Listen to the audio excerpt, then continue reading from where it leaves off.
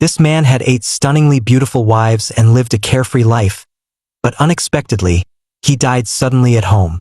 After his death, he accidentally triggered a mysterious goddess system that allowed him to choose a heaven-defying skill.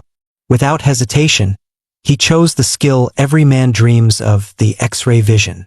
The moment he activated it, he eagerly tested it on the system interface, noticing that the system goddess was wearing pink lace panties, which made his heart race.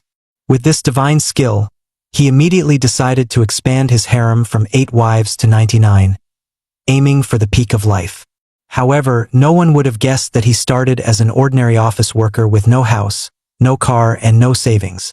Everything changed when his neighbor, Grandpa Wong, jokingly said, "Young man, you have extraordinary bones. You're a martial arts prodigy." Although he was skeptical, he began practicing martial arts diligently. Shockingly, he truly became invincible, defeating all challengers and even gathering a loyal group of followers.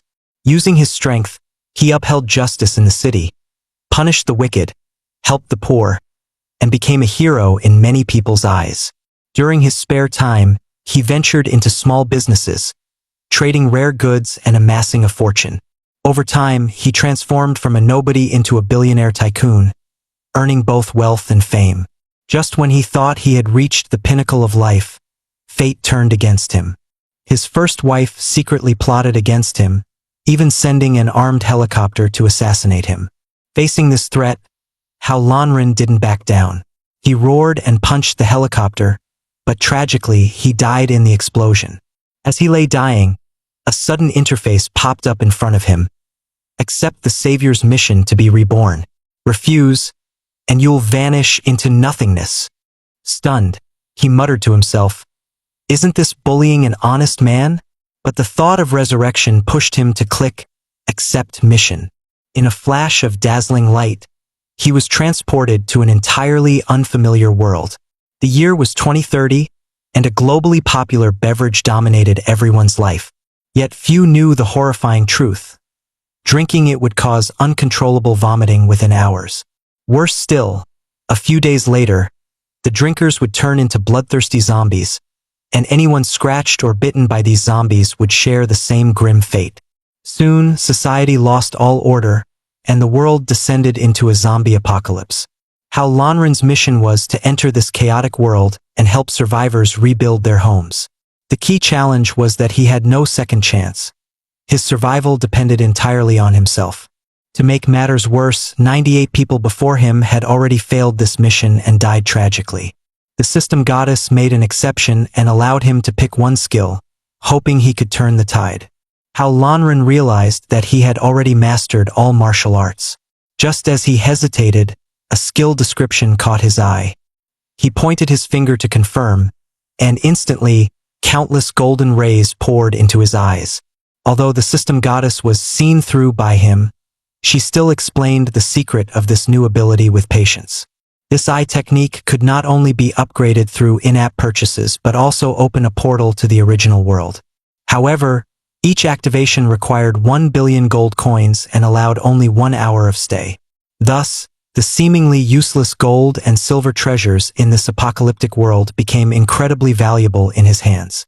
Afterward, the system goddess generously gifted him a starter pack as an extra bonus.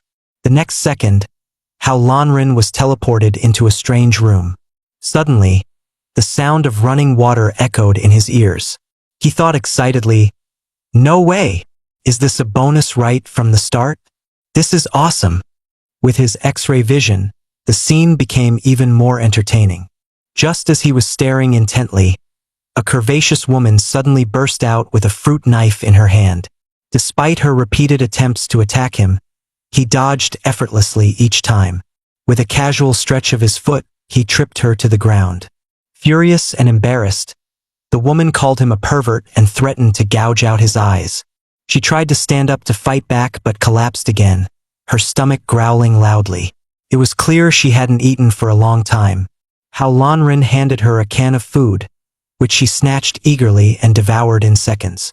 After finishing, she asked if he had more. He chuckled and said, "Sure, but first, you have to answer some of my questions." The woman introduced herself as Yi Xiaoli and revealed that they were currently in southern China. She explained that after the zombie outbreak 3 years ago, most survivors had fled to safety zones. However, the only route to the nearest safe zone was swarming with zombies, forcing many to stay behind.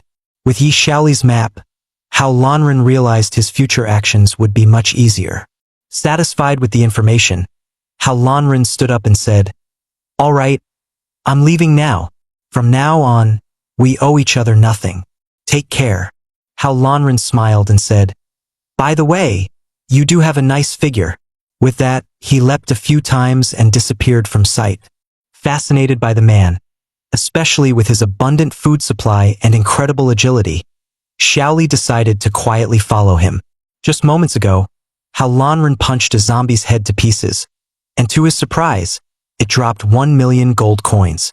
Overjoyed, he thought, could this be the surprise the goddess mentioned? But as soon as he picked up the coins, they began to dissolve in his hands. The goddess system reappeared before him, congratulating him in a cheerful voice. "Congratulations, host, on killing your first zombie and earning 1 million gold coins. You can now start upgrading your skills." She continued, "You can use the coins to upgrade your eye technique, but you'll need 10 million coins, so keep killing zombies to earn more. Also, I've activated the portal function for you. Now you can travel between the real world and the apocalypse." Hearing this, Hao Lanren's eyes lit up with excitement, and he eagerly asked, "How much does it cost to use?" Seeing his enthusiasm, the goddess chuckled slyly and said, "Not much, not much. Just 1 billion gold coins per use, and each trip only lasts 24 hours. She added with a wink, "So, you know what to do next, right?" With that, she vanished. Realizing he still needed over 99 million coins to activate the portal, Hao Lanren felt a headache coming on. Resigned, he decided to head out and kill more zombies. Just then, a faint fragrance caught his attention. Looking down, he saw a distress letter with a prominent red lipstick mark. The signature read "Choo Choo," and he guessed it must be from a girl. Sure enough, not far ahead, he spotted her. Tearfully, Choo Choo pleaded, "Please save me." Suddenly, a pale gray hand reached for her, followed by 2 zombies emerging from the shadows. Without hesitation, Hao Lanren sprang into action, tearing off one zombie's right arm with a single move. He picked up a stone, flicked it lightly, and hit the other zombie squarely on the head. Grabbing his dagger, he quickly finished off both zombies with a few swift moves. The zombies dropped a generous amount of gold coins, making Hao Lanren feel immensely satisfied. However, when he turned around, he saw Choo Choo shyly looking at him.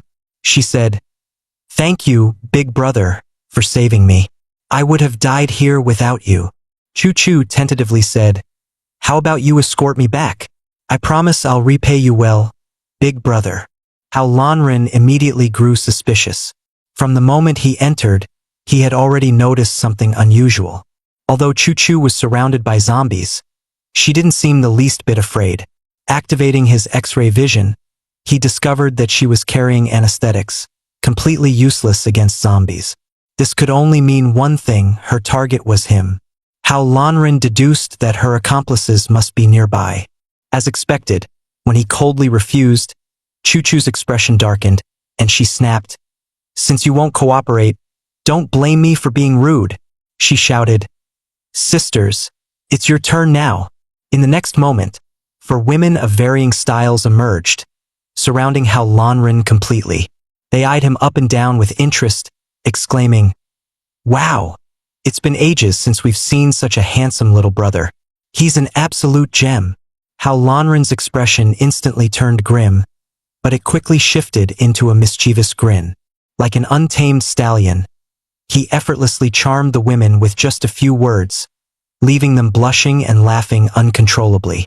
One of the women, with short hair, couldn't resist and playfully slapped his butt. She teased, "Little brother, you really know how to make a girl happy." Seeing this, Choo Choo's face turned sour as she protested, "He's my savior. You can't bully him like this." To her surprise, Hao Lanren grinned and said, "Don't stop. I love it when you girls bully me." Chu was dumbfounded. Just moments ago, How Lanren had seemed determined and unyielding, and now he was acting so enthusiastic toward these women. She couldn't help but recall someone's words, "There isn't a man in the world that women can't handle. If there is, just bring more women." How Lanren allowed the women to pull and squeeze him without resistance.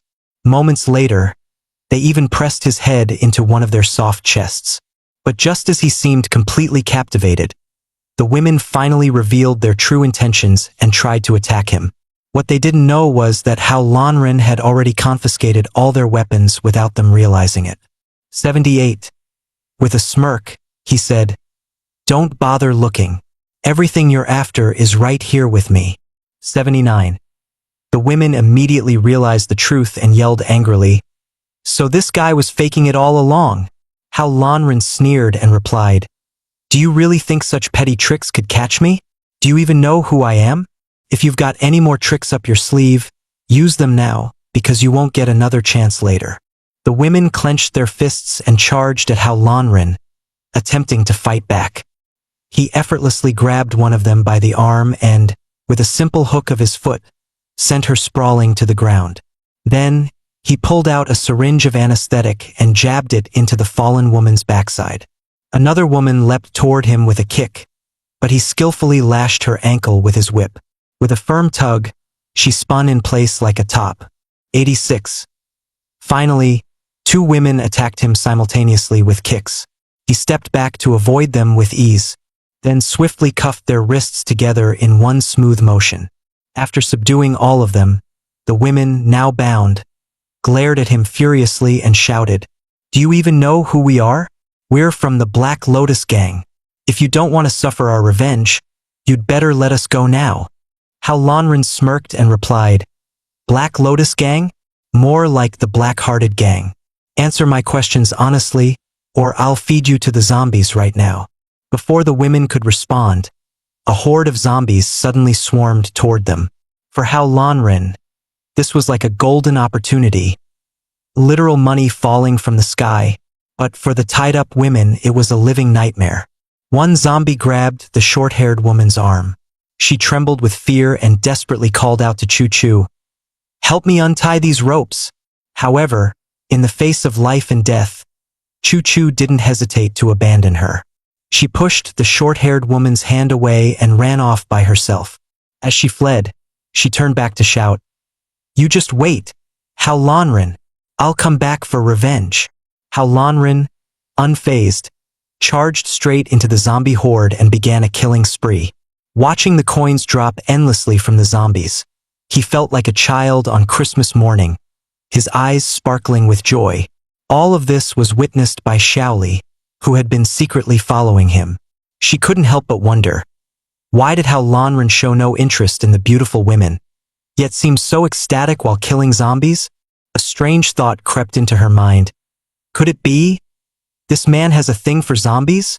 Suddenly, a massive horde of zombies surged toward them like a tidal wave, surrounding them completely. How Lanren realized he had to retreat immediately. Fighting any longer would only attract more zombies, leaving no chance to escape.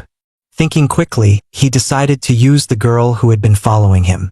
After taking down the zombies in front of him, he pulled a can of meat from his pocket. Sure enough, Xiaoli's eyes lit up at the sight, and she almost choked on her own drool. "Enjoying the show? If I die here, don't even dream of tasting this can," How Lanren said coldly. Moments later, a motorcycle roared into view, smashing through the zombie horde. It skidded to a halt in front of him with a perfect drift. "Hold on to that can. If even one is missing, I won't let you off," Xiaoli said with a commanding tone before revving the engine and taking off like a rocket. In no time, they had successfully shaken off the zombies and escaped the encirclement. And just like that, How Lanren temporarily moved into Xiaoli's hideout. To his surprise, there was another girl there who was even more stunning. Xiaoli's elder sister, Xiaomei. Xiaomei was a skilled sharpshooter, but during a supply run, she had been ambushed and gravely injured. Xiaomei had originally planned to avenge her sister, but the noise from the fight attracted even more zombies, forcing her to flee for her life. Unfortunately, her sister's wound became infected. Xiaoli had searched everywhere nearby for antibiotics but couldn't find any. Now, her sister's condition was worsening, and it seemed she wouldn't last much longer. With tears streaming down her face, Xiaoli begged Hao Lanren, "Can you please help me get some medicine to save my sister?" Hearing this, Hao Lanren began plotting in his mind. These two sisters weren't just beautiful. They each had unique skills. If he could recruit them into his team and form a girl group for the apocalypse, wouldn't that give him an unbeatable advantage? As for the medicine, he knew he would need to return to the real world to get it. However, his current supply of coins was far from enough, so he'd have to enlist their help first. With this in mind, he said calmly, "I can save her, but you'll need to help me gather gold. If you agree, I'll not only get the medicine but also provide you with the best meals in this apocalypse." His words instantly sparked hope in the sisters, and they readily agreed to his terms. Xiaomei then added, "There's a casino in the west part of the city. The chips there are made of gold, so there must be a huge stash of gold inside." Xiaomei warned, "But that place is a massive zombie nest. With just the few of us, we won't stand a chance." Hao Lanren, however, looked thrilled. He thought to himself, "Perfect! This way I can fight zombies to earn coins while collecting gold. At this rate, I'll have enough money to return to the real world in no time." Confidently, he said, "Don't worry, I have a plan." He then took out some canned meat and fruit, handing them to the sisters. "Rest well tonight. We'll set out first thing tomorrow morning." Just then, the sound of rustling footsteps came from nearby. Hao Lanren immediately became alert and activated his X-ray vision to check the situation. He spotted members of the Black Lotus gang, including Chu Chu, the woman who had escaped last time. It was obvious they had come for revenge, but he knew he wasn't strong enough to face them yet. Thinking quickly, he summoned the goddess system, hoping for some useful assistance. As expected, with the goddess's help, he successfully upgraded his eye technique to the soul eye. A surge of immense power flowed through him, making him feel as if he had transformed into a super scion. The system also activated the eye spin wheel, which could potentially grant him advanced weapons and skills for just 2 million coins per spin. Overjoyed, Hao Lanren immediately spent 2 million coins to give it a try. As the wheel slowed to a stop, he found himself holding a roll of toilet paper. Frustrated, he shouted, "Are you kidding me? 2 million coins for toilet paper? What a ripoff!" Determined to try again, he spun the wheel once more. This time, he ended up with a bikini.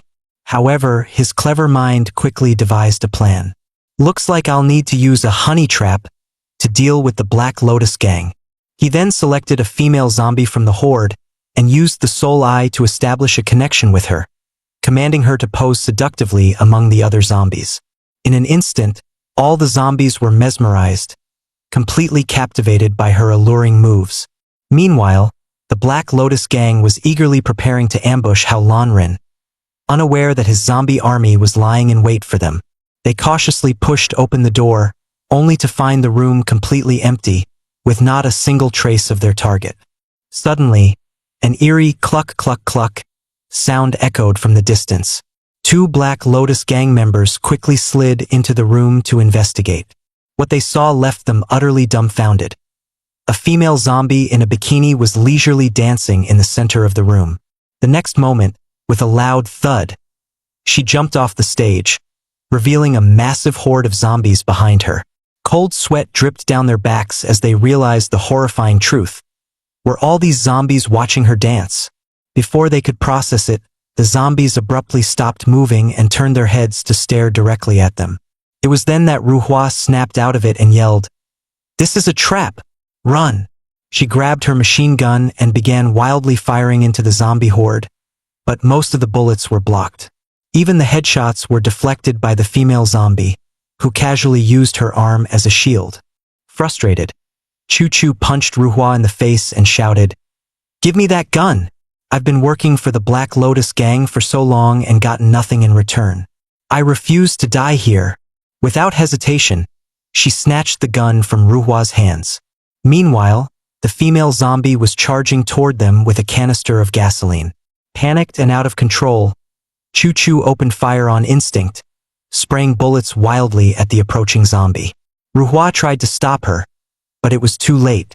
The bullets struck the gasoline canister, triggering a massive explosion that engulfed the entire building in flames. By then, Hao Lanren had already slipped away unnoticed. The system notification popped up. "Congratulations, host! You've earned 1 million coins." Hao Lanren grinned smugly and said, "So controlling zombies to kill other zombies can also drop coins. This is amazing." However, his expression irritated Xiaoli, who snapped, "You pervert! Don't think I don't know what you're fantasizing about." Hao Lanren looked confused, then turned to see Xiaomei blushing furiously, looking shy and embarrassed. As they traveled toward the casino to search for gold, the ground suddenly shook violently. Turning around, they spotted an enormous zombie unlike anything they had ever seen. The gigantic zombie let out a low growl, shattering glass windows 10 miles away with just the sound. Xiaoli's face grew grim as she said, "That's an Oni zombie. Its attack power is 100 times that of a regular zombie. Looks like we're in for trouble getting into the casino." But Hao Lanren remained unfazed. Picking up a rock, he flicked it with a sharp snap. The rock struck a road sign nearby with a loud clang, instantly drawing the Oni zombie's attention. Taking advantage of the distraction, Hao Lanren quickly controlled a zombie to climb onto the Oni zombie's head and stab it in the back of the head. However, the Oni zombie reacted instantly, grabbing the smaller zombie with ease. With a slight squeeze, the sound of cracking bones echoed as the zombie's body shattered completely. The Oni zombie then casually tossed the crushed zombie into its mouth, chewing noisily without a care in the world. Hao Lanren was shocked to realize that not only was this Oni zombie incredibly destructive, but it also possessed a frightening level of intelligence. His current eye technique wasn't strong enough to control it. Just then, the goddess system popped up with a notification. The Oni zombie is a high-tier zombie, evolved by devouring 10,000 regular zombies. Although you can't control it now, defeating it will grant you massive rewards. I'm giving you 3 days to kill it. The reward is 100 million coins plus a special bonus. Upon hearing this, Hao Lanren became ecstatic and exclaimed, 100 million coins? That's enough to go back to the real world immediately. While he was daydreaming about his rewards, Xiaoli poked him and said, "Let's just avoid it and focus on finding the gold. We're no match for that thing." Hao Lanren shook his head firmly. "We'll find the gold, but I'm also taking down that Oni zombie. Don't worry, I have a plan." With that, he hoisted Xiaoli onto his shoulder and started walking toward the casino. Instead of entering through the front door, they sneaked in from the back and found a relatively safe room. Upon opening the door, everything seemed normal inside. However, as Hao Lanren stepped in, his foot slipped on an unknown liquid, causing him to lose balance and crash into the bedpost with a loud thud.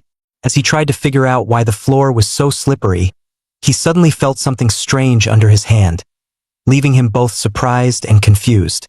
Hearing the commotion, Xiaoli rushed in, and the sight before her left both her and Xiaomei completely stunned.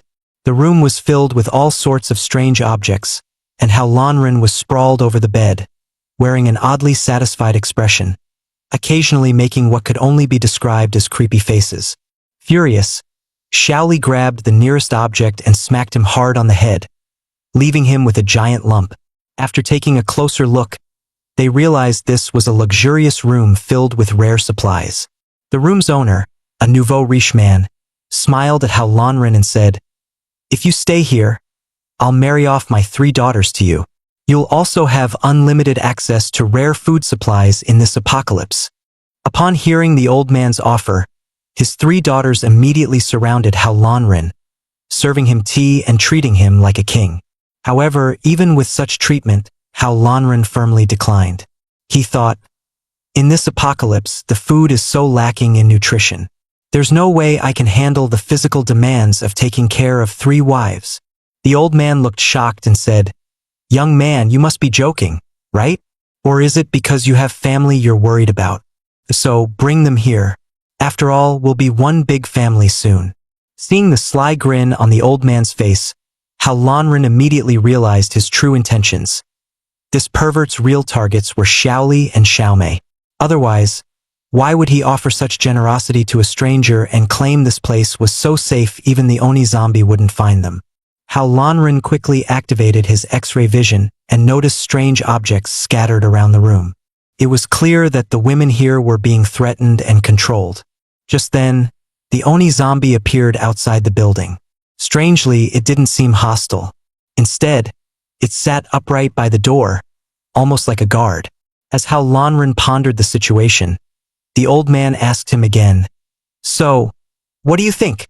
This is every man's dream, isn't it?" Hao Lanren felt the old man was far more dangerous than he appeared, and knowing he wasn't yet strong enough to face the Oni zombie, he decided to leave for now. He stood up and said politely, "Your offer is indeed tempting, but I think being a single guy in the apocalypse suits me better." With that, he turned and left. As expected, the next moment, the old man slapped one of the women across the face and yelled, "You useless fool! You couldn't even keep one man here." He calmly adjusted his bow tie, his movements exuding menace.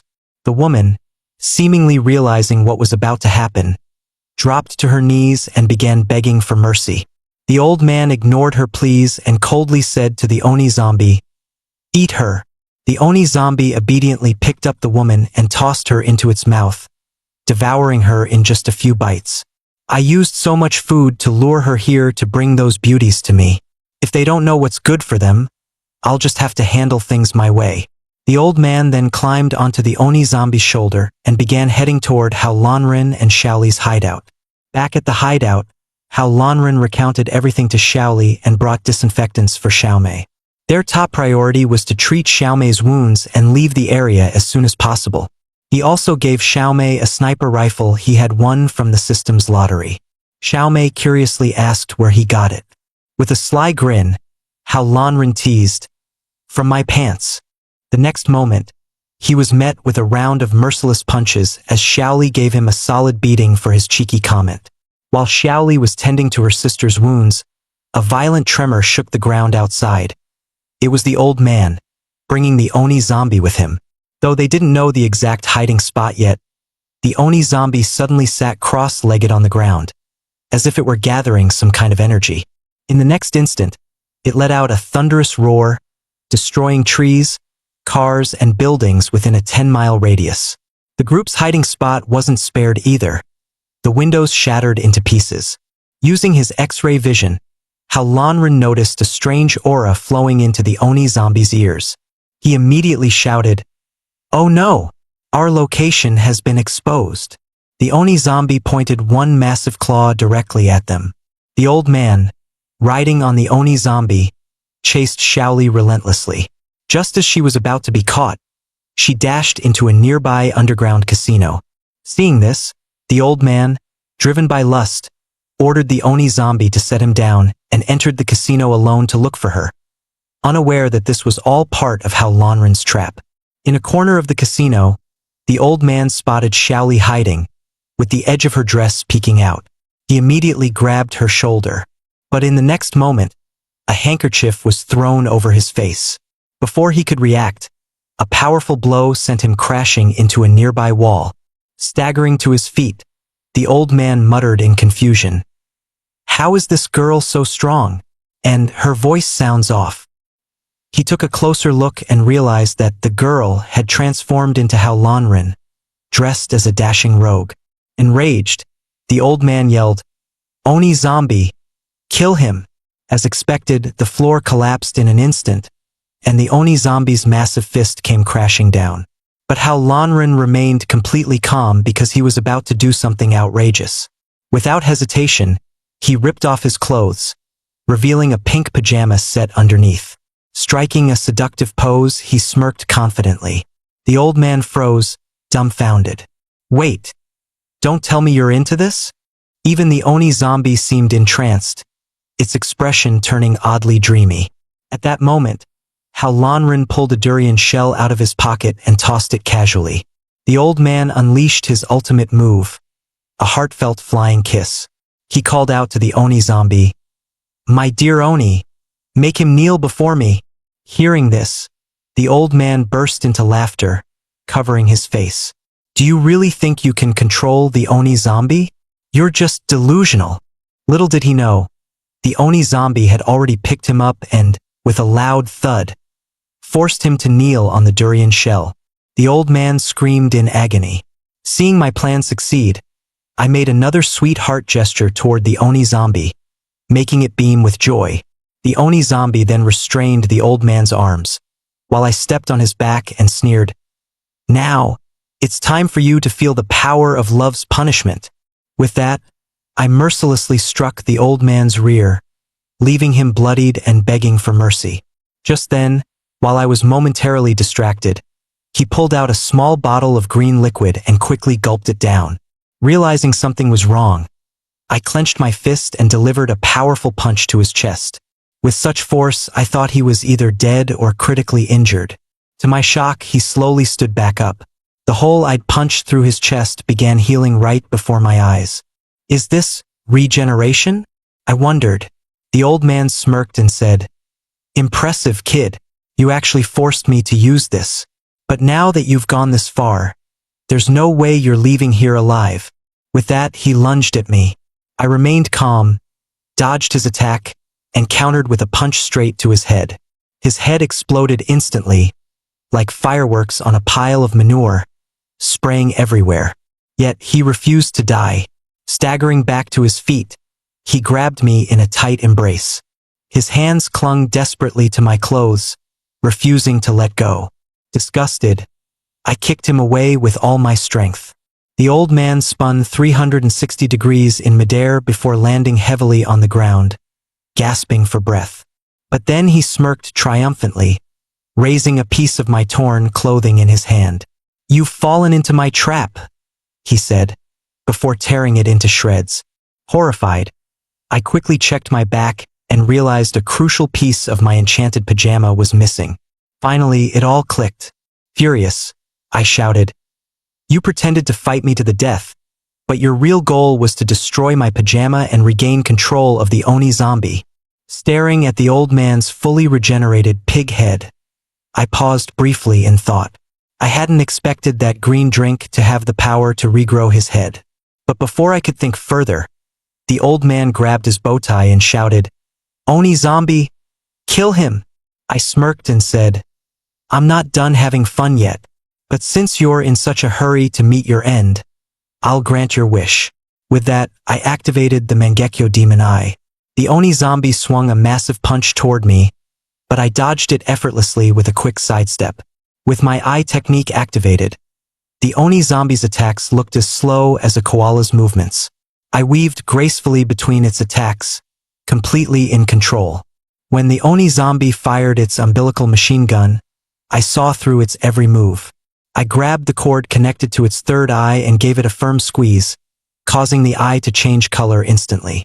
Sensing the damage to its third eye, the Oni zombie roared in fury. It swung a colossal fist toward me, but I held on to the umbilical cord, looking at it disdainfully. "Is that all you've got? Now it's my turn." I launched myself like a cannonball, dragging the umbilical cord with me as I spun around its arm several times. Then, I flew to its head, wrapping the cord around its neck and tying it tightly into a death knot. Watching me dominate the Oni zombie, the old man broke out in a cold sweat, thinking, "How is this monster so powerful?" Suddenly, he felt his regeneration potion wearing off and hurriedly ran toward the door, trying to escape. But as he passed by Xiaoli, she darted forward and slashed his kidney with a knife. Feeling the searing pain, the old man turned and shouted, "You wretched woman! Sure, I can regenerate, but that doesn't mean it doesn't hurt." Stumbling away, he was suddenly hit by a piercing sniper round that tore through his body. Looking down, he saw that he had instantly lost 99 pounds and muttered in disbelief, "This weight loss is insane." Turning to see Xiaomei holding a sniper rifle, he stammered, How do you have a sniper rifle?" But instead of an answer, a sharp sword greeted him. Xiaoli smirked and said, You should be more worried about your life right now. Big brother How Lanren already said it. Today, you're leaving here in pieces. To everyone's shock, the old man, who had been visibly shrinking, suddenly regained his full weight at an alarming speed. Xiaoli's eyes widened in realization. If my sister drank that potion, wouldn't it heal her infected wound? She turned to the old man, glaring fiercely, and demanded, "Where did you get that potion?" The old man gave a sinister smile and replied, "Oh, that's a special item. No matter how severe the injury, drinking it will heal you completely." The old man struggled and said, "If you let me go, I'll give you the potion." However, as he spoke, his heart suddenly began pounding violently. Clutching his chest, the old man grimaced in pain, baring his teeth. Is this the side effect? It seems the potion's effects are wearing off. I need to get out of here now. At the same time, his hands began to sting and burn, causing him to let out a piercing scream. I had assumed that wrapping the Oni zombie's neck with its umbilical cord would keep it restrained. To my shock, the Oni zombie ripped its own cord apart without hesitation. Seeing the torn cord, the Oni zombie flew into a rage and relentlessly pursued me. Not backing down, I climbed up its arm and onto its shoulder. Activating my Mangekyo Sharingan, I clenched my fist and delivered a crushing blow to its head. With a deafening boom, the Oni zombie fell flat on the ground. I thought it was finally down for good, but to my dismay, its wounds began emitting crackling electric sounds as they healed rapidly. Watching its incredible regeneration, I muttered, "Fine. I'll remove your head entirely and see if you can regenerate from that." I launched a series of powerful attacks, but the Oni zombie easily blocked them all. Worse, it seemed to have grown smarter, anticipating my moves. Thinking quickly, I used my eye technique to control two smaller zombies, making them run circles around the Oni zombie. Infuriated, the Oni zombie began blindly attacking the two small zombies, but they moved like Olympic sprinters, too fast to be caught. One even struck a bolt-like pose to taunt it. The constant provocation drove the Oni zombie into a frenzy. When it saw one of the zombies climb onto its shoulder, it used all its strength to swat it away, accidentally causing a catastrophic cervical fracture. Seizing the opportunity, I launched myself like a missile, landing on its shoulder.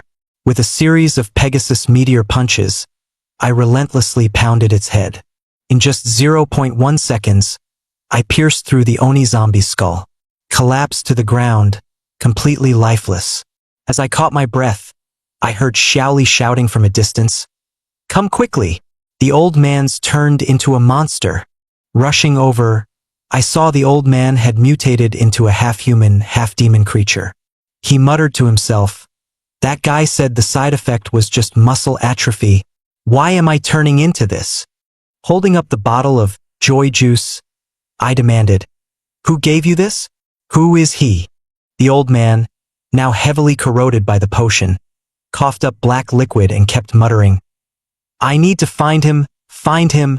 My expression hardened as I asked again, "Who is he? Did he give you this potion? Where can I find him?" But the old man's body was already completely consumed by the potion, turning him into a monstrous, unrecognizable abomination.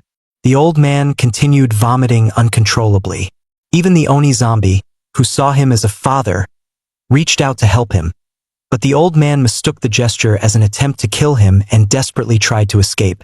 Seeing the pitiful state of the old man, the Oni zombie shed tears of sadness. However, as the building fully collapsed, the two were buried together in the rubble forever. Suddenly, a massive safe emerged from the debris, covered in cracks. As the fissures widened, a blinding light shone through the gaps, piquing everyone's curiosity. Determined to uncover the mystery, I walked toward the safe. Approaching the source of the light, we found a huge vault door. Xiaomei asked, "How do we open this?" Xiaoli, without hesitation, grabbed a knife and struck the door. To her shock, the blade shattered into several pieces. Staring at the broken knife, she was dumbfounded. Watching the two big-chested, small-brained women, I sighed and pushed them aside, stretching my arms. "Let me handle this." To their surprise, I wasn't planning to smash the safe. I was entering a password. Xiaoli and Xiaomei looked at the photo in my hand, confused. Then they noticed the numbers on the back of the photo and finally understood. As I entered the code, the vault door unlocked with a loud click. Slowly, it creaked open, revealing a mountain of gold inside. My eyes sparkled with delight as I exclaimed, "No wonder this is the casino's treasury. This should be enough to get me back to the real world." My thoughts were interrupted by Xiaomei's curious voice. "Brother how did you know the safe's password?" I handed them the photo and explained. After the virus outbreak, the casino owner hoarded gold, planning to rebuild his empire once the virus was eradicated.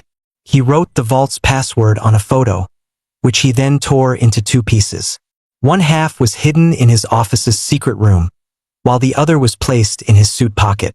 Later, the suit was taken by the old man, but he didn't realize the significance of the photo and even lost it while following me. By sheer coincidence, I managed to recover both halves of the photo and piece together the password. Xiaomei still seemed puzzled. "What do you need all this gold for?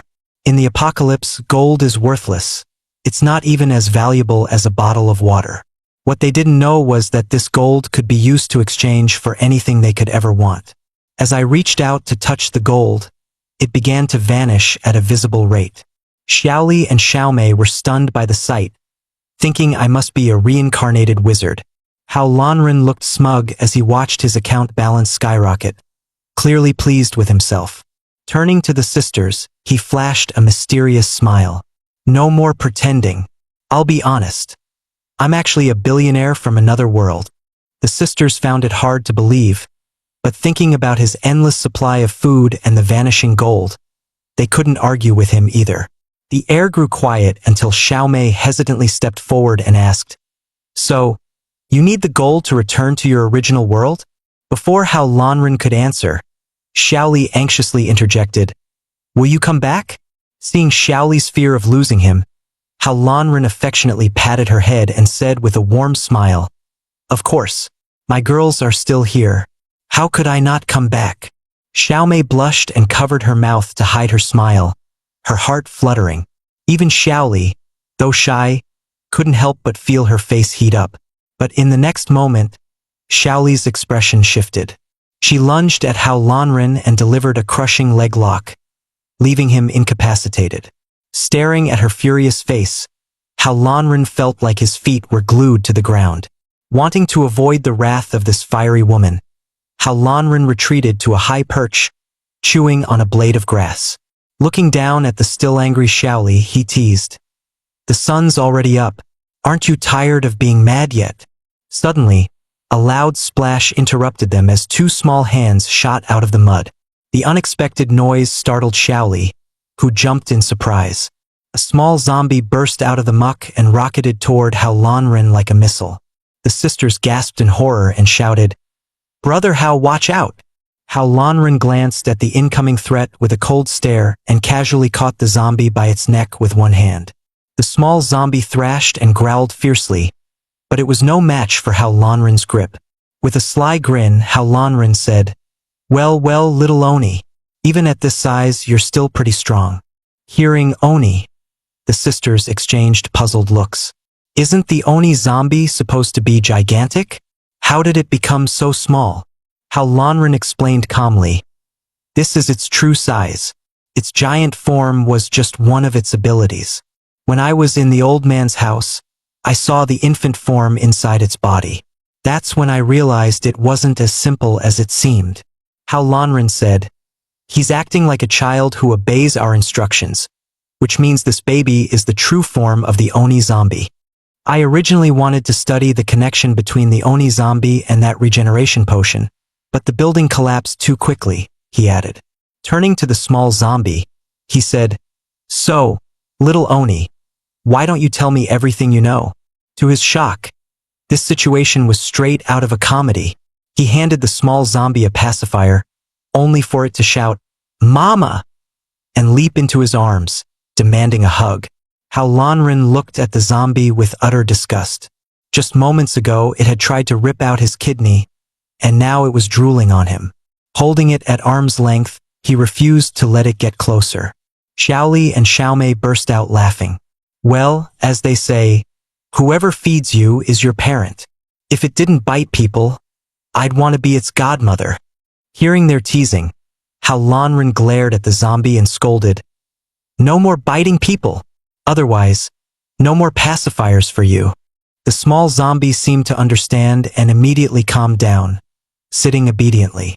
Seeing how well-behaved the little zombie was, Xiaoli's maternal instincts kicked in, and she pleaded with Hao Lanren to keep it. Torn, Hao Lanren thought about how the zombie could be useful for fighting other zombies.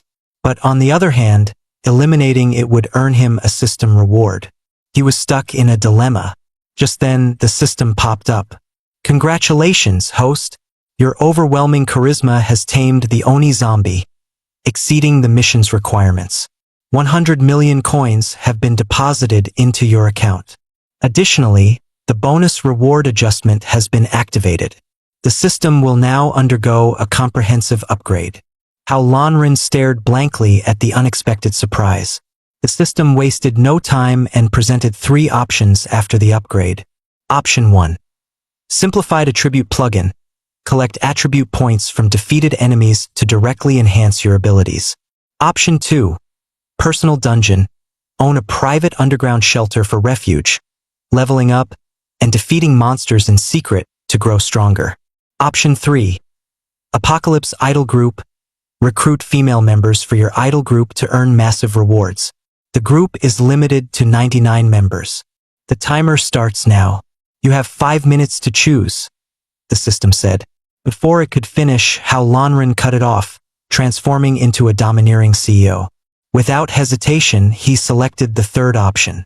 With a completely serious expression, he declared, "An idol group is the choice of a truly mature man." The system looked at him with an expression that screamed, "Bless your heart," and added, "With the upgraded system, you can now see the favorability of all females." The system continued, "When a woman's favorability reaches 100, you can choose whether to add her to the idol group. Once added, she'll receive the system's protection and rewards." Hearing this, Hao Lanren was nearly moved to tears. "This function is tailor-made for me." He had thought becoming a surrogate father was a man's worst nightmare, but the system's special rewards changed everything. As long as a woman's favorability reached 100, she could be added to his harem. The system even provided him with a classic otaku's dream room.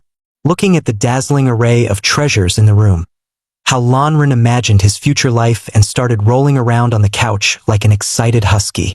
Just then, the system displayed a new message. "The Oni zombie's favorability toward the host has reached 100. Would you like to add her to the idol group? Adding her will grant special rewards." Even the system goddess was surprised. She hadn't expected the Oni zombie to be a little girl. Hao Lanren smirked and immediately clicked, "Confirm." The screen displayed the following information. Name, Little Oni, child form, level, 1 skills, Parasitic Evil ILV, 1, Camouflage LV, 1, Sonic Search LV, 1. The system goddess announced, "Congratulations, host, you've recruited your first idol group member. You'll receive the following rewards: 50 pounds of fresh pork, 50 pounds of fresh beef, 2 rechargeable batteries, and a mysterious crystal." Holding the syringe in his hand, Hao Lanren asked curiously, "Is this used to extract abilities from zombies or Oni?" The system goddess replied, "Correct. This extracted ability can be injected into humans to grant them special powers." Hao Lanren suddenly understood. So that joy juice the old man drank must have been something similar? The system goddess scoffed. No. That was just low-grade junk with severe side effects. This is in a league of its own." Hao Lanren picked up the crystal and asked, "What's this then?" The system goddess gave a sly smile. "That you'll have to figure out on your own." Not wanting to overthink, Hao Lanren tossed the crystal into the meat box, deciding to deal with it later. As he stared at his skyrocketing balance, the system goddess asked, "Shall we open the portal to the original world now?" Hao Lanren shook his head, thinking he hadn't yet settled Xiaoli and Xiaomei. He ended the conversation with the system. Back in reality, the first thing he saw was his idol group's very first member, Little Oni. Looking over at Xiaoli and Xiaomei, he was pleased to see their favorability had already reached 80. How Lanren thought to himself. After spending these days together, risking our lives, it's only natural that their favorability increased so much. Clenching his fist, he vowed, "When I return, I'll make sure to recruit them into the idol group." Behind him, Little Oni mimicked his gesture, also clenching her fist. Their synchronized actions made them look like a comedic duo. Xiaoli and Xiaomei, watching their antics, sighed in exasperation, thinking they'd both hit their heads too hard during a fight. To stop them from embarrassing themselves further, Xiaoli stepped forward and suggested, "Why don't we give Little Oni a proper name?" Seeing the expectant looks on Xiaoli and Xiaomei's faces and Little Oni's goofy expression, Hao Lanren had a sudden idea. "Let's call her Hao Guai, good girl." After playing with Hao Guai for a while, Hao Lanren told her to behave and listen to the sisters while he was away. He then turned to Xiaoli and Xiaomei, telling them he had to return to his original world, but had one last important task to finish first. Meanwhile, elsewhere, a woman was attacking her best friend over petty jealousy. Her best friend had suggested they escape together from their tyrannical captor, the Fat Man. While pretending to agree, she secretly prepared a bottle to strike her. After successfully attacking her, the short-haired woman didn't fight back. Instead, she asked, "Why are you still fighting over his favor at a time like this?" The woman scoffed and retorted, "Favor? You're an idiot. I'm not fighting for favor. I'm fighting for resources. Food is running out, and if you die, I can live longer." The short-haired woman gritted her teeth in anger. "If you call this living, I'd rather die outside. Just give me the Fat Man's car keys, and I'll leave on my own." Hearing her request, the woman clenched her fists and charged at her with a murderous look. The short-haired woman kept retreating, unwilling to fight back. But she slipped, lost her balance, and ended up with a gash on her shoulder. Seeing her cornered, the woman pressed her attack. Luckily, the short-haired woman managed to block her blade, narrowly avoiding a fatal wound. Just as the fight reached a stalemate, Hao Lanren and Hao Guai arrived. With a swift kick, Hao Lanren burst through the door, accidentally trapping both women in the doorway. Entering the empty room, Hao Lanren and Hao Guai looked around in confusion. When they turned and saw the two women tangled together, they mistakenly thought something inappropriate was happening. But in the next moment, the woman collapsed to her knees, a dagger buried deep in her chest. The short-haired woman sighed in relief upon seeing Hao Lanren, but panic quickly overtook her.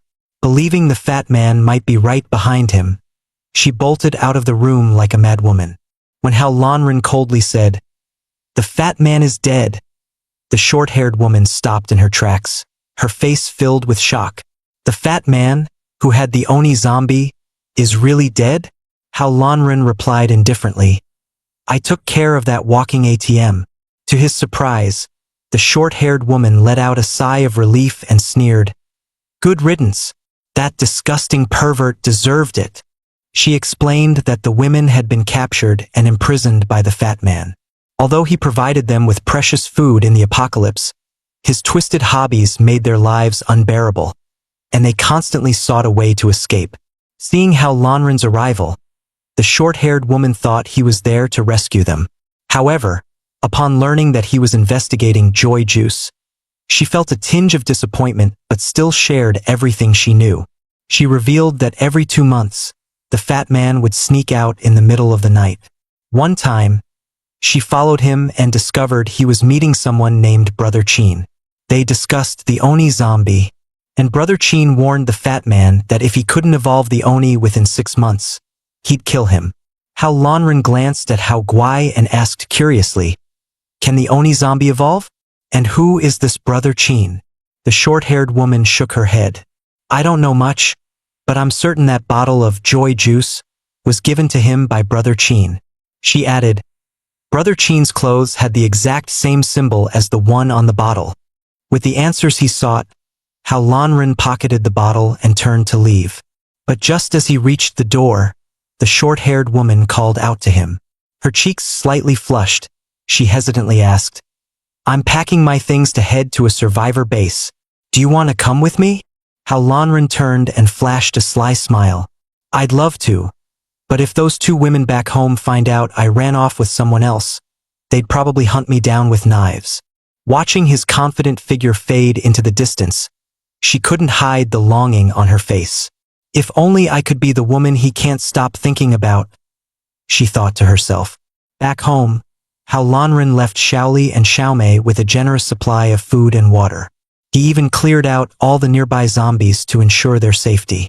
Once everything was settled, he summoned the system goddess and prepared to open the portal to his original world. The goddess gently placed her hand on the portal, and the system's notification immediately sounded. Opening portal. 1 billion coins deducted.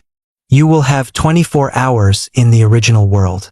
After 24 hours, the portal will reopen and return you to the apocalypse. The flow of time is synchronized between the two worlds, and the portal location will remain the same as before. As a blinding light enveloped How Lanren, he found himself standing in front of a familiar door. He slowly pushed the door open, and the sight before him made his eyes widen in disbelief.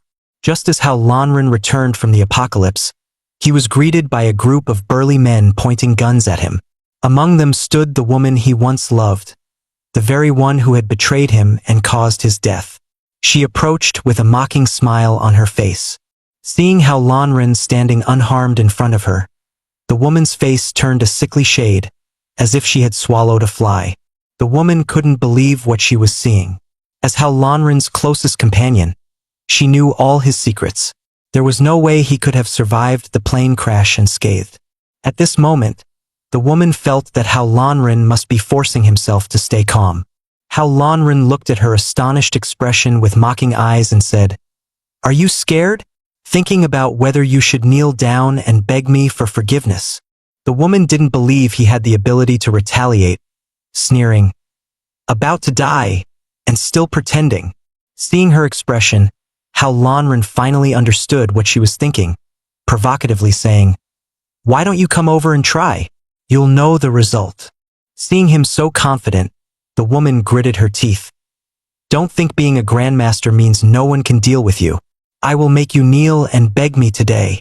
Just then, a weak, somewhat clueless-looking man stepped forward and stared at How Lanren. Facing the woman's ferocious expression, How Lanren picked his nose, revealing an expression of cleverness. At this moment, the idiot brothers had obtained the drug, and they quickly injected it into their necks. No wonder they grew up on Sanlu milk powder. They aren't even afraid of pain. How Lanren thought to himself. As the twins' bodies began to change after the injection, the woman confidently looked at How Lanren, saying, "Although grandmasters are divided into innate, acquired, and great grandmaster levels, each level has its own insurmountable gap. With only these two grandmasters, they couldn't beat you, but now it's different." The idiot brothers' clothes were torn as their muscles swelled, and they looked like bloated pigs fresh from the oven. This drug can increase their strength and speed by 10 times. Now you're just a lamb to be slaughtered in front of them, the woman said with a cold smile. At that moment, a voice interrupted her. The woman looked toward the approaching figure, her face turning pale with shock. It was Yufeng, the president of FSM Biotech, who had admired How Lanren for a long time. Yufeng stood firmly in front of How Lanren, looking around at the surrounding strong men, and calmly said, "I want to see who dares to touch my person." Hearing the words "my person," How Lanren blushed, as if thinking about something. The woman, wary of Yufeng's status, hesitated to strike. A sinister smile curled at the corner of her mouth as she sneered at How Lanren. "What's this? The grandmaster boss of the men's gang has fallen so low that he needs a woman to protect him? A true man always shields a woman from the storm, don't they?" How Lanren gave a charming smile and stepped in front of Yufeng. Yufeng thought he was putting on a brave front and looked worried. How Lanren immediately reassured him, then disdainfully walked towards the idiot brothers. At this point, the idiot brothers were frantically swinging their right hands, as if writing homework, But when they saw Hao Lanren's expression, they completely lost control.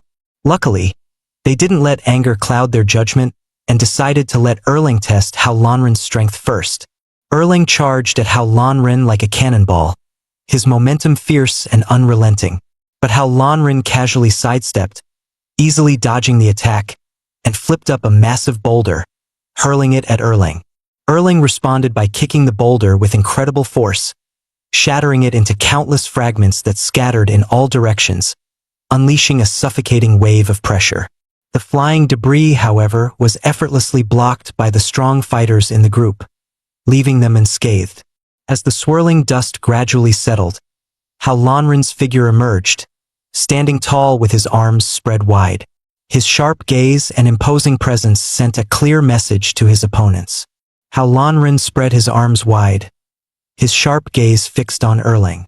In a cold voice, he said, "If you want to fight, then come at me."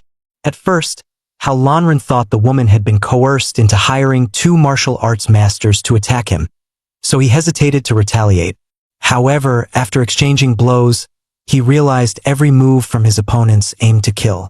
Realizing their lethal intent, his anger finally erupted. Bear, too, who had been dominating the fight, smirked arrogantly when he saw Hao Lanren start to take things seriously. "What's this? Finally getting serious?" he mocked. But before he could finish, there was a sharp whoosh. Hao Lanren had activated the Tangsek's ghostly shadow steps, disappearing instantly. The next moment, he reappeared behind Bear 2. Bear 2 immediately felt an immense pressure as he struggled to track Hao Lanren's movements. Unable to pinpoint him, Bear 2 was overwhelmed. Bear 1's face turned pale, and he shouted instructions to help Bear 2 locate Hao Lanren. But when Bear 2 swung his arm backward in an attack, it hit nothing but air. Hao Lanren had already moved, leaving only empty space and a growing sense of dread in Bear 2's heart. Watching Bear 2 flailing around, Bear 1 dashed forward in an attempt to turn the tide. But despite his impressive skills, he could only graze Hao Lanren's afterimages. Seeing the two stuck on the defensive, Hao Lanren smirked and decided to go on the offensive. Bear 1 and Bear 2 quickly devised a plan, opting for a coordinated attack. Once they pinpointed Hao Lanren's position, Bear 1 used crane snatch technique to strike his upper body, while Bear 2 charged from below with coiling dragon kick. Feeling the surge in their strength from the adrenaline rush, Hao Lanren remained calm. Activating his violet gold demon eyes, he used ghostly shadow steps to counter their attacks. Hao Lanren delivered a palm strike to Bear 1's side, using the devastating dissolving bone palm. Bear 1 had no time to react and was struck so hard that he spewed out a mouthful of tomato juice before collapsing. Meanwhile, Bear 2, rushing forward recklessly, overshot his target. When he turned around and saw Bear 1's miserable state, he skidded to a stop, sparks flying from the ground, and glared at Hao Lanren with murderous intent. If looks could kill, Hao Lanren would have been dead 1,000 times. Bear 2's face twisted with fury as he prepared for his next move. He launched a massive punch straight at Hao Lanren's head. But under the enhanced vision of the violet gold demon eyes, the punch was laughably slow, like a snail crawling through the air. All that was left in the air was Hao Lanren's afterimage, while Bear 2's punch landed squarely on Bear 1's face. Bear 1, already in bad shape, spat out the last of his tomato juice and rolled his eyes back as he fainted. Looking at Bear 1's unconscious body, Bear 2's eyes widened in horror. Involuntarily, he blurted out aloud, "Holy crap!" At this moment, Hao Lanren silently appeared behind Bear 1. He extended his hand, swiftly gathering immense energy in his palm. With a deafening explosion, he unleashed the supreme Buddha palm, slamming Bear 1 and Bear 2 into the wall with incredible force. A massive cloud of dust rose, obscuring the scene. As the dust settled, Bear 1 and Bear 2 lay motionless in the rubble, completely defeated.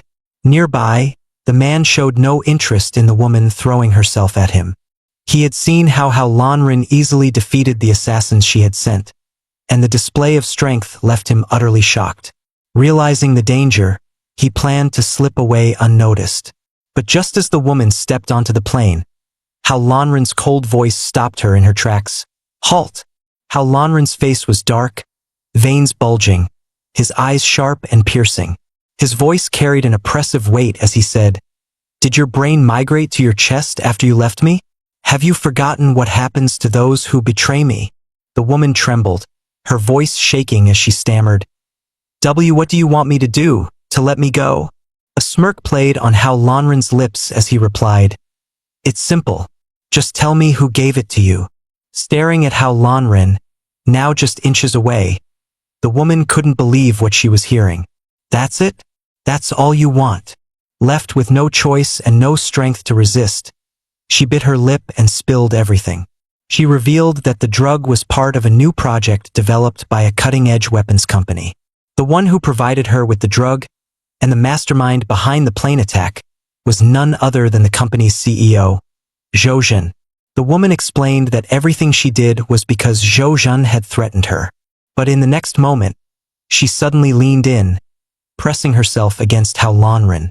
Her face flushed as she pleaded softly, "I'm sorry. Please forgive me." How Lanren sneered, his eyes filled with disdain. "Enough. Speak properly and stop trying to fool me." He pushed her away, feeling a slight sting in his fingertips as he did so.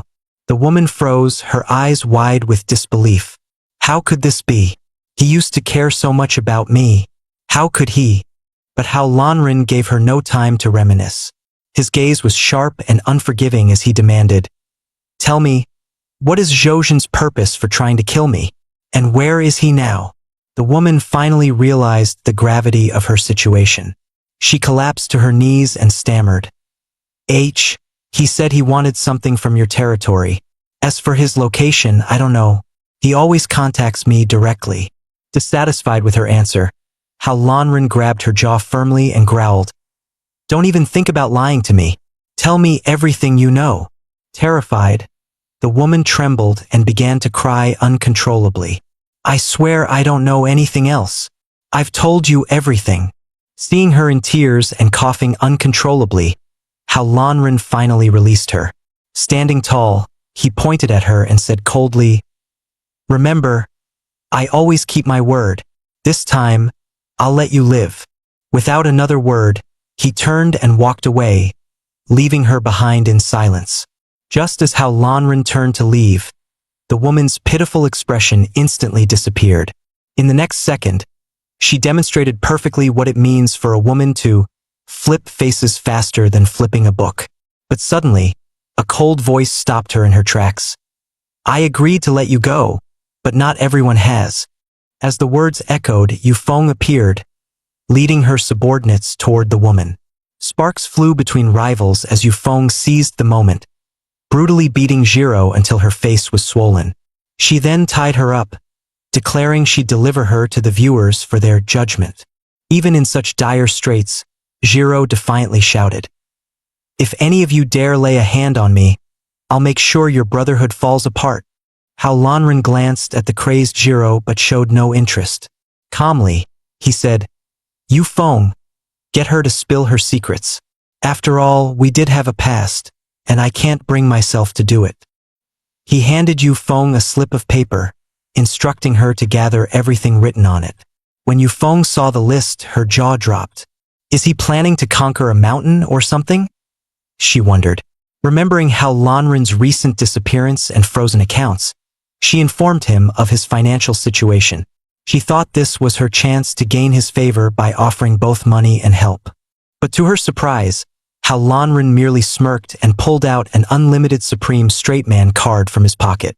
Casually handing it over, he said, "Take it. Use it however you like. If it's not enough, come back for more." As it turned out, this card was a gift from the system goddess. Its balance was linked to his system credits, allowing limitless spending in the real world. Yufeng stared at him, annoyed by his cluelessness, thinking, "What an absolute straight man. I practically threw myself at him, and he still turned me down." But How Lanren, being the straight man he was, didn't overthink it. After issuing his instructions, he made his way to a rundown inn. The inn was so dilapidated that even rats might shed tears at its state. He knocked on the counter. The smoking innkeeper lazily said, "No rooms left. We're closed. Move along." How Lanren smirked and uttered a phrase, "Potato, potato. This is sweet potato." The innkeeper froze, then quickly replied nervously, "Stinky fish, stinky fish. This is rotten shrimp." After confirming the code, the innkeeper immediately led How Lanren to the basement. Pointing at the door, he said, "Go in yourself." As How Lanren pushed the door open, a large hand suddenly lunged at him. But as an experienced fighter, How Lanren wasn't so easily caught off guard. With a swift sidestep, he dodged the attack, dropped his backpack, and immediately countered. He bent low and leaped back, executing a flawless backflip to evade further strikes. When he landed and looked up, both sides exchanged knowing smiles.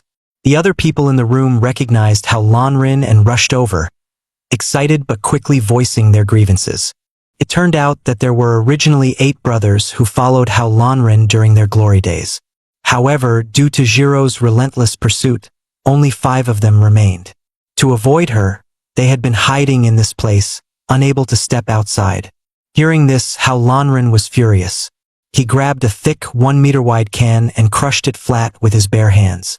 Despite his anger, he kept a clear head and instructed them to act covertly in the future. He urged them to protect themselves while investigating Jiro's backers. How Lanren informed them that he would be leaving for some time.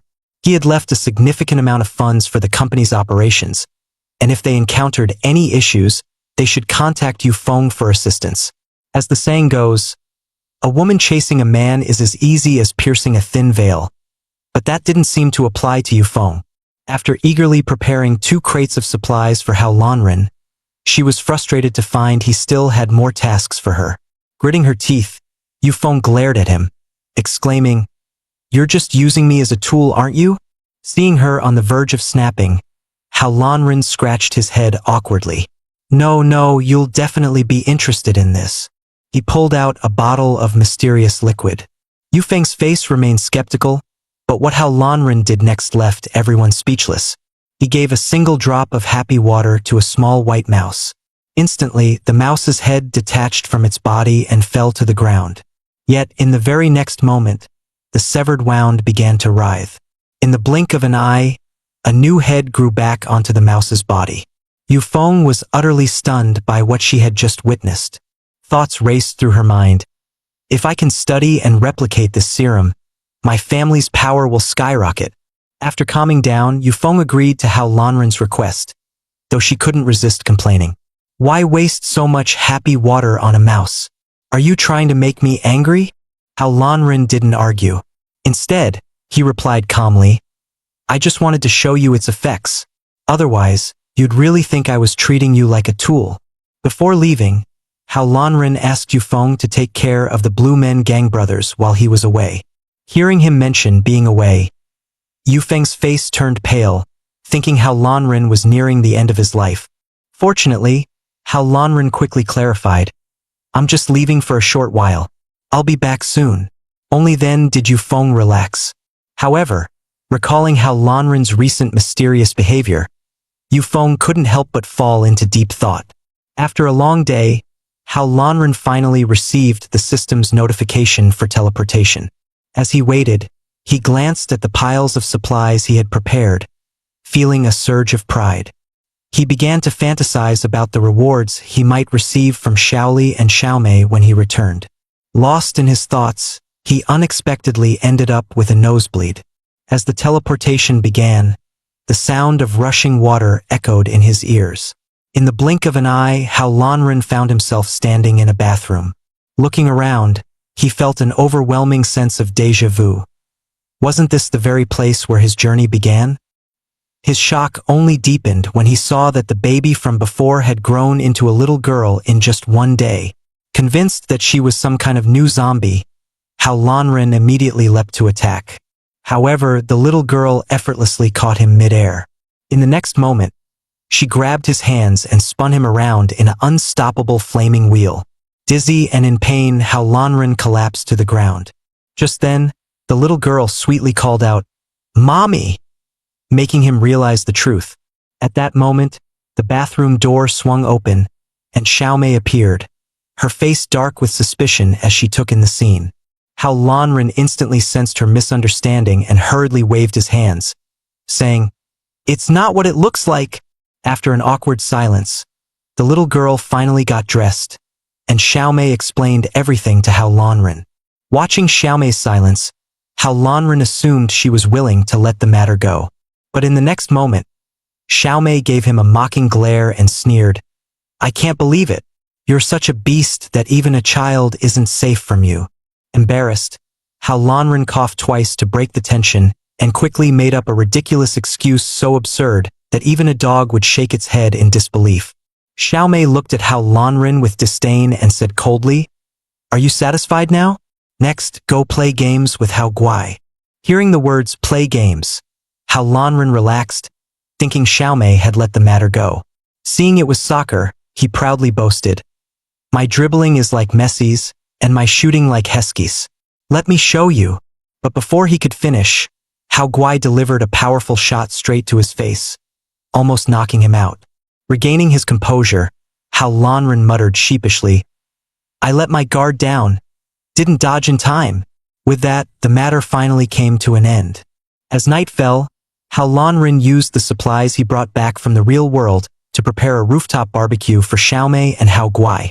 Xiaomei, now in a better mood, casually mentioned, "Hao Guai turned into a loli after sneaking some pork.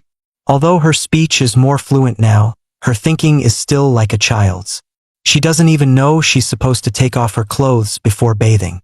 Hearing this, Hao Lanren suddenly remembered the new clothes and gear he brought back from the real world. He quickly handed them to Xiaomei. While Xiaomei changed, Hao Lanren began to wonder, since Hao Guai has grown up, her abilities must have evolved too, right? He opened the system interface, which displayed member attributes, Hao Guai, growth phase, level 5, skills, parasite evil eye level 1, camouflage level 1, sonic search level 1. Seeing that Hao Guai had only advanced from the infant phase to the growth phase without any significant ability upgrades, Hao Lanren felt puzzled. Just as he was lost in thought, a voice interrupted him. He turned to see Xiaomei and Hao Guai stepping out, dressed in their new outfits. Acting as the responsible dad, Hao Lanren prepared a lavish meal to find out why Hao Guai's abilities hadn't changed. After she had eaten her fill, she finally revealed that she had accidentally eaten a red stone along with the meat before evolving. Hearing red stone, Hao Lanren immediately understood. That stone was a reward from the system, which he had carelessly tossed into the box of pork. He never expected Hao Guai to eat it and evolve as a result. Still, one question lingered in his mind. After evolving, does Hao Guai still retain her transformation ability? To find out, Hao Lanren decided to conduct a test.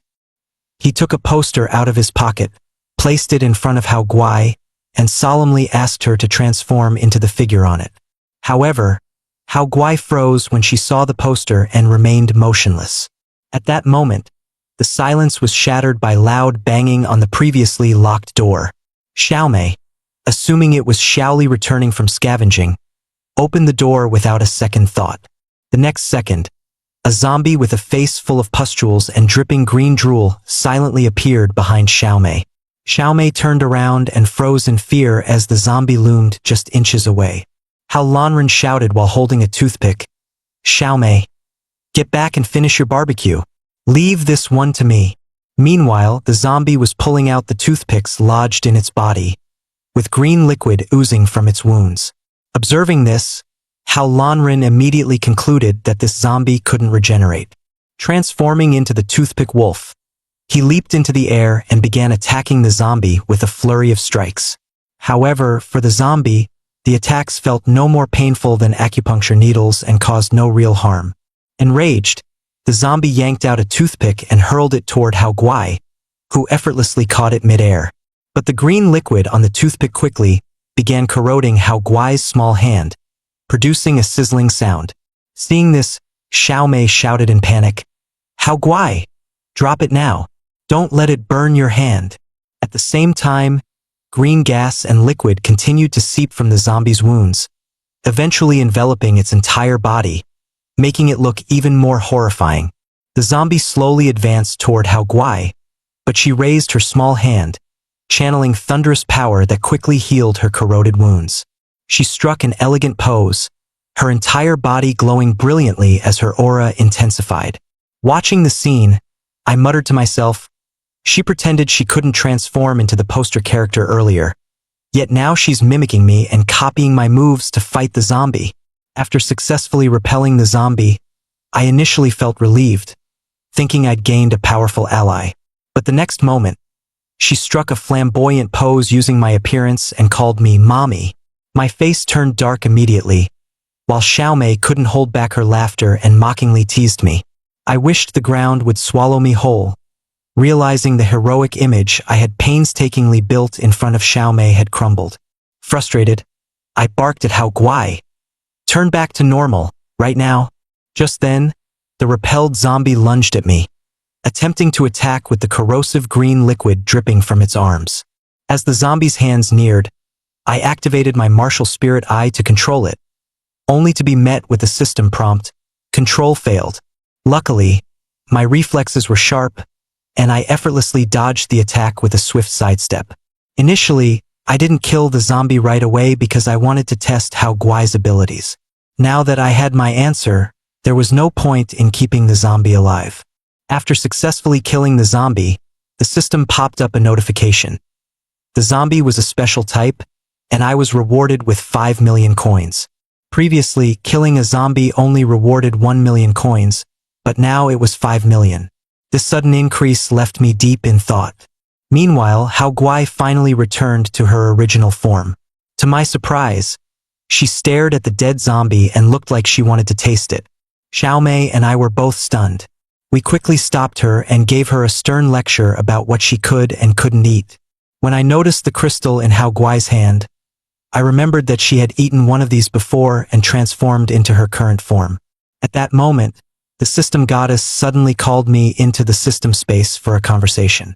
During our talk, I learned some shocking truths. All zombies contain a special energy. While ordinary zombies have energy too weak to form crystals, they can accumulate energy by devouring other zombies. Over time, this energy can form crystals or even evolve them into powerful entities like the Xiegue, evil ghost. The system also revealed that zombies can mutate through devouring, and when they consume over 10,000 zombies, they may regain memories and awaken unique abilities. Hearing all this, I couldn't help but sigh in amazement. Even in a zombie-infested world, zombies can strive to improve themselves. Even as a zombie, one should aim to be a positive and hardworking one. I began imagining Hao Guai continuing to devour crystals, eventually transforming into a powerhouse Amazon Barbie, a mutant warrior with animal fruit abilities, or even a superpowered alien-blooded loli. The thought excited me, and I was eager to accelerate Hao Guai's growth. However, the system goddess sternly scolded me, trying to halt my evil plans. But I simply smirked mischievously, teased the goddess a bit, and was promptly ejected from the system space, leaving the goddess fuming in frustration. After being transported out, I noticed Xiaomei standing by the zombie corpse, looking puzzled. She pointed to a torn piece of fabric on the zombie's body, saying it was from Xiaoli's dress. Alarmed, I immediately gathered everyone and set out to search for Xiaoli. Along the way, we discovered an incomplete marker left by Xiaoli on a rock, which hinted that she might be in trouble. Realizing Xiaoli could be in danger, Xiaomei couldn't hold back her tears. Just then, the once quiet forest was disrupted by a sudden commotion. A swarm of bats flew out from the depths of the woods, adding to the eerie atmosphere. A frantic sound approached rapidly.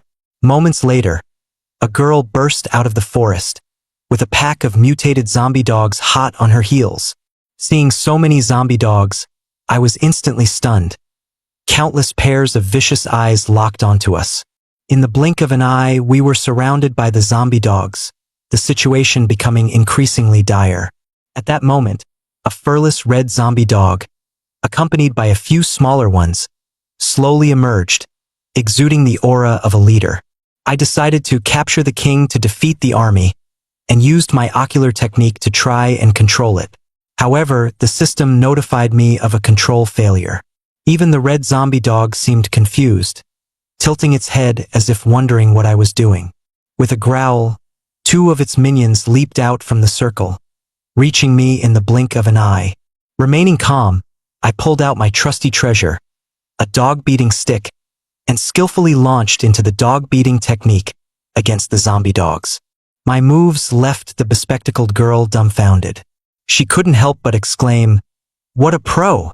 After successfully taking down the two zombie dogs and earning 4 million coins, I turned to the red zombie dog, raising my stick. "Your turn now." But just as the stick was about to strike, it sneered, opened its bloody maw, and swallowed the entire stick. The red zombie dog, no longer appearing harmless, ordered its minions to attack Hao Guai. Yet, in Hao Guai's eyes, they seemed like delicious snacks. She licked her lips as if ready to hug them with love. I couldn't help but wonder, did she bring ginger and garlic with her? Just then, the red zombie dog smirked deviously and lashed out at me with its tentacle-like mouth. The attack was far too slow in my eyes. I dodged effortlessly and retaliated with an irresistible technique. Heartbreaking palm. The red zombie dog was split in two by my move, while Hao Guai joyfully bounced around, finishing off the rest of the zombie dogs. Suddenly, a purple light emanated from the red zombie dog's mouth, and a sparkling crystal rolled out. Hao Guai, seeing it, begged me to let her eat it. As a devoted dad, I immediately agreed but reminded her to only eat crystals, not meat. Her actions in the next moment made me break into a cold sweat. Meanwhile, the system announced, "Special zombie dog killed. Reward, 50 million coins." Just then, the bespectacled girl and Xiaomei approached us. During our conversation, I learned her name was Yuna Na. She and her brother had gone out to search for food, but on their way back, they accidentally disturbed a horde of zombies. Her brother sacrificed himself to save her. Fearing that the earlier battle might attract more zombie dogs, Yuna Na anxiously urged us to leave quickly. However, Xiaomei refused to go. She noticed that Xiaoli's trail had disappeared here, and with so many zombie dogs nearby, her unease only deepened. Yuna Na, overhearing Xiaoli's name, cautiously asked Xiaomei, "Is she someone who looks a lot like you and wears a short skirt?" Upon hearing news of Xiaoli, Xiaomei went wild, grabbing Yuna Na and shaking her frantically. "Tell me, where is she?" From Yuna Na's description, I finally deduced that Xiaoli had been taken to a nearby abandoned factory. To rescue Xiaoli, we quietly made our way to the factory. However, the tall walls and heavily guarded gate left us without any clear way in. As I racked my brain for ideas, I decided to use my X-ray vision to scout the inside of the factory. What I saw inside left me stunned. A squad was patrolling in perfect unison. At first glance, they appeared to be soldiers, but upon noticing they were unarmed, I found the situation puzzling. The next second, my face turned pale. Those people suddenly lifted their heads, blood-red eyes glaring directly at me. I immediately shut off my X-ray vision, too afraid to keep watching. I relayed everything I had seen to the group and admitted that the situation seemed to be slipping beyond my control. Just then, a rustling sound broke the tense silence around us, heightening the already strained atmosphere. Two zombies appeared in the distance, escorting a woman. I quickly motioned for everyone to hide under a nearby wrecked car, holding our breaths as we waited for the right moment. The woman dragged by the zombies kept crying for help. The voice sounded oddly familiar to me. Peeking through a crack, I realized it was the same woman who betrayed her sister for attention. I had no intention of saving her. I coldly watched as she was hauled deeper into the factory. Just then, a bold idea struck me. I turned to look at the two zombies guarding the factory gate, a sly grin forming on my face.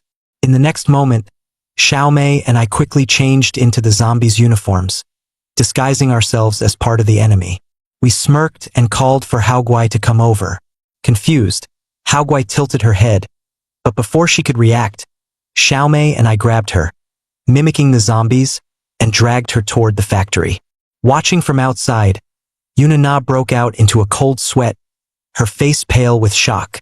But in the very next second, she pushed up her glasses and revealed a sly, knowing smile. The factory was as horrifying as I imagined, a human experimentation center. All captured humans were drained of their blood and dried into so-called human pills. And yet, I risked everything, entering this hellish place to rescue my woman. As we ventured deeper into the factory, the overwhelming stench of blood made it nearly unbearable. Even Haogwai, a zombie herself, was visibly frightened, pulling on my arm to stop me from moving forward. Seeing her tense expression, I knelt down and gently reassured her. "We're here to save someone. If you're scared, use your camouflage skill and stay close to me. I'll keep you safe." Relieved by my words, Haogwai nodded, and we continued searching for Xiaoli. As we walked, a faint light appeared in the distance. I quickly approached the door, grabbed the handle, and yanked it open. What lay before us was a room adorned with girlish decorations, and sitting in the middle was a little girl casually applying lipstick. Xiaomei and I froze in surprise, while Haogwai whispered in confusion, "Why is there a girl here?" Unexpectedly, the little girl turned her head slowly and gave us a devilish smile, her eyes glinting with something sinister. My heart sank, and I immediately warned Xiaomei, "Be careful. This isn't just a girl. It's an evil spirit." Just as I was about to eliminate her, Xiaomei grabbed my arm and greeted the girl with a smile. She'd noticed the spirit seemed intelligent and wanted to extract information about Xiaoli from her. To our surprise, the little girl was quite hospitable, inviting us into her room and even offering to serve us food. However, when she brought out a plate, it was surrounded by a swarm of buzzing flies. The sight left everyone frozen in place. Xiaomei quickly declined the little girl's hospitality and asked about Xiaoli's whereabouts. Before we could get any useful information, the mention of the name Meow Meow Sister caused the little girl to lose control. She flipped the plate over in rage, and large flies with grotesque heads began swarming out from her body. Seeing this horrifying scene, I immediately warned everyone to stay alert. The little girl was on the verge of going berserk. The flies swarmed around her arm and, in seconds, devoured it to the bone. Realizing the danger, I quickly instructed everyone to retreat quietly and had Haogwai use her camouflage ability to hide in my arms. However, as soon as I opened the door, the noise alerted the little girl. The swarm of flies around her instantly surged toward us. With no other option, I grabbed Xiaomei and sprinted toward the exit, but the flies were far faster than us. Thankfully, as we reached a fork in the hallway, I used my powers to control 2 zombie rats, luring the little girl's attention away from us. After killing the zombie rats, she realized she had been tricked and erupted in a fit of rage, spewing curses. Meanwhile, Xiaomei was quietly observing from behind a door. Suddenly, the little girl turned her head sharply toward the door, as if something inside terrified her. Her expression shifted to one of fear, and she quickly fled back to her room. Zombies not only possess special abilities but also capture humans as research subjects. After narrowly escaping the little girl's pursuit, I spotted a figure emerging from the shadows. It was a seemingly frail boy walking toward us. I finally got a clear view of the room.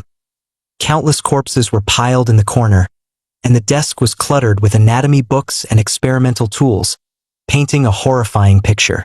Suddenly, a sight struck terror into both me and Xiaomei. A woman was bound tightly on an operating table, her body convulsing, still seemingly conscious. Oddly enough, the shocking scene made me start nosebleeding uncontrollably, forcing me to cover my face. At that moment, the system appeared as if to save me from fainting due to blood loss, displaying a mission that blocked my vision. Mission: rescue the hostage and defeat the strongest zombie overlord in the nest.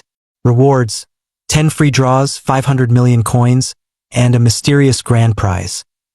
Asterisk asterisk. Seeing zombie overlord mentioned again, I rolled my eyes. I wanted to gather some intel from the system, but it disappeared immediately, leaving me to figure things out on my own. I then confidently pointed at the boy and declared, "This woman is my friend. You're not allowed to touch her," and hand over the blonde girl. "Do that," and I'll let you leave in one piece." The boy sneered as if I had told the funniest joke ever. Showing his sharp teeth, he said, "Wait until my Kimi 2 beautiful family arrives for a fight. You'll understand the meaning of death." However, he then glanced at Haogwai with a sly grin. "But the little girl next to you can join our family. She's just like me, a kindred spirit. If she joins us, I won't lay a finger on her." The boy hadn't finished speaking when Haogwai stuck out her tongue and made a funny face, mockingly staring at him. Hearing the boy trying to take away his team member, Howren could no longer stay calm. He clenched his fists and walked toward him. Unwilling to back down, the boy raised his hand, and a massive shadow spread across the ground, transforming into black lines that engulfed the entire room. Several shadows even darted toward Xiaomei. Fortunately, Howren leapt forward and pushed Xiaomei out of the way, saving her just in time. Xiaomei, having never been so close to a man, blushed furiously. Her affection level soared to 99.5. Standing protectively in front of Xiaomei, Howren shouted at the boy, "You scumbag! Let go of that girl. Come at me if you've got the guts." It turned out that the boy had once witnessed his sister being violated right before his eyes. Too weak to resist, he could do nothing to stop it. After the apocalypse, he was infected and became a zombie, turning his hatred for men into fuel, eventually evolving into a powerful demon with special abilities. Now, he was capturing women to conduct experiments, all in the hope of reviving his sister. He never expected someone bold enough to confront him and attempt a rescue. Enraged, the boy's face twisted into a terrifying expression as he unleashed his powers on Howren. It seemed that Howren's body was pierced by icy beams, but in the very next second, he vanished into thin air. As the boy regained his senses, he saw Howren leisurely flipping through a book nearby, looking completely unbothered. Feeling underestimated, the boy was momentarily furious but then grinned, realizing he had only used half of his strength earlier. Suddenly, countless shadowy tendrils shot out from the ground around Howren, binding him tightly. Howren felt like his body was on the verge of breaking apart, while the boy smirked triumphantly, confident in his victory. But the next moment, Howren broke free from the shadowy restraints, stood tall, and mockingly stared at the boy, saying, "Is that all you've got?" The boy couldn't believe what he was seeing, frozen in shock. When he turned to see Xiaomei successfully rescuing Shuiqin, his rage boiled over, and he immediately launched an attack at them. Xiaomei, caught off guard by the sudden shadows, was paralyzed with fear. But just as the attack was about to hit, Haogwai dashed in to block it. Seeing his attack thwarted yet again, the boy ground his teeth in frustration, his eyes burning with anger as he glared at Haogwai. Meanwhile, Howren confirmed that Xiaomei and Shuiqin were safe and stormed toward the boy, fury in his eyes. "So, you think using hostages will get to me, huh? Wind release?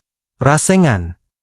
Howren shouted as a powerful whirlwind imbued with immense energy smashed into the boy.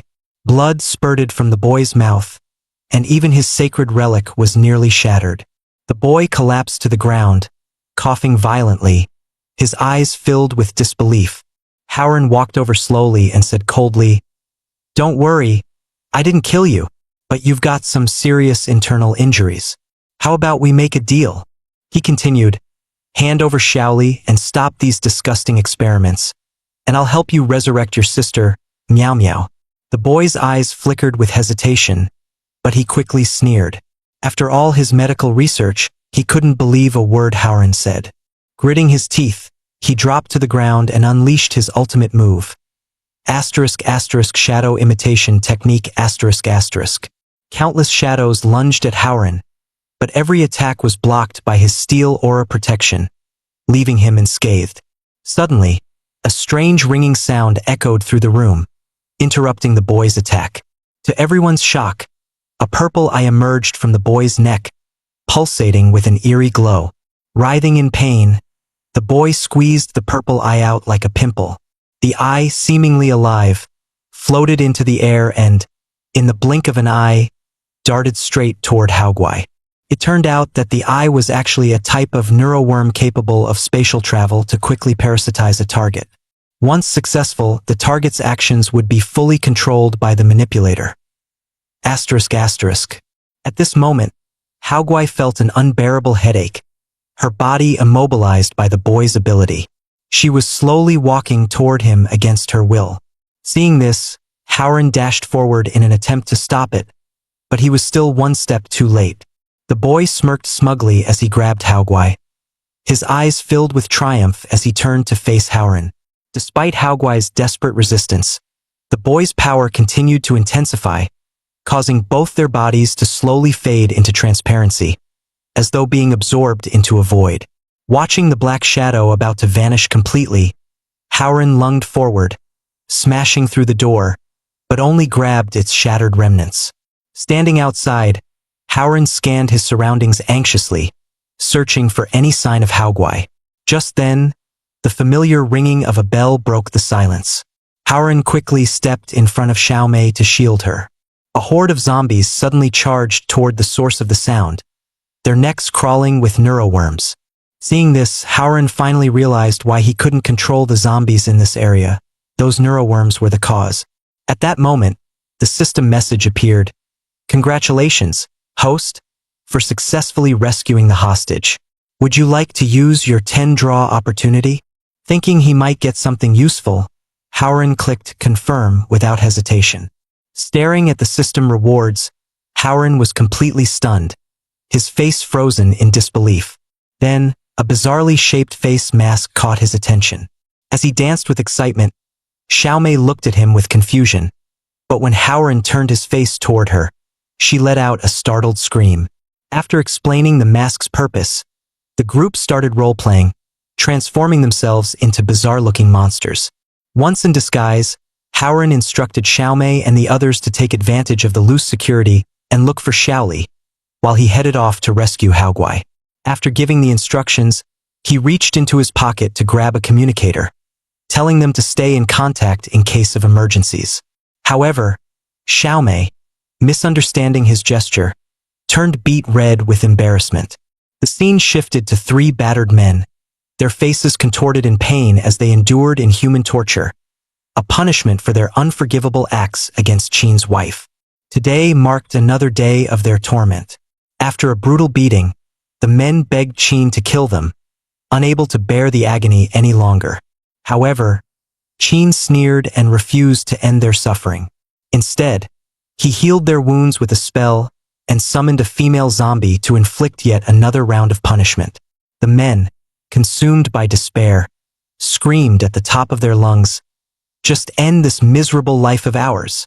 Witnessing this grotesque scene, Haoran couldn't hold it in and began vomiting uncontrollably. At that moment, the boy used his powers to teleport Haoguai into the room. After introducing her, Qin merely waved his hand, and Haoguai uncontrollably started walking toward him. Asterisk asterisk. Watching from the sidelines, Haoran noticed that Qin's body temperature was normal, unlike that of a typical Shiegui, which ranges from 18 to 22 degrees. This detail puzzled him. Just as Haoran was questioning the situation, the system popped up with a message revealing the truth. It explained that after the outbreak of the apocalypse, most people either died or turned into zombies. However, for every billion people, there was one who gained superpowers from the virus, known as a super mutant. Qin turned out to be one of these super mutants, now using his power to manipulate neural parasites. Qin attempted to completely control Haoguai but found that she was resisting the neural parasite. This left the surrounding Shiegui in stunned disbelief. The boy quickly stepped forward and explained, "Maybe it's because Haoguai has been with Haoran for too long, and his influence is still affecting her." After understanding the situation, Qin flashed a sinister smile. He thought to himself that Haoguai had probably been around humans too long and had been influenced by their nature. He decided to first restore her bloodthirst. After praising the boy for his quick thinking, Qin began preparing his next move. Qin instructed Xiaoka to take Haoguai to change clothes, while he took the boy to prepare the so-called dinner. Suddenly, a zombie cat appeared next to Haoran, holding a note in its mouth and looking at him with a disdainful expression. The silly cat led Howren to secretly follow Haoguai and Xiaoka. Haoguai seemed to sense Howren's presence, and Xiaoka also noticed something unusual. However, upon seeing Nana's zombie cat, Xiaoka let her guard down and continued forward. The zombie cat, feeling smug after avoiding danger, raised its tail high, making Howren want to punch it in frustration. While Xiaoka was distracted, Howren sneaked a peek at her diary and learned that she despised her controlled life and had a crush on a boy named Lele. Xiaoka, frustrated that Haoguai ignored her warnings, was enraged. But then she realized that by devouring Haoguai, she might gain more power and even break free from Qin's control. With a sinister grin, Xiaoka suddenly leaped out of the hot spring, hands clawed, and lunged at Haoguai. Startled by the sudden attack, Haoguai panicked and stumbled backward. At that moment, a dark shadow suddenly appeared, swiftly pulling Haoguai aside and saving her from Xiaoka's fatal strike. But it was still a fraction too slow. A deep wound was scratched across Haoguai's neck, and blood gushed out, leaving her pale and trembling. Xiaoka witnessed the scene, grinding her teeth in fury, and yelled at Lele, "What do you think you're doing?" Lele, afraid that Xiaoka might attack Haoguai again, quickly activated his powers to restrain her. Calmly, he explained, "Qin Gu has loosened his control over us. He's likely testing our reactions to conflicts like this." However, Xiaoka's next action left both of them stunned. She suddenly began screaming at the top of her lungs, seemingly on the verge of a breakdown. Seeing this, Lele immediately withdrew his powers and tried to console her, saying, "Don't get the wrong idea. I wasn't going to hurt you. I just came to inform you that Qin Gu wants us for dinner." At this point, Haoguai was completely drained and unable to stand. Noticing her pale complexion, Lele urgently asked Xiaoku to lift the energy restraint placed on her. It turned out that Xiaoku's ability involved manipulating her target cells to induce cancerous changes, which explained Haoguai's earlier state of paralysis. Watching from the shadows, Lanren finally breathed a sigh of relief as Haoguai escaped immediate danger, though his concerns remained heavy. Suddenly, a system alert popped up. "Warning! The scent of blood is awakening Haoguai's inner wickedness, accelerating the parasitic influence of the neural worm." The system displayed a real-time status panel, showing that Haoguai's willpower was teetering on the brink of collapse. The situation was dire. Reacting instantly, Lanren pulled out his eye technique discount coupon, determined to upgrade his abilities and protect Haoguai. Spending 50 million coins, he unlocked the Tai Yin Eye, reputed to cure all ailments. Another 80 million unlocked the Golden Chamber Eye, and finally, he was coaxed into unlocking a mysterious technique labeled Explore on Your Own. Thankfully, the system provided a trial arena where Lanren could familiarize himself with these newly acquired powers. Meanwhile, Qin Ji's dinner table featured a macabre dish, human sushi. A girl, stripped of her sanity through cruel experimentation, had her blood used to coerce Haoguai into submission. Despite Qin Ji's threats, Haoguai refused to yield, even as he used the girl's life to tighten his grip over her wavering heart. Just as the situation reached its climax, a dazzling golden light descended from the heavens, piercing through Qin Ji's composure like a sword. Within the radiance, a blurred figure emerged. She swiftly scooped up the girl and soared into the sky, disappearing in an instant. Qin Gu, sensing the immense power, mistook the figure for a powerful mutant and immediately ordered his subordinates to pursue her, intending to use her for his experiments. Meanwhile, Lanren seized the opportunity to check on the unconscious Xiao Li using his eye technique. To his dismay, he discovered that her neural pathways were severely damaged, requiring immediate attention. Lanren wasted no time activating the Tai Yin Eye to heal Xiao Li. Moments later, Xiao Li regained consciousness. Seeing that it was Lanren who had rescued her, her gratitude overflowed, and her favorability instantly shot up to 100. At this moment, a system notification appeared. "Congratulations, host! Xiao Li has unlocked a new role, Idol Trainee. Level, Swordmaster 1. Skill, Chi Blade 1. After claiming his rewards, Hao Lanren unleashed his new skill, Crimson Feather Whale, launching a devastating attack on the opposing crowd. The defeated enemies struggled to hold their ground, baffled by how Hao Lanren's power had skyrocketed in such a short time. It turned out that Hao Lanren's current state was the result of fusing with the system artifact, Horus Eye. This extraordinary ability not only formed a fiery armor around him, granting him superspeed flight, but also allowed him to wield a fraction of divine powers for 7 minutes. However, the cooldown period was a lengthy 24 hours. Fortunately, for every new female team member added to his group, the artifact could be used an additional time, greatly enhancing its practicality. Qin Gu approached Hao Lanren, first praising his strength, then shockingly proposing that Hao Lanren join him as his subordinate in exchange for mercy. But Hao Lanren smirked dismissively, sharply denouncing Qin Ji's heinous crimes and exposing Xiao Ke's dissatisfaction with him, causing Qin Ji's expression to shift and the tension to escalate dramatically. Qin Gu, as if someone had stepped on his tail, erupted in fury, shouting at Hao Lanren to shut up and stop sowing discord between him and his students. He immediately used the neural worms to forcibly control the body of the Xiegui, pushing it into a berserk state. In its rampage, the Xiegui unleashed its most powerful ability, directing a relentless attack that completely encircled Hao Lanren. Witnessing this scene, Qin Gu smirked confidently and said coldly, "You have no way out now." But Hao Lanren simply sneered. Within the circle of light, the silhouettes of the three figures began to fade as if they had never been there. Qin Gu, driven by greed, ignored the well-being of his students and forcefully controlled their bodies. Xiao Ke, who had already lost consciousness, was compelled to unleash his abilities against Hao Lanren. Unexpectedly, Hao Lanren pulled out a bottle of bug spray. Calmly spraying the insecticide, he managed to knock out the Xiegui girl, leaving her unconscious on the ground. Realizing that the Xiegui couldn't control her abilities, Hao Lanren decided to do a good deed and use his ability plunder skill to extract her powers to prevent further danger. However, upon seeing the purple ability pill, Hao Lanren hesitated, thinking, "This thing doesn't look like it grants powers. It looks more like it would send someone on a wild high." Meanwhile, Hao Guai was fiercely battling Xiao Ke. Xiao Ke sneered as he unleashed his abilities, but to his shock, all his powers were absorbed by Hao Guai's gloves. Xiao Ke was stunned, and Hao Guai, overjoyed, stepped forward and delivered a punch, releasing all the absorbed energy back at Xiao Ke. Xiao Ke collapsed to the ground, battered and bruised, staring at Hao Guai in disbelief.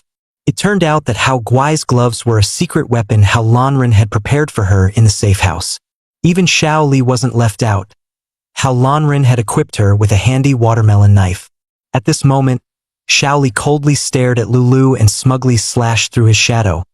But in a moment of carelessness, she was caught and restrained by the shadow. Seeing this, Hao Lanren rushed forward, picked up the watermelon knife, and executed a perfect, anime-style slash, rescuing Xiao Li. Just as he freed Xiao Li, a piercing bell rang out, and a horde of zombies started charging toward Hao Lanren. It was Qin Gu who had activated the bell switch.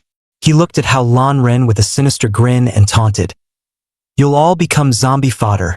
Stop resisting. It's useless." Nana quickly shouted from the side, "If we turn off the bell, it won't attract zombies, and he won't be able to control them to attack us anymore." Before Nana could finish speaking, the speaker emitted a harsh crackling sound. It turned out Xiao Mei had successfully shut off the main switch in the control room. Qin Gu was livid, gritting his teeth as he commanded the nearby zombies to charge inside. Amid the chaos, a shadow darted across the heads of the zombies and swiftly headed toward Nana. It was Nana's zombie cat, which jumped straight into her arms and buried its head in her chest. Hao Lanren saw this and, to his dismay, found himself shedding tears of envy. The zombie cat smugly looked at Hao Lanren, as if flaunting its victory. Infuriated, Hao Lanren roared and unleashed the mountain-shaking fist, striking the zombies with incredible force. Meanwhile, the girl had always viewed Qin Gu as a parent figure, but to her dismay, Chingo saw her merely as a tool. As he moved to harm her, Hao Lanren grabbed his hand, stopping him in his tracks. "If you dare touch her, I'll make sure you're finished," he warned coldly. Overwhelmed by Hao Lanren standing up for her, the girl couldn't hold back her tears of gratitude. Seeing his plan thwarted, Chingo flew into a rage.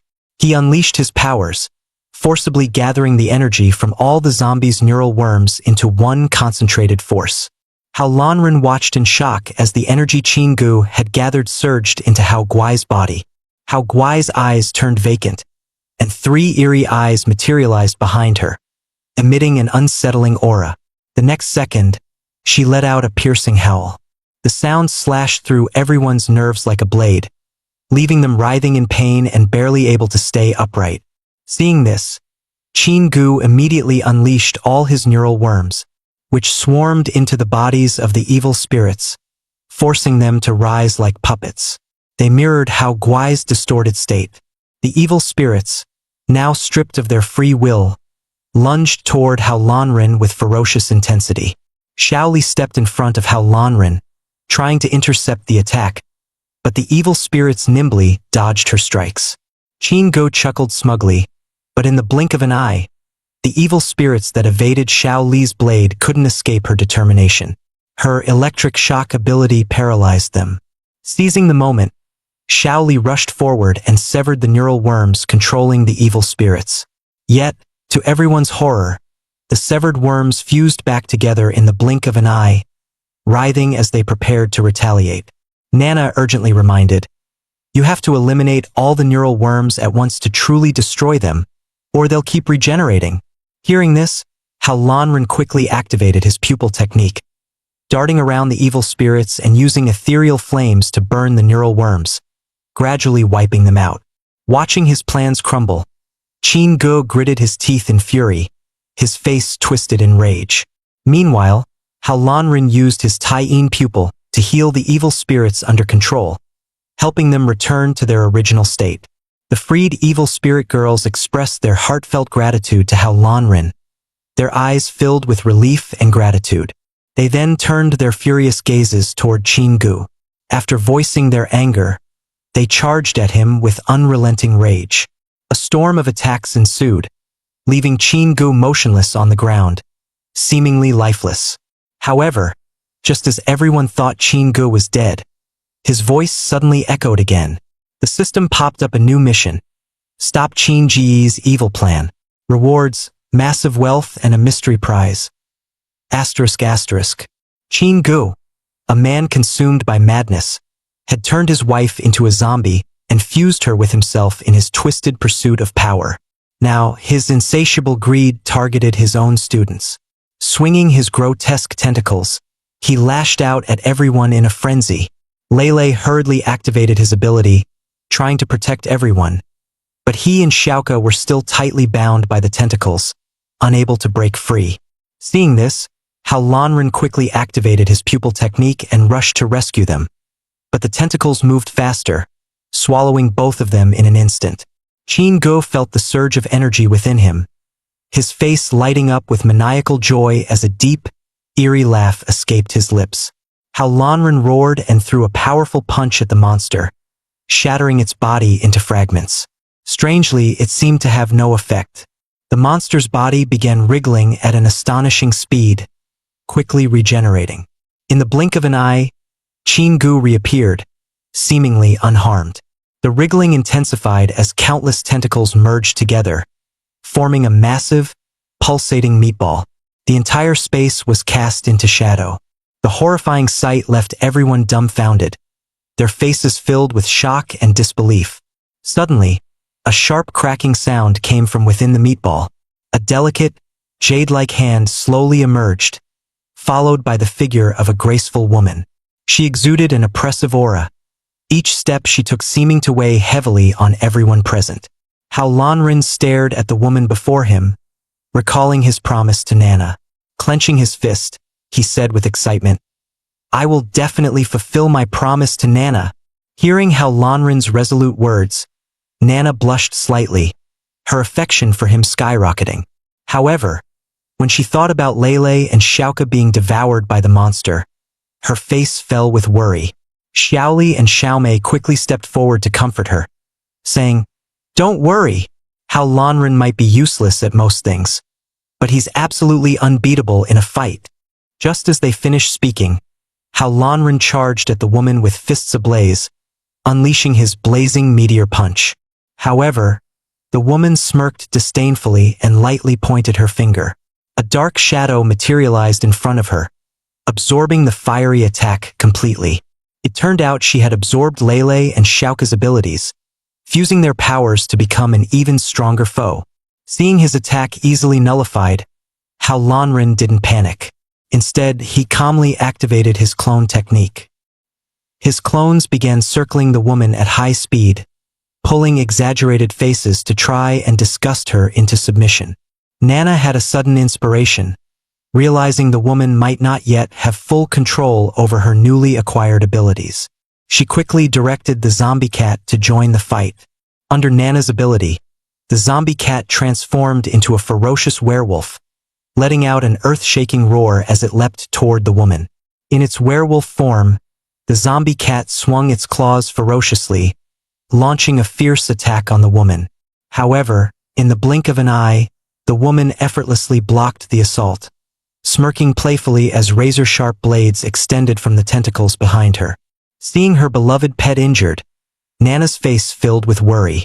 The woman seized the opportunity, unleashing her powers in a deadly attack aimed straight at Nana. At the last moment, Hao Lanren appeared beside Nana, smashing the tentacle aside with a single punch. Meanwhile, Xiaoli handed a lightning-infused weapon to Xiaomei, urging her to strike. With the electric blade in hand, Xiaomei seemed unstoppable. Lightning crackled as she drove the blade through the woman's body, leaving her immobilized. Hao Lanren seized the chance to rain down punches on the woman, each blow landing with brutal force. But to his shock, the woman recovered astonishingly fast. Just as he delivered another punch, the surrounding tentacles surged up, wrapping around him tightly. In mere moments, the tentacles engulfed Hao Lanren, and the woman felt a powerful energy seeping into her body. Her face lit up with exhilaration. The female team members around him were utterly stunned, their faces filled with disbelief. At that moment, the woman's body turned a deep crimson, her entire being trembling violently. It turned out that Hao Lanren was unharmed and had safely entered her body. He injected immense energy into her core, overwhelming her and leaving her unable to fully absorb it. The woman screamed in agony, her voice echoing, "Get out of my body!" Hao Lanren, however, ignored her cries and swiftly navigated her insides, focused on finding Lele and Xiaoku. Suddenly, a suspended woman appeared in his field of vision, and above her hung several transparent containers holding Lele and Xiaoku. Realizing they were in a coma due to severe neural damage, Hao Lanren quickly activated his ocular abilities to begin treatment. After successfully rescuing them, Hao Lanren sternly commanded, "Get out of here now. I'm about to turn this place into hell." As he delved deeper inside, Hao Lanren stumbled upon a shocking secret. To have his deceased wife give birth to Lao Wang's child, Qin had ruthlessly taken countless lives to maintain her reproductive functions. Yet, his deranged experiments not only failed but also turned him into a monstrous abomination, nearly leading him to kill Lao Wang's own offspring. At this moment, Qin Gu stared at the child in Hao Lanren's arms, his eyes filled with regret and anguish. His lips trembled as if he wanted to say something, but no words came out. Suddenly, a figure gently emerged from behind him, and a familiar voice echoed in his ears. It was his wife. Qin Gu looked up in shock, unable to believe what he was seeing. He stared at the figure before him as if time had come to a halt. His wife spoke in a soothing tone, recalling the happy moments they had shared.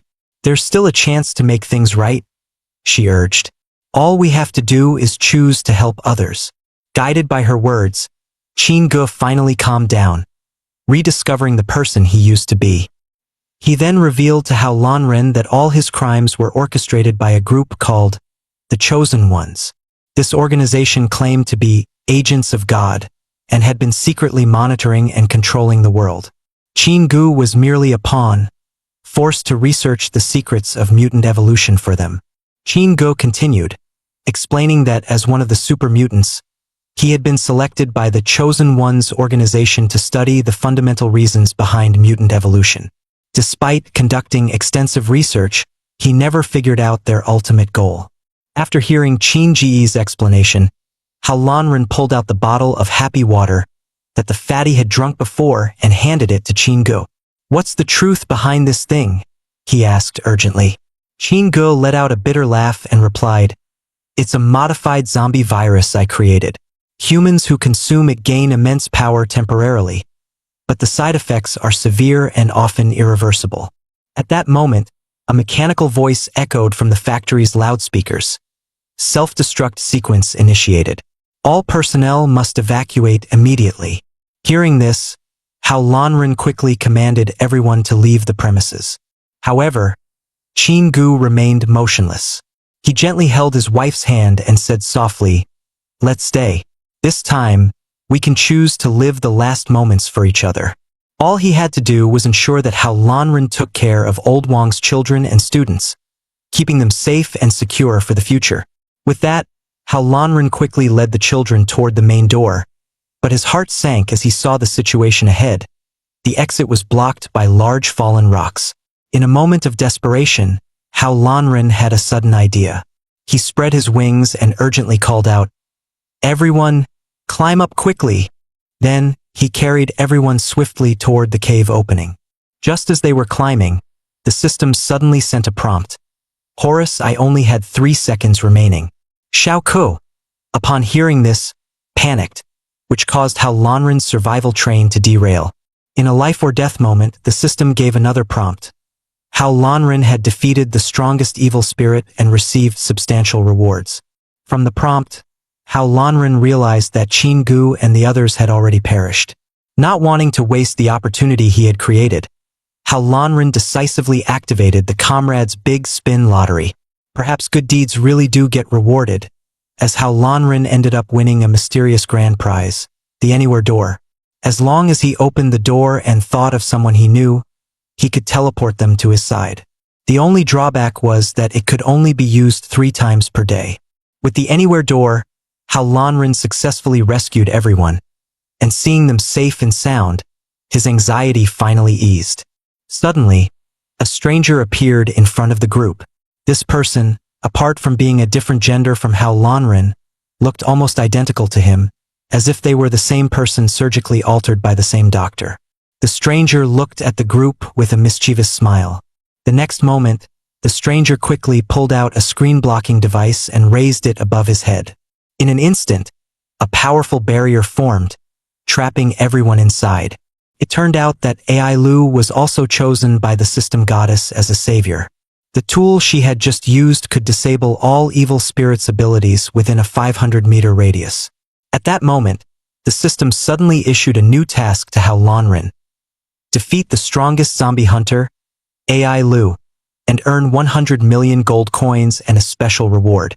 With the task activated, the atmosphere grew intensely tense. In a blink, both Hao Lanren and Ai Lu disappeared from sight, moving faster than the eye could follow. Xiao Li and Xiao Mei were shocked to see a woman capable of evenly matching Hao Lanren's power. Hao Lanren, meanwhile, sensed Ai Lu's abilities intensifying rapidly, a bead of sweat forming on his brow as worry flashed across his face. It turned out that Ai Lu had chosen the Attribute Collector cheat, allowing her to freely allocate attribute points to strength, agility, constitution, and other stats, exponentially boosting her combat capabilities. Within seconds, Hao Lanren was encased in a block of ice by Ai Lu's frost abilities, frozen solid like an ice sculpture. Seeing this, Xiao Mei quickly drew her electric blade and charged forward to help, but Ai Lu sidestepped the attack effortlessly with her agile movements. However, Ai Lu failed to realize that the real target wasn't her, but the ice encasing Hao Lanren. The electric blade struck the ice directly, sending a surge of heat through it, rapidly melting the frozen prison. As the ice shattered, Hao Lanren emerged confidently, brushing off shards from his shoulders with his signature devil-may-care smirk. How Lanren activated his Mangekyo Sharingan directly, his crimson eyes blazing as he locked onto AI Lu with an unwavering gaze. He swiftly unleashed the martial seven-color blade, the dazzling arcs of light slicing through the air with elegance, aiming for AI Lu's vital points. However, with her agility maxed out, AI Lu moved like a phantom, effortlessly evading the deadly strikes. AI Lu paused, her face brimming with rage, as a powerful aura of energy surged around her, ready to counterattack at any moment. Suddenly, Shaoli stepped forward from behind and boldly shouted at AI Lu, "Hey Auntie, let me take you on." AI Lu twitched at the word auntie, her veins bulging in frustration. "I'm only 18, and you're calling me that?" Enraged, she immediately unleashed her powers, launching an attack toward Shaoli. Shaoli, clearly outmatched, was quickly overwhelmed by AI Lu's frost abilities, shivering uncontrollably as the icy energy immobilized her. Just as AI Lu basked in her moment of triumph, How Lanren suddenly launched a surprise attack from the side, his sword aimed at her flank with remarkable speed, showing no sense of honor in battle. AI Lu, quick to react, caught the blade with her bare hands, neutralizing the assault. Yet, a grin of excitement spread across her face as she said, "Now, this is getting interesting." But in the very next moment, as she let her guard down, How Lanren used a nimble spin to leverage his position, and before AI Lu could react, his sword was already resting against her neck. How Lanren didn't deliver the final blow. Instead, he coldly gazed at AI Lu, then slowly retracted his blade, choosing to let her go. AI Lu approached him, leaning close to his ear, and whispered, "You look so pitiful, being played like a puppet by the system. Next time we meet, I'll tell you how to escape that damned system." With a sly smirk, she turned and vanished into the shadows. How Lanren remained motionless, watching her disappear before turning back to bid farewell to the little evil spirits. As he waved goodbye, a car from the survivor's base sped toward him and came to a halt nearby. How Lanren furrowed his brows, uncertain whether these people were allies or enemies, his guard instinctively rising. He decided to enter the system space first, upgrading his ocular abilities to prepare for the unknown. Spending 50 million coins, he upgraded to the closed-eye biochemical eye, followed by 80 million for the extreme frost demon eye, and finally 100 million to unlock the invisibility eye.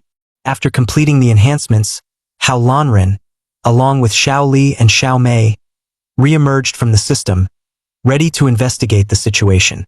Meanwhile, a pool of slime-like substance silently crept from under the car, infiltrating its interior unnoticed. The slime successfully attached itself to an unsuspecting girl, concealing its presence while beginning its hunt for How Lanren. The true purpose of their mission was revealed. They were here to retrieve Yaya, the child of Chingu and Miao Miao. As a hybrid of a super mutant and an evil spirit, Yaya's unique genes could potentially help the Chosen One's organization overcome their genetic bottleneck. However, all their actions were seen by How Lanren, who was observing the scene through his invisibility eye.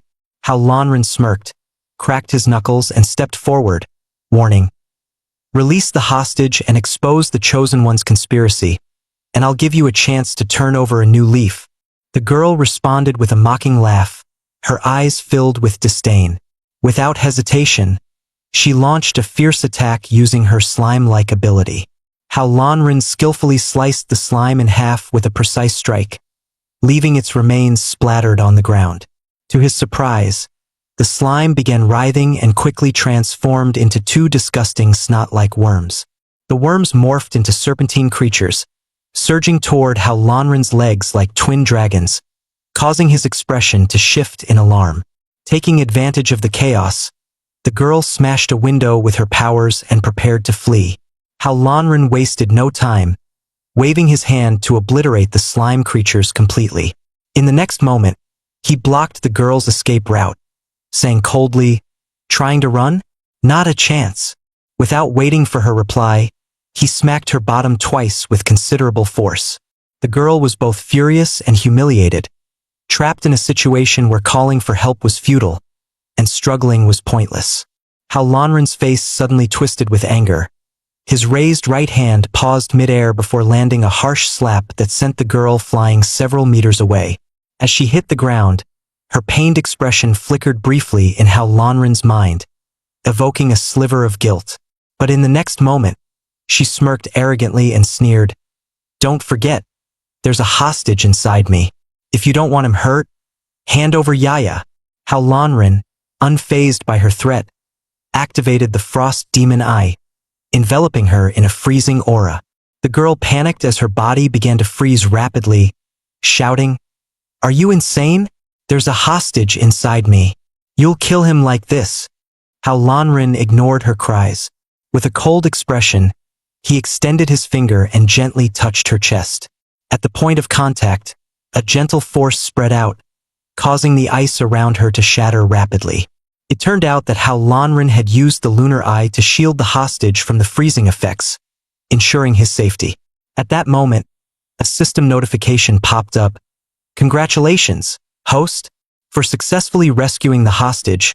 You've unlocked the new Hunter Eye ability, capable of storing up to 10 vehicles."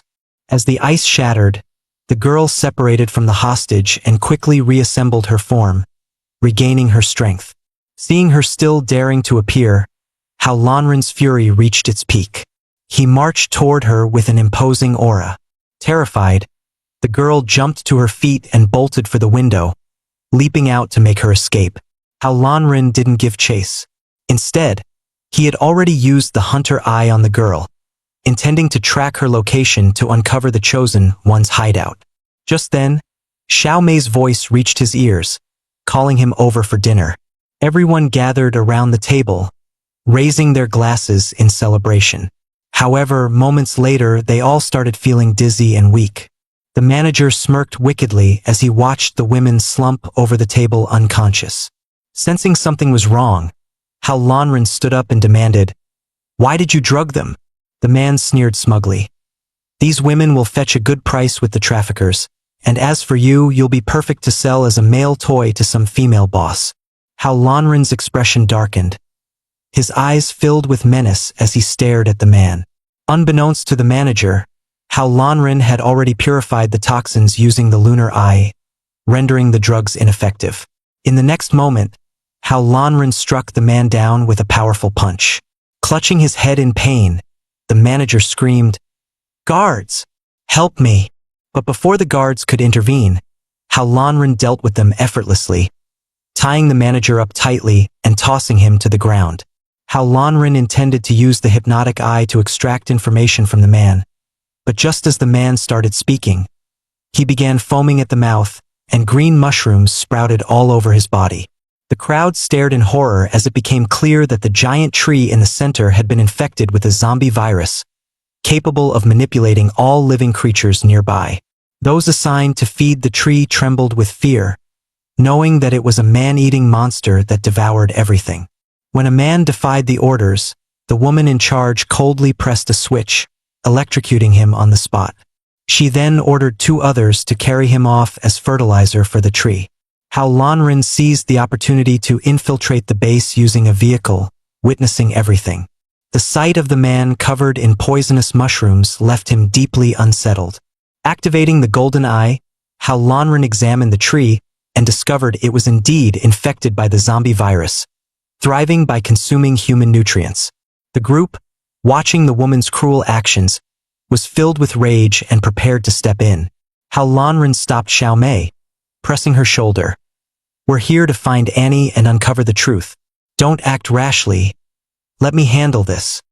He then activated his ocular power, attempting to take control of the monstrous tree. The whip-wielding woman, still barking orders, was caught off guard when the tree suddenly lashed out, binding her with its branches and suspending her in midair. At this moment, the system displayed a notification. "Congratulations, host! You have received the Good Samaritan reward Heartthrob. For the next hour, all ordinary women will become your devoted fans." After this brief interruption, the group finally made their way into the base. They were greeted by a charming young woman. How Lanren activated the Heartthrob ability, and the woman immediately fell under his spell, spilling crucial information without hesitation. Armed with this intel, the group quickly donned the uniforms of the base staff, blending in seamlessly and passing through multiple security checkpoints with ease. However, when they opened the elevator doors, they were blocked by several enormous carnivorous plants, their gaping, toothy maws poised to attack. At the same time, two armed women appeared, pointing their guns at the group and demanding they hand over the virus sample. How Lanren subtly signaled Xiaoli, who used her powers to disrupt the surveillance cameras. In the monitoring room, a man stared at the suddenly blacked-out screens, his face puzzled as he attempted to troubleshoot the system. Soon, a woman's voice came through his earpiece, announcing triumphantly, "The targets are under control. Mission accomplished." Hearing this report, the man in the monitoring room smirked knowingly, as if he had anticipated this outcome all along. As the door slowly opened, How Lanren entered, controlling two women with his abilities. The keyboard warrior smirked slyly, casually chatting to stall for time, while secretly running a scanning program to check the women's status. Suddenly, he displayed lightning-fast typing skills, his fingers flying across the keyboard with the speed of a single man fueled by caffeine and adrenaline. Just as How Lanren successfully used hypnosis to control the two women, the keyboard warrior hit the enter key, and everything changed. The women instantly regained consciousness and bolted toward the exit, leaving How Lanren staring blankly, dumbfounded by their sudden disappearance. At that moment, a massive door in the center of the room slowly opened, releasing countless vines that slithered out like living creatures, advancing rapidly toward the group. How Lanren attempted to use his ocular ability to control the zombie vines, only to realize that the skill was still on cooldown, with 5 minutes left to recharge. Left with no other choice, he decided to aim for the source, charging directly at the keyboard warrior to halt his operations. Just as he got within arm's reach, a zombie glowing with a greenish hue lunged from the shadows, grabbing onto How Lanren's leg and opening its gaping, tooth-filled mouth, ready to devour him. In a desperate move, How Lanren unleashed his spinning fire kick to break free, but to his shock, the zombie managed to clamp down, trapping him mid-motion. How Lanren followed up with another powerful kick, igniting the zombies into fiery projectiles that hurtled toward the vines. In the blink of an eye, the entire vine field was consumed in a blazing inferno, leaving nothing but ashes. As How Lanren searched for the keyboard warrior, he realized the man had already vanished, leaving behind a computer with all data wiped clean. The system excitedly chimed in, "You can recover the data for just 1 billion coins." But How Lanren flatly refused, reasoning, "I can fix this in the real world for just a few $100. Suddenly, an announcement echoed through the speakers. "A rogue evil spirit has been detected in the base. All units, initiate level 1 alert." Nana naively asked, "Do you think they're talking about me?" How Lanren calmly summoned a random teleportation door and gestured for everyone to follow him to find Annie. Meanwhile, Annie was in grave danger, as she faced a girl who had lost all control of her own mind. It turned out that the keyboard warrior had secretly swapped the girl's treatment drug, turning her into an evil spirit. The girl struggled to resist, but the monstrous tentacles sprouting from her back relentlessly charged toward Annie. At the critical moment, How Lanren kicked down the wall, storming in and grabbing the attacking tentacle. With a powerful swing, the girl spun wildly like a top. Seeing the girl had lost her strength to resist, How Lanren activated his tie-in eye to heal her. Just as he was about to carry his future wife Annie to rest, the surrounding walls suddenly opened up. As How Lanren held Annie in his arms, a burly man with fists the size of sandbags charged out from behind the wall. Unaware of the man's identity, How Lanren engaged him in a fierce fight. During the battle, How discovered the man's vine-like arms were immune to fire, forcing him to retreat out of range. Seeing this, the rest of the group surrounded the man, preparing to attack. The man stood his ground and roared, "Ladies, stand aside. I, Boder Stanson, never hit women." When the women didn't back down, he snorted and used his powers to bind them all. He then turned to check on the girl's condition, his face full of worry. At that moment, the keyboard warrior entered with two enforcers, accusing Annie. She's the one who caused this. If it weren't for her meddling, the girl would never have ended up like this. Annie hurriedly tried to explain, but Boder wouldn't listen, glaring at her with fury. Without hesitation, he unleashed his powers and launched a fierce attack on Annie. Fortunately, Lanren stepped in just in time, shielding Annie from the blow. At that moment, the girl finally woke up and explained the entire story to Boder.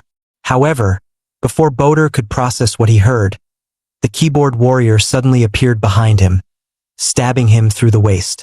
The girl, horrified, tried to rush to her father's aid but was stopped by Annie, who grabbed her right hand.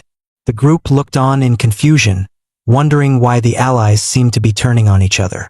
The girl, now enraged, reverted to her demon form, her face twisted with fury as she glared at the keyboard warrior. But upon seeing her father writhing in agony under the keyboard warrior's torment, her expression turned to despair. She dropped to her knees, begging him to spare her father and offering to do anything he asked. Realizing the situation was spiraling out of control, Lanren quickly signaled to Xiaoli, instructing her to use her powers to transmit a paralyzing effect to the keyboard warrior through the vines. After successfully controlling the keyboard warrior, Lanren charged forward and gave him a brutal beating. However, the keyboard warrior sneered and taunted. "Is this supposed to be a massage?" Enraged, Boder didn't wait for Lanren to act. He used his powers to bind the keyboard warrior tightly, then leaped into the pit, intending to perish together. The girl tried to stop him but was a moment too late. Seeing his future wife, the girl, crying uncontrollably, Lanren immediately approached to comfort her. "Don't worry, I'll bring everyone down there to save him," he reassured. Inside the pit, Boder, weakened from his injuries and missing a kidney, lay helpless on the ground. Meanwhile, the keyboard warrior had only sustained minor injuries and stood over him with a mocking grin. Pointing to the hungry carnivorous plants behind him, the keyboard warrior sneered. "These plants haven't been fed yet. I'm sure they'd love a taste of a super mutant like you." Seeing the keyboard warrior controlling the carnivorous plants to attack him, Boder shouted in fury and slammed his fists into the ground. "It's either you or me today." With a violent tremor, countless vines sprouted around him, forming a protective cocoon that blocked the plant's attacks. However, the plant's corrosive liquid began to dissolve the vines. The keyboard warrior, still composed, struck the vines with his palm, creating a massive hole in an instant. Just as Boder felt despair creeping in, a mysterious object suddenly wrapped around him and pulled him to safety. Turned out to be Lanren, riding the zombie cat, swooping down to save him. The keyboard warrior confidently declared, "Come at me, all of you. Let me show you the might of the chosen ones." Hearing such arrogant words, Lanren immediately activated the Eye of Horus and charged forward. The keyboard warrior struggled to fend off Lanren's attacks, but his lower body was already buried in the ground from the onslaught. Lanren executed the wind god kick, thinking it would finish the keyboard warrior. However, the keyboard warrior suddenly burst into maniacal laughter. A golden light shot into the sky, and the keyboard warrior transformed into a demonic figure, standing tall before Lanren. He sneered, "Remember your fellow villager, Haojio? She showed you a taste of this power, but hers was just a prototype. I am the perfect, completed version. Oh, by the way, I forgot to mention, your world back there must be quite chaotic right now." Furious, Lanren's anger reached its peak. The two clashed fiercely, their strength evenly matched. When the keyboard warrior grew overconfident, Lanren seized the opportunity. With a powerful punch, combined with the abilities of Gui's gauntlet, he knocked the keyboard warrior out cold. Just as the keyboard warrior fell, the nearby giant tree began absorbing his energy. Within moments, the tree released a cloud of deadly fungal spores. This tree, infected by the zombie virus, not only feeds on human blood, but also releases spores that turn animals and humans into zombies upon inhalation. This crazy woman. Behave yourself. If you weren't of some research value, I would have already killed you to avenge Lao Wu and Lao Qi. To punish Jiro, Hao Lanren decisively severed her tail with one slash. Jiro winced in pain and then fainted. Meanwhile, Zhou, watching from the computer, immediately turned serious. Wu Jiro is a valuable asset to our company. Please stop this violent behavior. I hope to negotiate a deal, not resort to extreme measures, Zhou said coldly. However, Hao Lanren wasn't intimidated at all and arrogantly retorted, Zhou, don't make things worse for yourself. He then smugly pulled out his phone. The Jiro you wanted? I've already had someone deliver her. Just remember to inflate her on time. Zhou's gaze immediately turned vicious. If that's the case, I'll show some sincerity on my end too. With that, he vanished from the computer screen. Hao Lanren looked at the remaining time on the apocalypse clock and stretched his body, preparing to use the anywhere door to deal with Zhou. However, after several attempts, he couldn't summon the anywhere door, leaving him puzzled. A system message suddenly popped up. Unable to identify the same named entity, the anywhere door is temporarily unavailable. After seeing this, Hao Lanren suddenly realized that Zhou wasn't just one person, or rather, it was just an alias. At this moment, Yufeng walked over and asked Hao Lanren how to deal with Jiro, since just restraining her wouldn't be enough to keep her under control. Yufeng was thinking about whether to send more people to guard Jiro to ensure she didn't escape. Meanwhile, Hao Lanren had already opened the system shop and, with the goddess system's guidance, successfully selected an item. After putting the restraint suit on Jiro, one that only she could undo, the system prompted, Jiro's favorability towards Hao Lanren has increased by 10,000 points. Yufeng, seeing this, was left speechless. When Hao Lanren was about to give Yufeng a gift, he thought it was the same outfit and hurriedly rejected it. To his surprise, Hao Lanren took out a beautiful necklace and asked Yufeng to wear it. The necklace would notify Hao Lanren in advance if Yufeng was in danger. After completing all this, Hao Lanren activated the eye door and prepared to return to the apocalypse. As Hao Lanren crossed back into the apocalypse, he noticed that the tree he had planned to kill with Withered Tree Agent had lost all its vitality, as if some mysterious force had suppressed it. However, the keyboard warriors he killed were nowhere to be found. Seeing Hao Lanren's confused expression, Annie hurriedly explained, the keyboard warrior absorbed the nutrients from the mutant tree and then escaped. The withered tree kept spewing out plant zombies, but we managed to eliminate them, Annie continued. After hearing the explanation, Hao Lanren took a hard drive from his bag and handed it to her.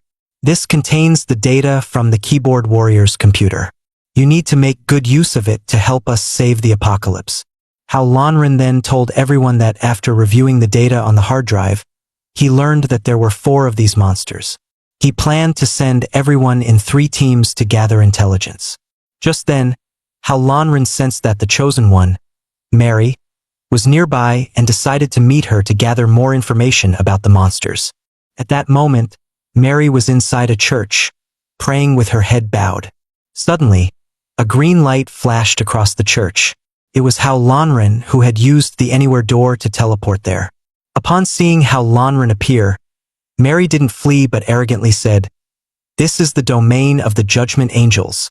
Before anyone could react, a large hole was blasted through the roof of the church, and 2 green, oily zombies appeared at the opening, staring intently at the group.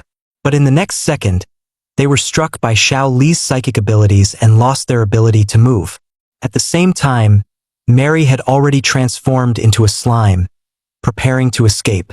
Seeing this, Xiao Mei quickly turned to Hao Lanren and said, "Go after Mary, we'll handle things here." After successfully stopping Mary, to everyone's surprise, she didn't resist. It was as though she was waiting for Hao Lanren to punish her. Suddenly, the church's front door was kicked open. A cigarette-smoking nun appeared, pointing a gun at Hao Lanren's head. "Don't move, kid. If you do, I can't guarantee your head will stay attached to your neck," the nun said coldly. This nun wasn't praying for the masses but had taken Hao Lanren hostage, planning to exchange him for supplies. After some bargaining, the deal was struck for 10 years of living supplies. Meanwhile, the girl group, seeing Hao Lanren's predicament, was furious and ready to rush to his rescue. However, the immobilized zombies suddenly activated their special abilities. Using their strange powers, they bound everyone tightly. At this moment, Mary saw that the situation was entirely under her control. She arrogantly approached Hao Lanren, threatening him to comply, or she would slaughter his entire girl group.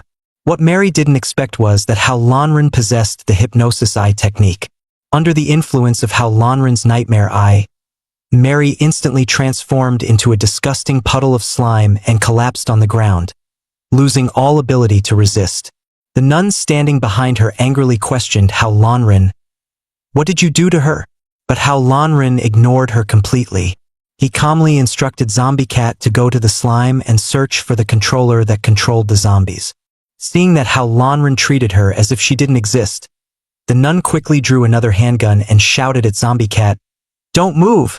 But in the next second, the gun's barrel froze and became useless. Hao Lanren turned around, giving an evil smile. "Put that thing away first." He spoke casually. "I'm Hao Lanren, the kind of person who never watches videos without liking them. Now, I'd like to make a deal with you. As long as you take me to worship the sacred tree, I'll agree to any request of yours, even offering myself in exchange." Meanwhile, Zombie Cat, after some searching, finally found the slime-covered remote control. It threw the remote to Hao Lanren with a look of disdain. Then, Zombie Cat rubbed the slime on Hao Lanren's clothes. Hao Lanren, still holding the slime in his hand and chewing on a pot, immediately became furious when he saw Zombie Cat's actions. He lifted it up and was about to give it a good thrashing.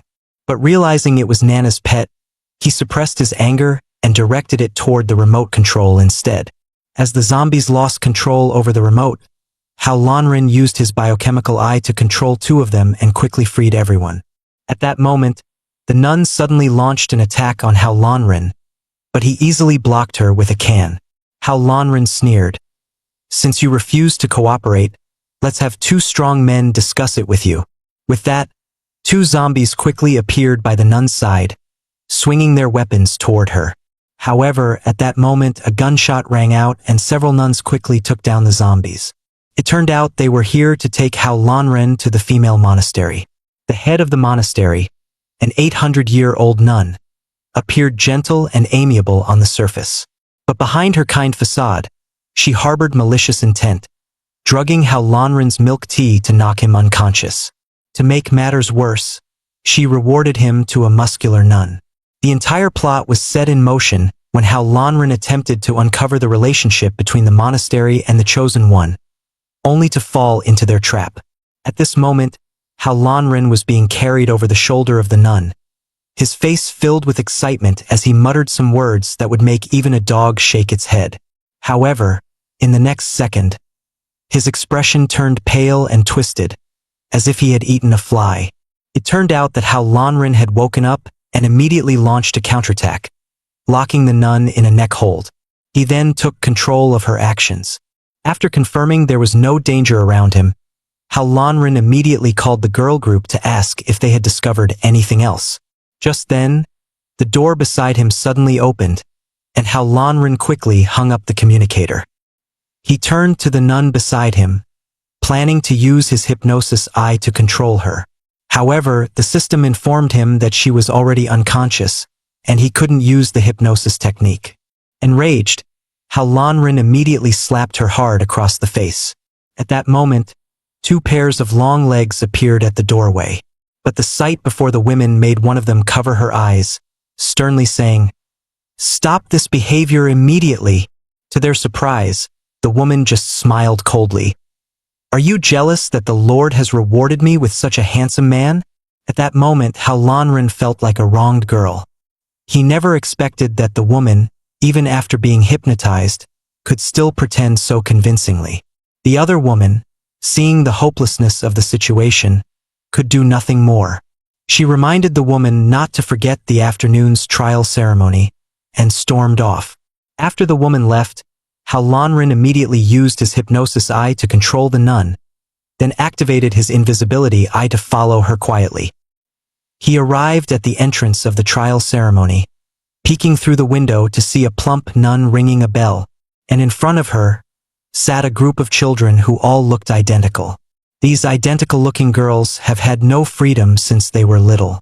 Their bodies were constantly implanted with chips, equipped with soul rings, and every day, they were brainwashed by the nuns of the monastery, turning them into tools. Over time, these girls were molded into monstrous beings with supernatural powers by the nuns. To capture Hao Lanren's girl group in one fell swoop, the nuns falsely claimed they would lead them to find Hao Lanren, only to change their faces midway, and controlled the evil spirits to launch an attack on the girl group. Fortunately, the members of the girl group also possessed supernatural abilities, successfully fending off the attack. When Nana saw how these girls, who shared similar fates to hers, were treated, she was filled with rage. She immediately used her powers to evolve the zombie cat into a berserk form, sending all the evil spirits flying. Seeing this, the nuns panicked, and the zombie cat slapped one of them hard on the back, causing her meager blood supply to spill out. Just as Nana was about to step forward to teach the nun a lesson, a bullet pierced the nun's head. It was the smoke-ringed nun who had walked over. Xiaomei, seeing who it was, asked in confusion, "Sister Maria, why are you doing this?" Maria responded with a serious expression. "Our church strictly forbids the abuse of power, and that includes the headmistress." Meanwhile, in the church laboratory, the headmistress was standing with several evil spirits, watching the slime Mari floating in a bathtub. At this moment, Hao Lanren suddenly appeared behind her. "You old hag's actions are beyond immoral. You don't even deserve to call yourself human." The headmistress merely turned her head and sneered, before ringing a bell to control the evil spirits and attack Hao Lanren. Hao Lanren, surprised, said, "I can't believe you actually mass-produced evil spirits with the same abilities." The old hag grinned. "This method of creating evil spirits is far more efficient than the traditional goo-breeding techniques.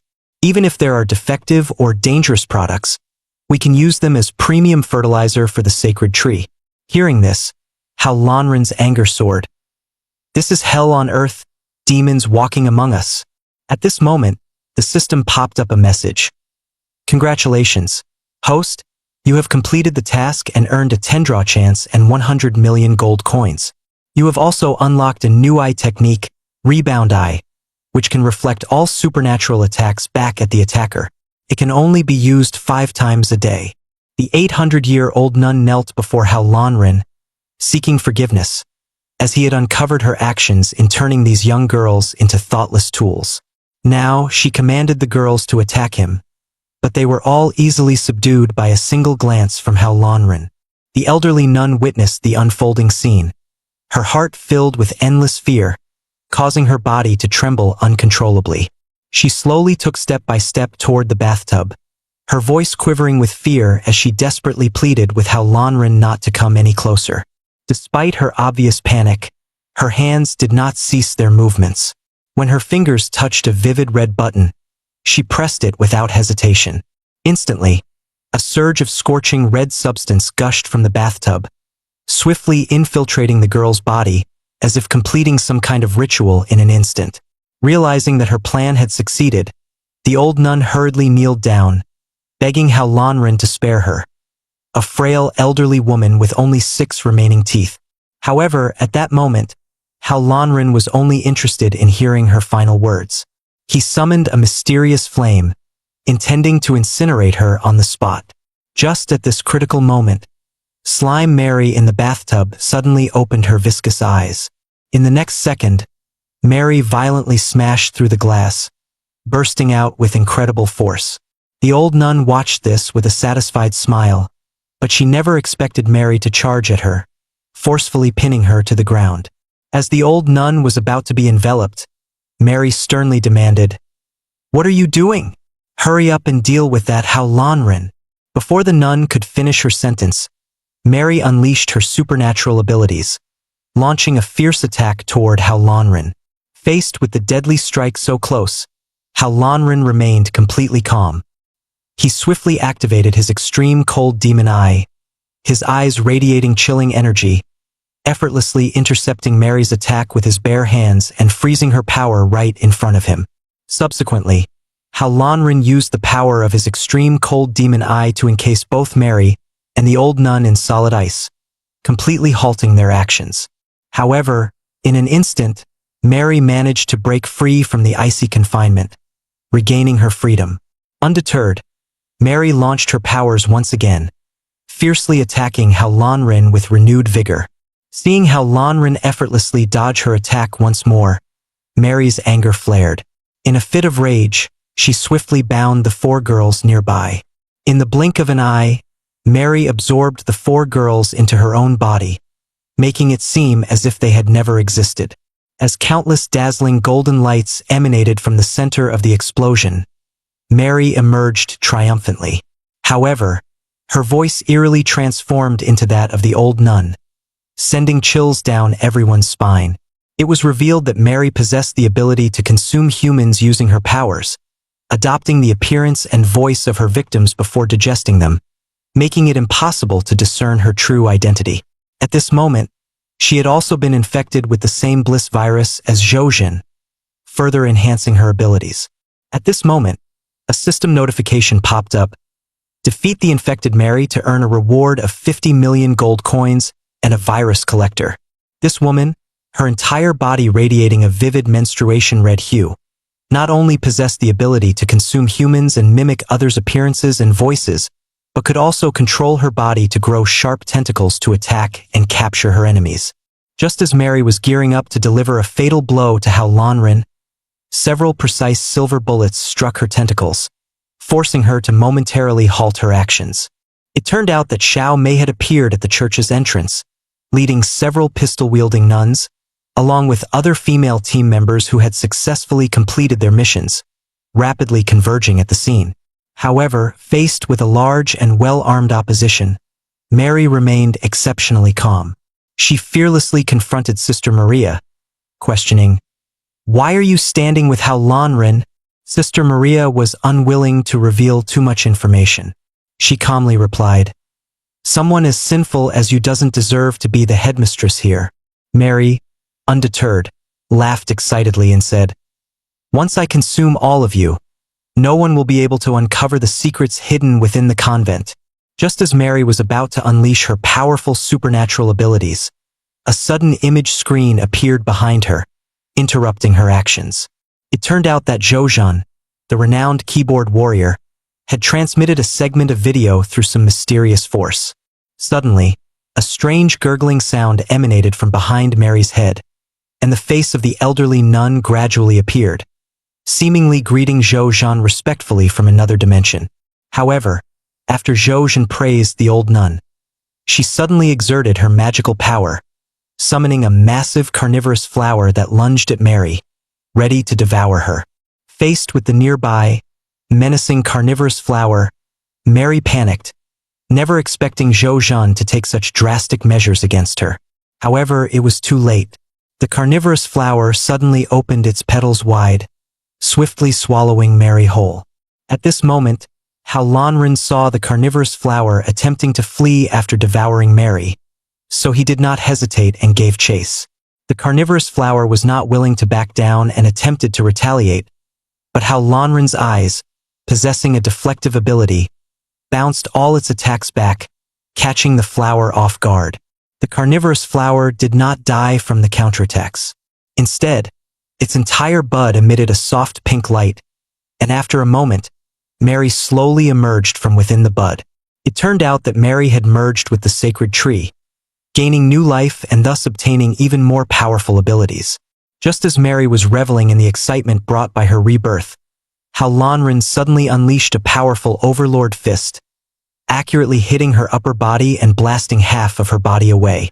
Mary had never anticipated that Hao Lanren's strength would be so immense, rendering her abilities unable to recover quickly, putting her at a disadvantage.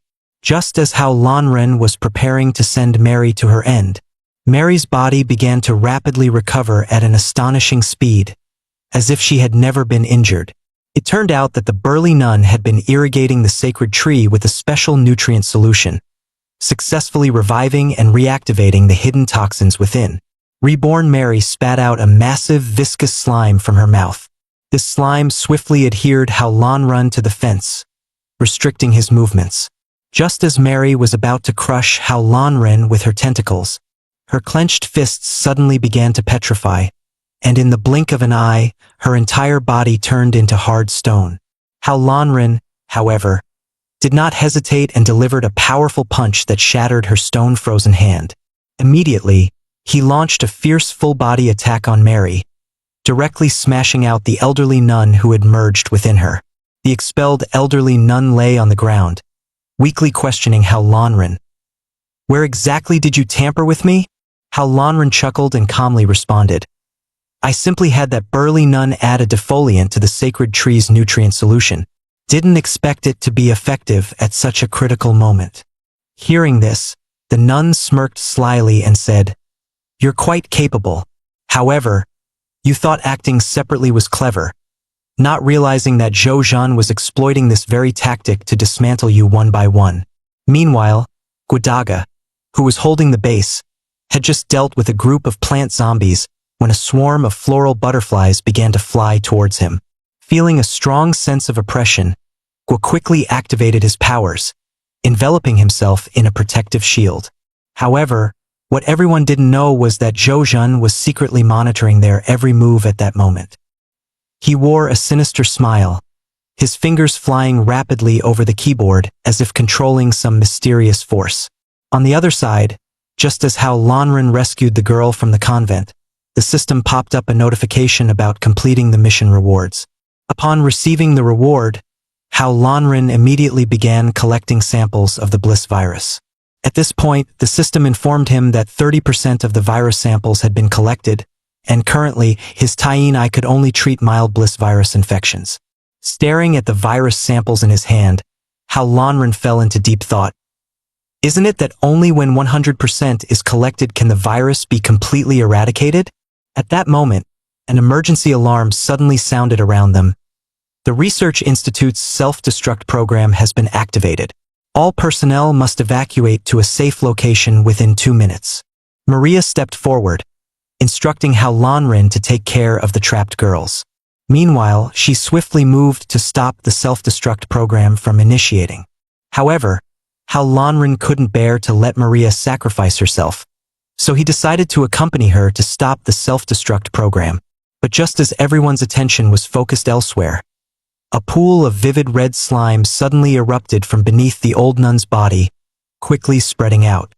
From the body of this deceased woman, a large amount of slime surged out, instantly transforming back into the appearance of a young woman in an eerie and unnatural manner. The female team members noticed that Mary had revived once again and immediately drew their weapons, swiftly preventing her from approaching to avoid the situation from spiraling out of control. However, Mary had no intention of attacking them. Calmly, she tied up the old nun and said, "Since Zhou Zhan and this old hag have betrayed me, our current enemy is the same person." She continued, "But I need to remind you, it will take at least another minute to reach the control room to disable the self-destruct program. Time is running out." Upon hearing this, Hao Lanren promptly activated the any door and turned to Mary, saying, "Don't scheme against Yaya again."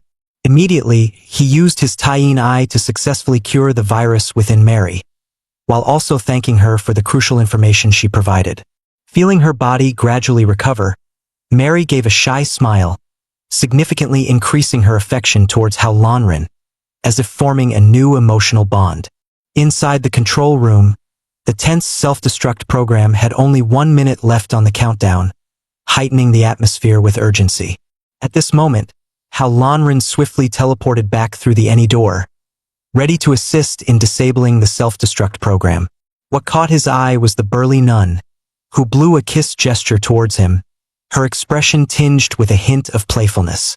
Then, she walked towards Hao Lanren with a graceful, girlish stride, her steps surprisingly agile and swift.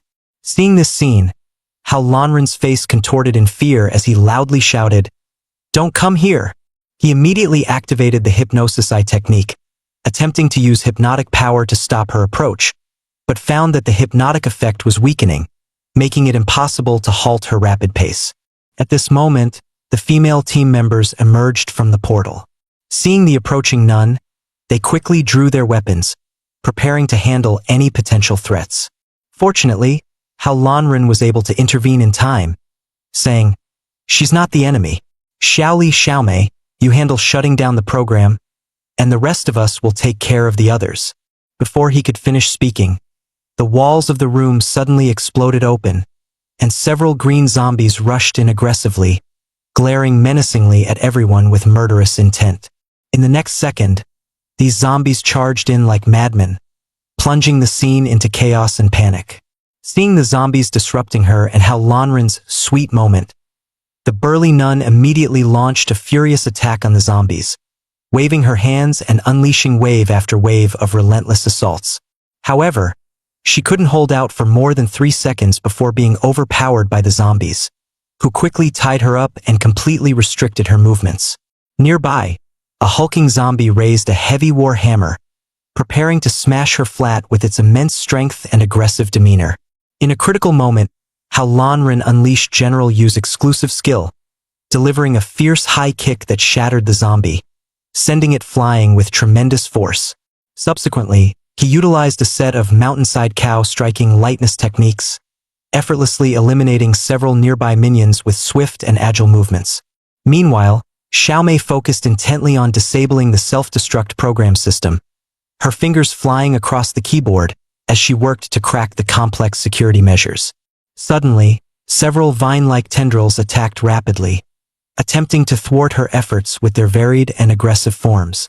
But under Sister Maria's precise marksmanship, these vine attacks were swiftly neutralized, averting the immediate crisis and temporarily restoring calm to the surroundings. The attacked vines quickly regrew, attempting to launch another offensive. Seeing this, Hao Lanren hurriedly rushed forward, pulling Xiaomei away, while the vine attacks accurately hit the machines, temporarily disabling their functionality. Xiaomei successfully cracked the self-destruct program with 2 seconds remaining. A message echoed from the system, intensifying the already tense atmosphere. Zhou Jin snorted coldly, snapping his fingers. The plant zombies controlled by the medicine jars violently broke through the glass and stormed out, immediately launching attacks on the group. The group hurriedly called upon Hao Lanren to deal with this keyboard warrior, while indicating that Zhou Jin's minions would be handled by them, showcasing the team's coordination and cooperation. Hao Lanren broke through the female team's defenses and swiftly approached Guadaga, using his Tai-in eye on him. "Father-in-law, let's go take down this keyboard warrior together." Guadaga, having been treated, regained his former vigor. However, his eyes suddenly filled with bloodshot veins, and his body became exceptionally violent, showing signs of the Bliss virus's side effects. Uncontrollably, he lunged towards Hao Lanren, delivering a powerful punch with no hesitation, the force behind it making it hard to withstand. Hao Lanren realized that Zhou Jin had injected the virus into Guadaga. While resisting Gu's fierce attacks, he used the Tai-in eye again to attempt to cure him, but at this point, the virus had already compromised his ability to heal Gu effectively. In the midst of their intense clash, a large eye suddenly sprouted from Guadaga's chest, emanating powerful energy waves that directly sent Hao Lanren flying backward, his body uncontrollably tumbling away. Zhou Jin watched Hao Lanren being defeated and gave a mocking smile, saying, "Guadaga has been implanted with the Bliss virus. His consciousness will soon dissipate, and he'll become my puppet in no time." Meanwhile, the uncommanded Guadaga fell into deep thought, recalling the moment he was captured and thinking of his daughter back home that he needed to protect. His rationality returned, realizing the severity of the situation. It turned out that Hao Lanren's earlier use of the Tai-in eye had cured the virus's intrusion into his consciousness. Seeing this, Guadaga's face twisted into a fierce glare, his entire body radiating anger as he looked at Zhou Jin and declared, "I will kill you." Seeing this, Zhou Jin showed no sign of panic. He confidently stated, "No one can defy my will," fully aware of his own power and calmly awaiting his next move. Just a second ago, Zhou Jin was arrogantly trying to violently beat Hao Lanren, but in the next moment, Zhou Jin effortlessly flipped Hao Lanren onto the ground, sporting a playful smile. Suddenly, several vine-like tendrils emerged around Zhou Jin.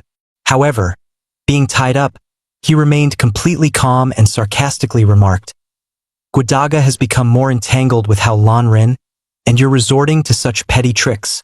Seeing this, everyone immediately charged forward and successfully rescued Guadaga, who had been controlled by the virus.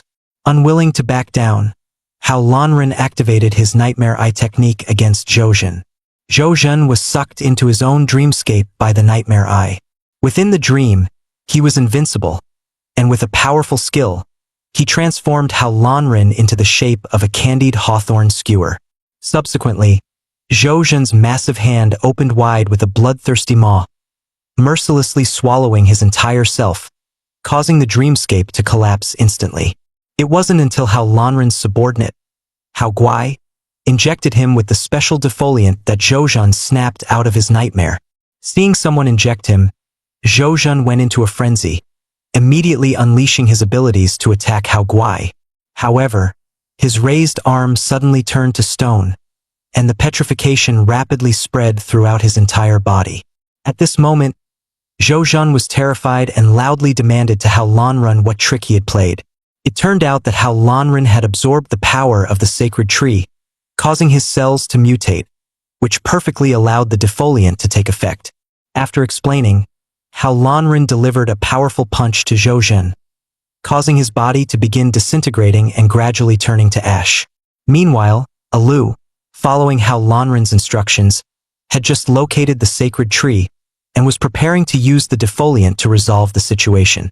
At that moment, a group of plant zombies surged out, attempting to thwart her actions. But after she used the specially crafted defoliant bombs, all the zombies were frightened and fled in disarray, plunging the scene into chaos.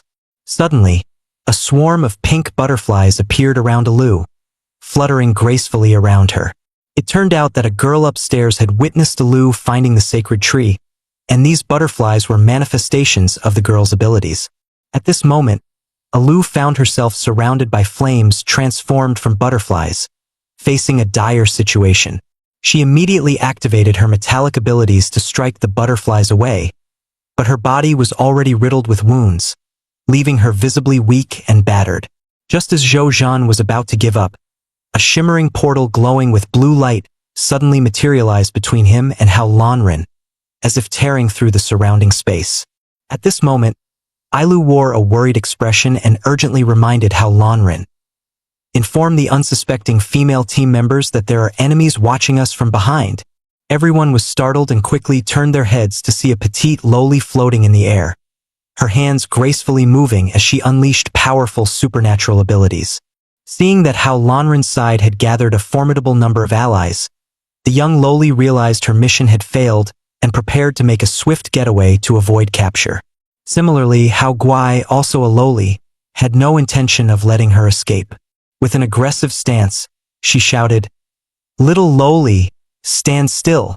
Instead of responding with fear, the young loli pulled a mischievous face at Hao Guai, even mocking her by calling her a weakling, which infuriated Hao Guai to the point where her face contorted in anger. If it weren't for Xiaomei stepping in just in time, Hao Guai was ready to charge forward and pummel the young loli mercilessly. Observing the unfolding scene, Ailu sternly warned everyone not to underestimate the young loli, as she could still unleash powerful supernatural abilities within her own barrier at any moment. Hearing this, Hao Lanrin's face lit up with excitement.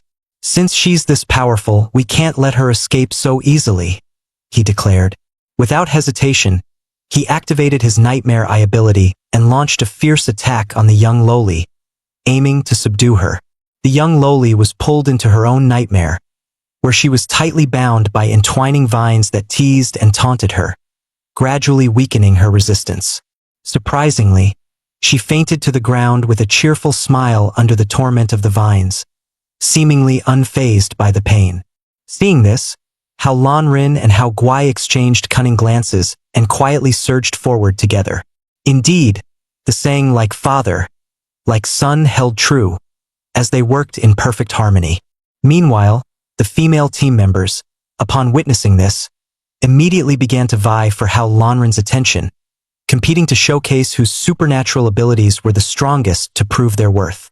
In an effort to demonstrate their value in front of Hao Lanrin, the three women unleashed their supernatural powers, launching fierce attacks against the approaching monsters. Poor monsters stood no chance against the relentless onslaught from the three women, ultimately collapsing to the ground defeated. With the young lowly nestled on his back, Hao Lanren wore a satisfied smile, thinking to himself that as long as he continued to strengthen the female team, the mission to save the post-apocalyptic world was within reach. At this moment, a system notification popped up. Mutated monster tree eliminated. Reward: unlock enhanced eye techniques privilege and 1 billion gold coins. You can also purchase new eye techniques. Additionally, due to completing the mission with an S-grade evaluation, a hidden reward was granted. You can recruit an additional female survivor to join the team. As Hao Lanren reviewed the profiles of the available female members provided by the system, an unfamiliar face caught his attention, leaving him with a puzzled expression, unsure of how this new member would impact the team. The girl was tortured for a full 20 years, transforming from a cute and adorable girl into a burly, man-like strongman, causing Hao Lanren, who now has no resistance to women, to be unable to accept it. It was revealed that this girl had been kidnapped by the Divine Chosen during her youth and had become their experimental subject, enduring countless cruel tests and transformations. Similarly persecuted by the Divine Chosen, Guida was now lying on the bed in excruciating pain as the zombie virus inside him had prematurely erupted, causing severe agony and extreme discomfort in his body. Maria stared intently at the suffering man before her, coldly drawing her pistol and pointing it at Guida, sternly declaring, "If you can't overcome this little obstacle, don't blame me for sending you to meet God." At this moment, Guida had completely lost his sanity, his emotions raging uncontrollably. Suddenly, a ferocious mutt lunged towards Maria, charging at her with savage intent to tear her apart. Just as Maria was about to pull the trigger, Hao Lanren sprang out from behind her, swiftly blocking the dog's attack, and then launched a series of fierce assaults on Guida. After delivering a powerful, full-force punch to Guida, Hao Lanren mercilessly knocked him back, slamming him into the ceiling with a heavy impact. Just when everyone thought Guida had been subdued, his eye in the chest began to tremble violently. In the blink of an eye, Guida sprawled like a fierce spider in the corner of the wall, glaring menacingly at everyone. At this moment, a system notification popped up. Eliminate the parasitic virus eye within Guida. Upon receiving this mission, Hao Lanren didn't hesitate to take action. However, just as he was about to proceed, Maria suddenly pointed her pistol at him coldly, saying, "Pay the renovation fee first before you can proceed." Faced with Maria's threat, Hao Lanren had no choice but to reluctantly take out his phone and scan the code, paying Maria 1 million gold coins. Observing the situation, Ailu urgently called out to Hao Lanren, "Quickly call brake system and give me the sonic gun." Hao Lanren showed a helpless expression, but upon hearing someone call her brake system, the system goddess angrily sprang out from the screen. Just as the two women cornered Hao Lanren in a heated argument, Hao Lanren sorrowfully pushed them apart, sternly saying, "Now is not the time to argue. Saving lives is more urgent." Suddenly, a high-tech gun appeared in his hand out of thin air, gleaming with a cold, sharp light. Hao Lanren looked at the system's prompt and learned that the sonic gun had a deadly effect on creatures infected with the Z-virus, prompting him to prepare for action. However, when Hao Lanren pulled the trigger at Guida, he discovered that the sonic gun was completely ineffective. No gunshot sound was heard. At this moment, the system goddess coughed twice sharply and coldly reminded, "The device lacks a power source. Please install a charging battery promptly." Host. Hearing this, Hao Lanren immediately thought of the charging battery he received when Hao Guai joined the female team. He hurriedly took it out of his pocket, ready to use it. However, just as he was about to operate it, Ailu swiftly stepped in, grabbing the battery and blocking his path. Without hesitation, Ailu aimed her sonic gun at Guida and pulled the trigger.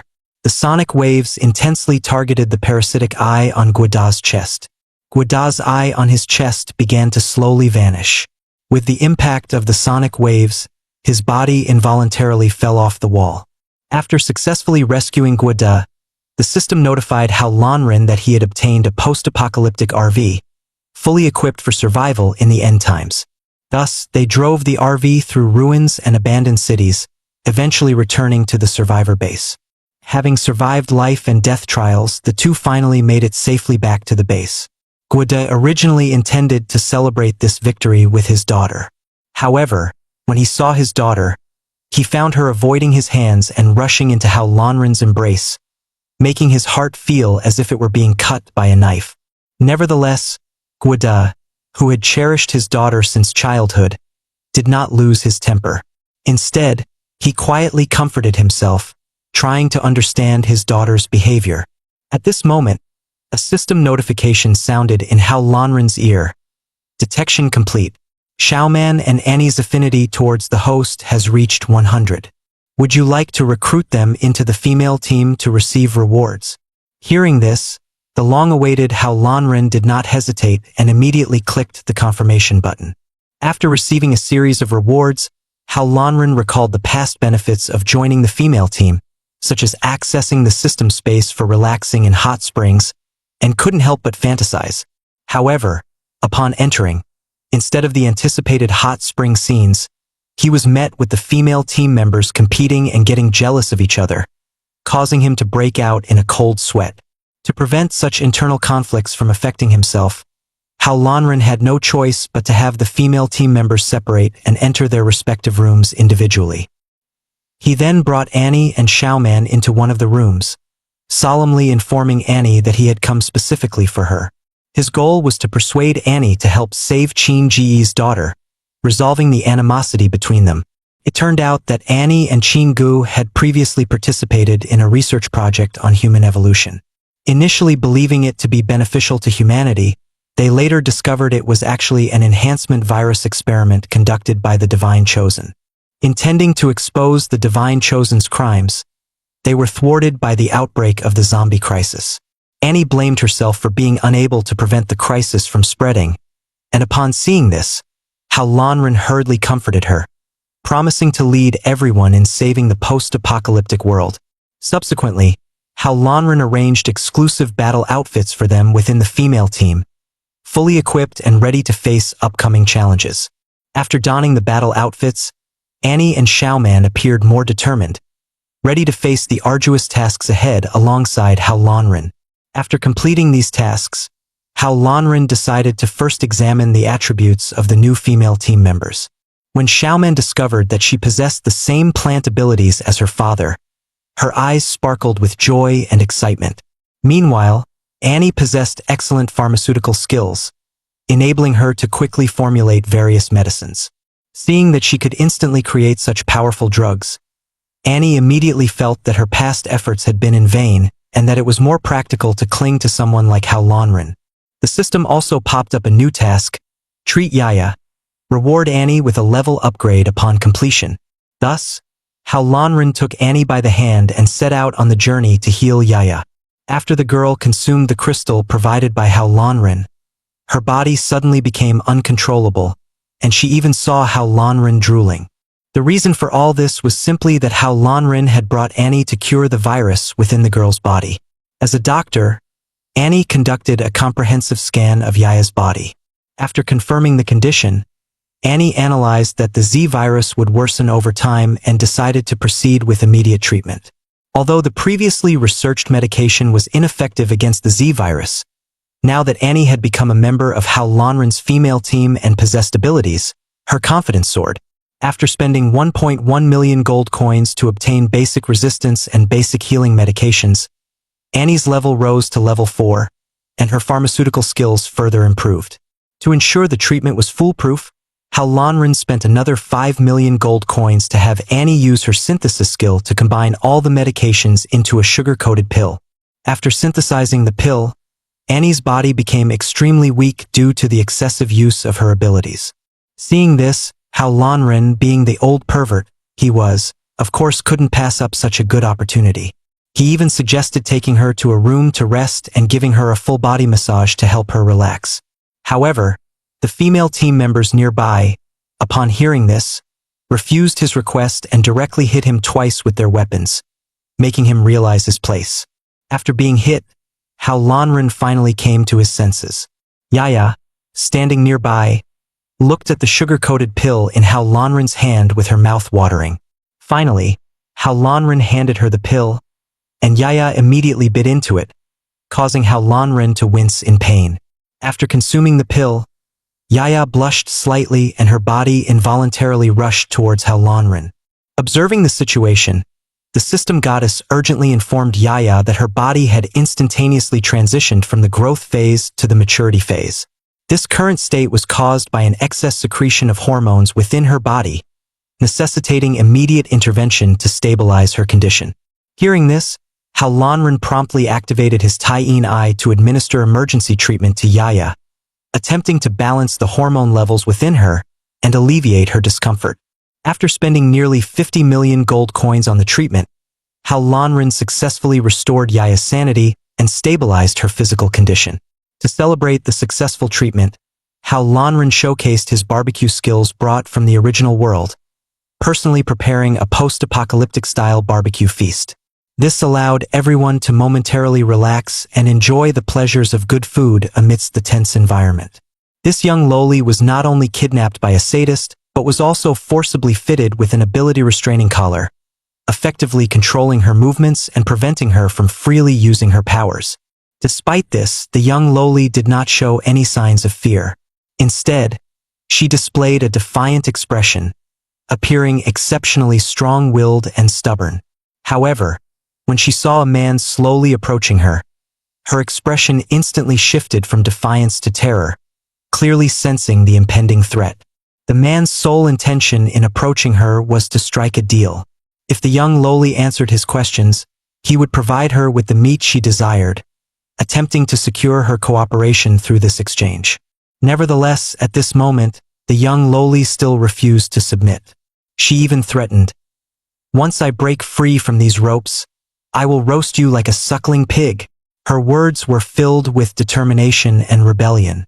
The man seemed unfazed by her threats, pulling out a piece of roasted meat and unhesitatingly stuffing it into her mouth, attempting to control her behavior through forceful feeding. At this moment, the little girl no longer showed the stubbornness from before. As she devoured the grilled meat, a satisfied expression spread across her face, and her fondness for Hao Lanren subtly rose to 55. After finishing the grilled meat, she wore a look of pure enjoyment, her eyes half closed in delight, clearly wishing she could have another piece. Noticing this, Hao Lanren took out another piece of grilled meat and handed it to her casually, saying, "If you want another piece, answer one question." The little girl furrowed her brow upon hearing this, momentarily caught in inner turmoil. After a mental tug-of-war between the angel and devil on her shoulders, she finally made up her mind. In the end, the darker side of her prevailed. She decided to lie, hoping to get the best of both worlds. More grilled meat and less restriction. What she didn't know was that the piece of meat she had eaten had been sprinkled with a special seasoning, Honest Marsala, by Hao Lanren, making her unable to resist telling the truth. As soon as she blurted out the first sentence, she felt something was wrong. She tried to stop herself, but it was already too late, as the flow of words came uncontrollably with each bite of meat. Thus, in the long-lost feeling of happiness, the little girl slowly let her guard down and revealed all her secrets to Hao Lanren. It turned out that after gaining her powers, everyone treated her like a monster, and no one was willing to take her away. After the apocalypse, she lived in isolation, abandoned and alone. However, one day, when attacked by a group of zombie cats, she was paralyzed with fear, unable to control her powers, trembling in terror. At that moment, a woman appeared and rescued her. After briefly introducing herself and comforting the little girl, the woman handed her a lollipop, successfully bringing her under her wing, as if she had already decided to take her in. Then, the woman painted a beautiful picture, inviting her to live in Fairy Tale Town, a place that seemed like an ideal refuge. At this point, the little girl suddenly had a realization, as if something clicked in her mind. Meanwhile, Hao Lanren still had some questions he wanted to ask. Suddenly, a voice rang out from behind them. "I knew I didn't misjudge you." You've even caught the attention of Fairy Tale Town people. It was Guada and Maria approaching. How Lanrin, curious, asked Guada about Fairy Tale Town. Guada thought for a moment before answering. Fairy Tale Town is the strongest force among the survivors. Right now, our forces seem insignificant compared to them. He continued, however, we've reached an agreement with Sister Maria. The survivors' base will form an alliance with the Sisterhood. After their discussion, they decided to make Hao Lanrin the leader of this new alliance. Just as Hao Lanrin became the leader of the survivors' base, his subordinates informed him that a military force was approaching the base. Feeling the weight of his new responsibilities, Hao Lanrin decided to take the lead and check things out on his own. Outside the base gate, vehicles were already lined up, indicating a large number of people had gathered. A soldier opened the door of an Audi. A woman with an incredibly hot figure stepped out of the car, exuding a powerful aura. She picked up a loudspeaker and shouted toward the base. I am Major Wendy, sent by the Human Alliance Management Committee. Given the contributions of the survivors' base, you are now allowed to join the committee and serve us. Hao Lanrin was dumbfounded upon hearing this, while Guada and Maria exchanged looks of disdain. Guada then told Hao Lanrin that these people were nothing more than hypocrites. They prided themselves as society's elites and humanity's hope, but behind the scenes, they had done many shady deeds. Hearing this, Hao Lanrin couldn't help but smirk. He suspected that this woman was somehow related to the Chosen Ones, so he decided to approach her and see what she was really about. Before doing anything else, Hao Lanrin used the system's transmission function to assign tasks to the female team members, preparing for the upcoming situation. At this point, Hao Lanrin had already started a conversation with Wendy.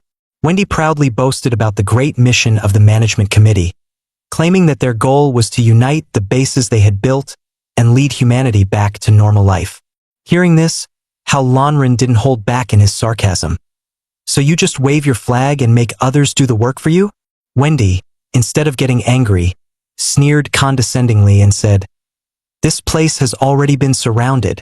With just one command from me, it will turn into rubble. Hao Lanrin showed no reaction, and Wendy, sensing his indifference, added, If you apologize sincerely, we might still give you another chance. However, her next move was hard to watch. She actually demanded Hao Lanrin clean her shoes with his tongue, as if reveling in her power. Hao Lanrin remained composed and said nothing. Wendy, seeing this, threatened, If you don't comply, I'll take the lives of the survivors as leverage. Hearing this, Hao Lanrin had no other choice but to walk up to her, bracing himself for what was to come. But he didn't do what Wendy expected. Instead, he grabbed Wendy's leg and pulled her sharply into his embrace, taking her by surprise. Wendy's face flushed with embarrassment. She never expected this man would dare to offend her like this. After recovering, she threatened again, Let go, Hao Lanrin, or I'll destroy this place with a single command. However, Hao Lanrin ignored her threats entirely and communicated with the female team members using his transmission function. The next moment, Xiaoli and Gao Guai broke in through the door, taking control of the situation. The soldiers in the meeting room tried to retaliate, but they were instantly restrained by Guada's ability, unable to move. Just then, a tail suddenly sprouted from Wendy's back and struck toward Hao Lanrin like a sharp weapon.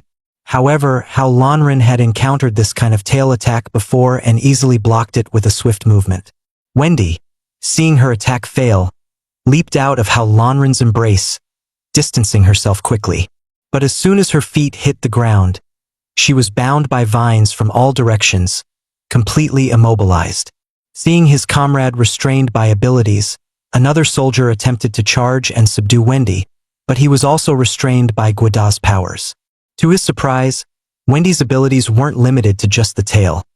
Her body could also release deadly poison gas. At this moment, the female team members attacking her began to show expressions of pain, clearly feeling the poison creeping into their systems. Wendy sneered with contempt, saying coldly, Anyone who inhales my poison will lose the ability to move. Most people don't survive for more than 10 seconds. Upon hearing this, How Lanren rushed forward without hesitation, swinging his fists toward Wendy. But Wendy easily avoided the attack with a backflip, her movements as quick and fluid as a cat's. She looked at How Lanren with derision, seemingly not considering him a threat at all. However, the next moment, her face changed dramatically, and she spat out a mouthful of blood. Wendy cursed inwardly, realizing that the poison wasn't enough to deal with How Lanren, so she planned to retreat while the poison took its toll. On How Lanren's side, he quickly realized that the healing effects of the Tyene Eye weren't fast enough to counter the poison.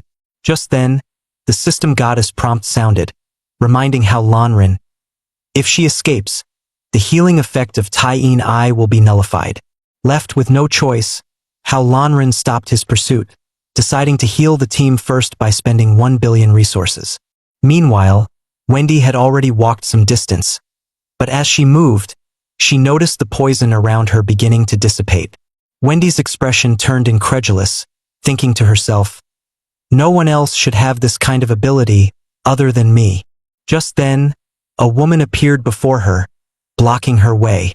Wendy remained calm, even mocking her. You're just a fake. Once I catch you and take you back, I'll torture you with the most brutal methods. With that, Wendy charged at AI Lu with a fierce expression. Without hesitation, AI Lu activated her extreme cold magic eyes. In an instant, AI Lu dodged through Wendy's body, freezing her into an ice sculpture that couldn't move. At that moment, How Lanren and Guida arrived on the scene, seeing AI Lu walking toward the door. Guida furrowed his brows and reminded AI Lu, she's from the committee. You can't let her just slip away. How Lanren stopped Guida and said softly, I'll handle this matter. He then instructed Guida, stay here and take care of the base.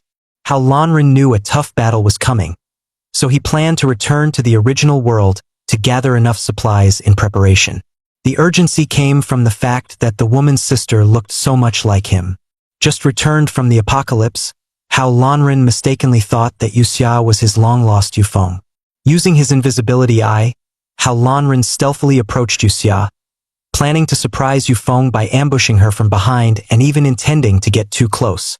However, when Yuxia turned around, How Lanren froze in shock. It wasn't Yufeng at all but Yuxia.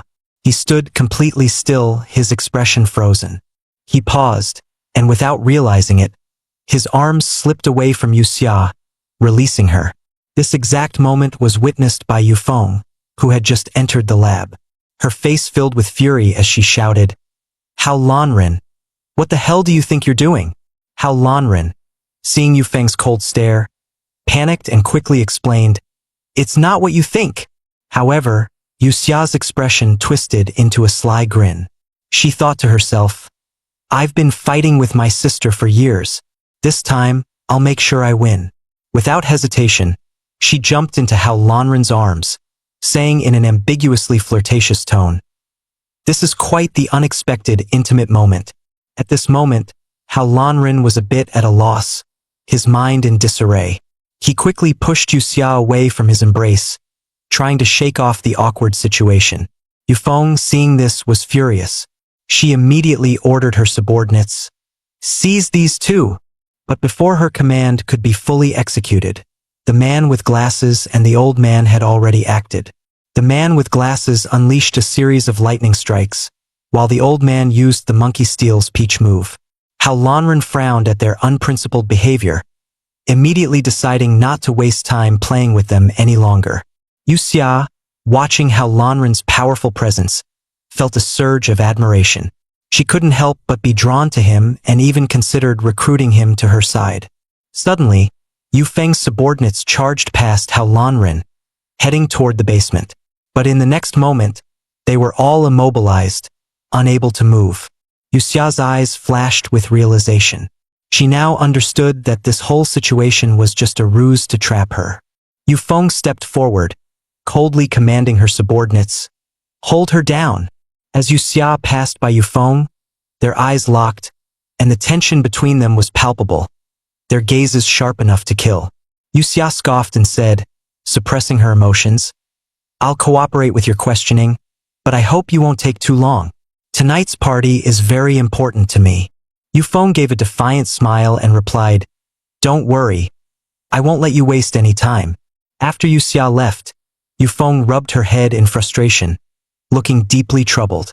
How Lanren noticed and quickly approached her, offering words of comfort to ease the tension. Yufeng finally explained to How Lanren the reason for her sudden appearance.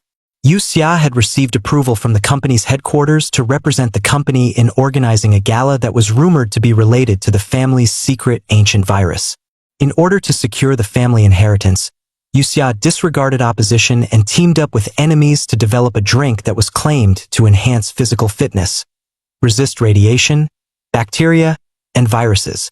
Today, she had invited influential figures from various fields to this luxurious yacht to attend the banquet. At this moment, How Lanren was quietly observing the scene from across the banquet hall, yet his mind was full of questions. He remembered that before the apocalypse, people had also consumed a globally popular drink, only to turn into zombies.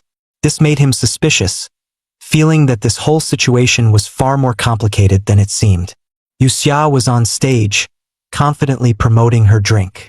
She claimed that a woman, once diagnosed with a terminal illness, drank the beverage and immediately regained her vitality, even effortlessly defeating two strong men, restoring her normal strength.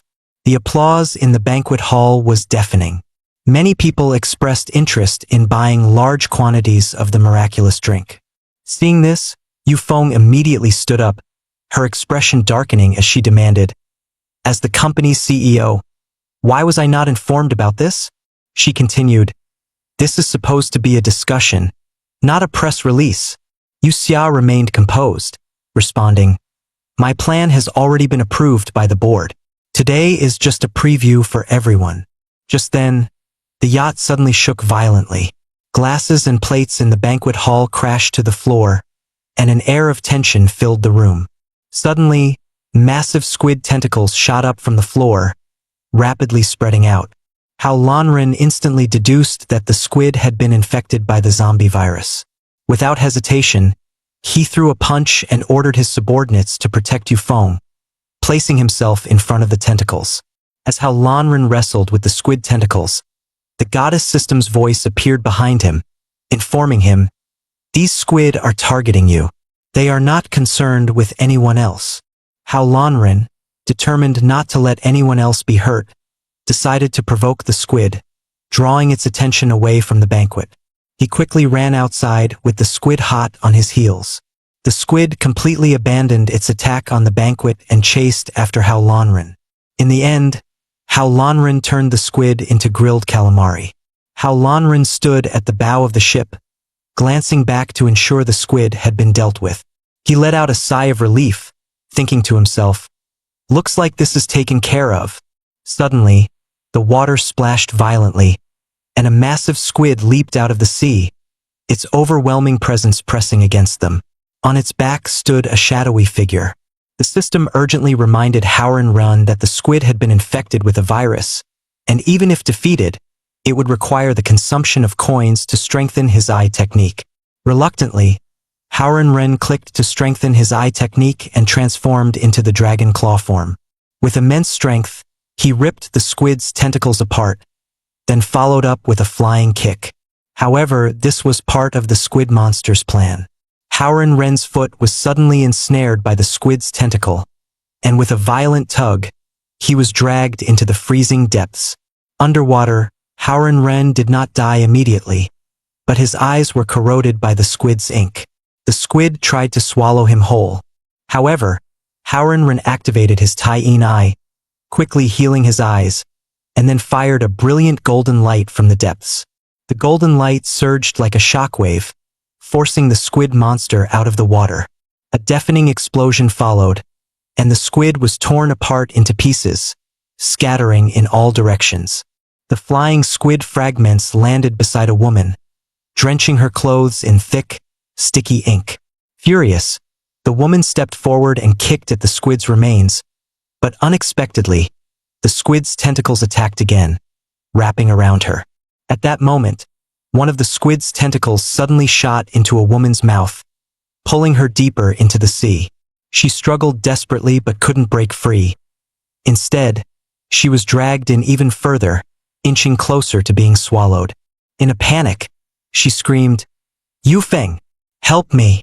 Just then, Zhou Jin suddenly appeared from the side, without hesitation shoving the squid's tentacle back into the woman's mouth, stopping its advance. Zhou Jin coldly said to Yufeng, "If you don't want to become the next target of Yuxia, you'd better get to the escape pod, now." Furious, Yufeng immediately instructed his subordinates to control Zhou Jin. However, Zhou Jin reacted instantly, punching Yufeng down, while the bespectacled man was knocked out cold. After defeating the squid monster, Haoran swam toward the surface with the system goddess. When they broke the surface, they were shocked to find that the yacht had vanished. The system urgently popped up a message, informing Haoran that Yufeng was under a life-threatening attack and requiring him to rescue him immediately.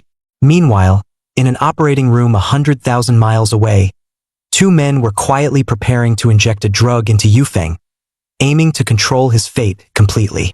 Just as the needle was about to pierce, a figure suddenly appeared, stopping them in time and exposing their hidden conspiracy. At that moment, Haoran arrived through the portal, swiftly covering one man's mouth with his large hand, then punching him forcefully, sending him flying. The other man, in panic, quickly pressed the syringe against Yufeng's neck, coldly threatening Haoran. "One more move, and he's dead." However, Haoran was unfazed, darting forward and quickly subduing the man, demanding to know the whereabouts of Yuxia and Zhou Jin, as well as their plan. The man, visibly anxious, claimed to know nothing but revealed that those injected with the serum began hearing a strange sound in their minds. Suddenly, Yufeng's eyes lit up with realization. He recalled Zhou Jin's use of Yuxia to summon the influential figures and urgently told Haoran to stop their plan. In a bid to prove she was stronger than her sister, Yuxia had allied with the enemy but was immediately fed a mutated squid. She had captured several wealthy individuals, planning to inject them with a serum to control their fates. Zhou Jin, meanwhile, smugly boasted of his achievements, threatening them to flee or else the mutated Yuxia would come after them. Haoran, seething with anger, fearlessly replied to the image of Zhou Jin on the screen, "Wait for it. I'll make you pay for this." At that moment, the door opened, and Yufeng's subordinates walked in, wearing harmless expressions. When Yufeng saw that both men had returned unscathed, he smiled with satisfaction, as if everything was under control. But as he approached, Haoran blocked his way and whispered a warning, "Don't be deceived by appearances. This isn't really them." The system then issued an urgent mission: eliminate the parasitic creatures in the research facility. After reading the system's message, the subordinates suddenly clasped their heads in agony and urgently warned Yufeng, "Run! They've changed." Haoran activated his X-ray vision and discovered that virus worms had been implanted in the foreheads of the two men, quietly taking control of their bodies. Instantly, the two men lost control, and Haoran swiftly shielded Yufeng, drawing his sonic wave gun and pulling the trigger. A powerful sonic wave shot out, shattering the virus worms in an ear-splitting blast. Just then, the ceiling was torn open by several massive squid tentacles, creating a large hole. Two giant stones, seemingly with minds of their own, fell toward Yufeng, bearing deadly force. Fortunately, Yufeng's subordinates woke up just in time and managed to catch the giant stones, preventing further damage. However, their luck ran out as one squid tentacle swiftly wrapped around Yufeng, yanking him off the ground and into the air. Haoran saw the situation and rushed forward without hesitation, swiftly dealing with the squid tentacle blocking his way before leaping onto the rooftop.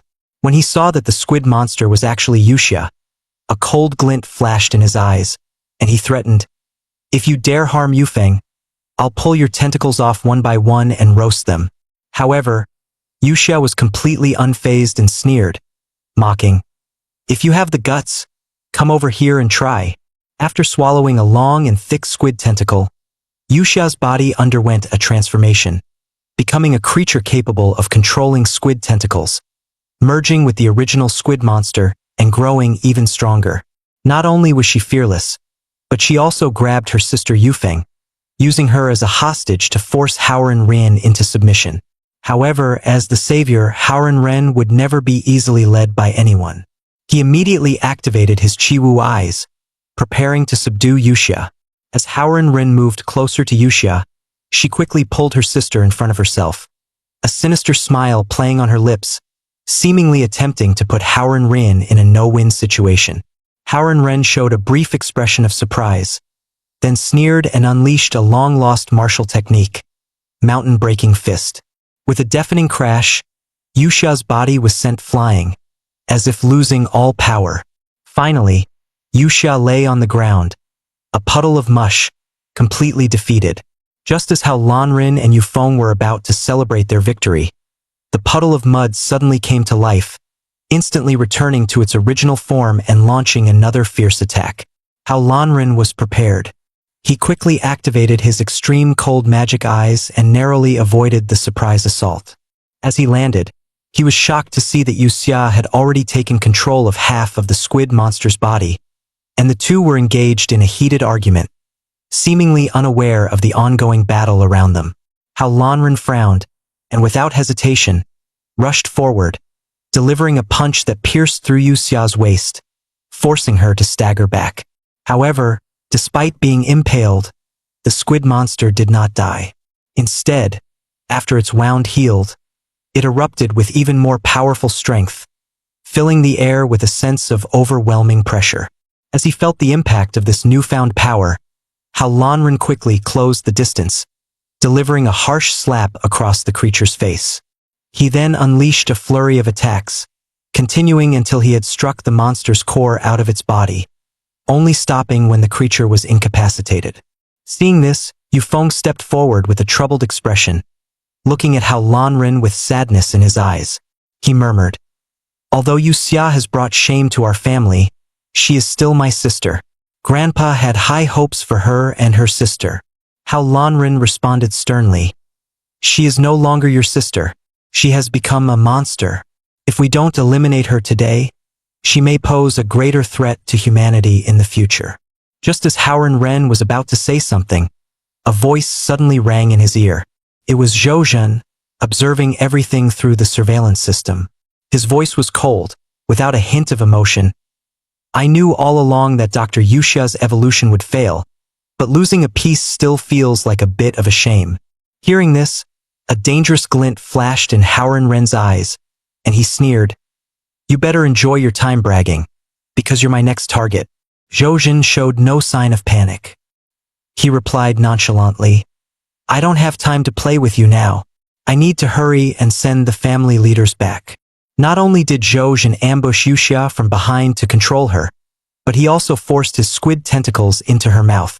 To make matters worse, he had captured many influential figures in Hua country, dunking them into vats of chemicals, turning them into monsters under his command. Just as Zhou was about to send the controlled individuals back to the family, the laboratory door was suddenly kicked open, and Tiger and Crane stormed in. Zhou saw that it was two small Karas, a mocking smile forming on his lips as he gestured for the monsters behind him to attack. Without hesitation, Tiger and Crane drew on their signature skills. One charged at the monsters, while the other quickly restrained Zhou, waiting for Howren Ren's backup. However, in less than 3 seconds, Zhou kicked Xia He to the ground and was even ready to cripple his third leg as a warning. Just as he was about to take further action, Howren Ren and Yufeng suddenly arrived through the portal, intensifying the tension in the room. Hao Lanren gave a charming, sinister smile, his eyes filled with confidence and provocation. Zhou stared in shock as the small he at his feet suddenly turned into a zombie, clinging to his leg like a lifeless, desperate creature. He even saw Hao Lanren and Xiao Hu transform into zombies, staggering toward him with lifeless steps. Yufeng watched as Zhou stood frozen, confused, and asked Hao Lanren about the situation.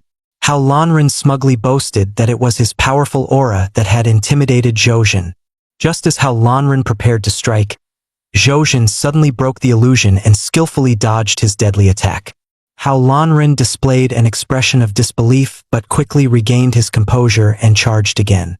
Zhou Zhan emitted 2 beams of light from his eyes, precisely striking Hao Lanren's eyes and temporarily blinding him. Meanwhile, Zhou Zhan controlled the monsters, sending them to assault Hao Lanren. Yufeng, watching helplessly, suddenly remembered the sonic gun Hao Lanren had given him and the words he had said. He quickly pulled out the sonic gun, aimed at Zhou Zhan and pulled the trigger. Zhou Zhan remained unshaken, confident that the temporarily blind Hao Lanren was now powerless to resist. However, at that moment, a smile appeared on Hao Lanren's face. Using the Taiyin eyes, he healed his vision and immediately collided fists with Zhou Zhan. Zhou Zhan's fist was severely burned on impact, causing him to stagger, unable to stand properly. Hao Lanren was exhilarated as he unleashed the supreme fist, crushing Zhou Zhan with overwhelming force, leaving him powerless to resist. Yufeng took the battered Zhou Zhan to the company headquarters, preparing to interrogate him. 2 single men were engrossed in analyzing a movie, looking deeply focused. Suddenly, Yufeng interrupted them, asking about the progress of the investigation.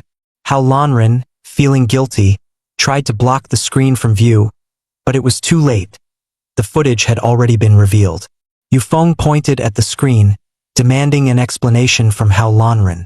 Hao Lanren quickly tried to explain that it was his nearby brother who wanted to watch, but Yufeng clearly didn't believe him. He coldly stated that Zhou Zhan had woken up.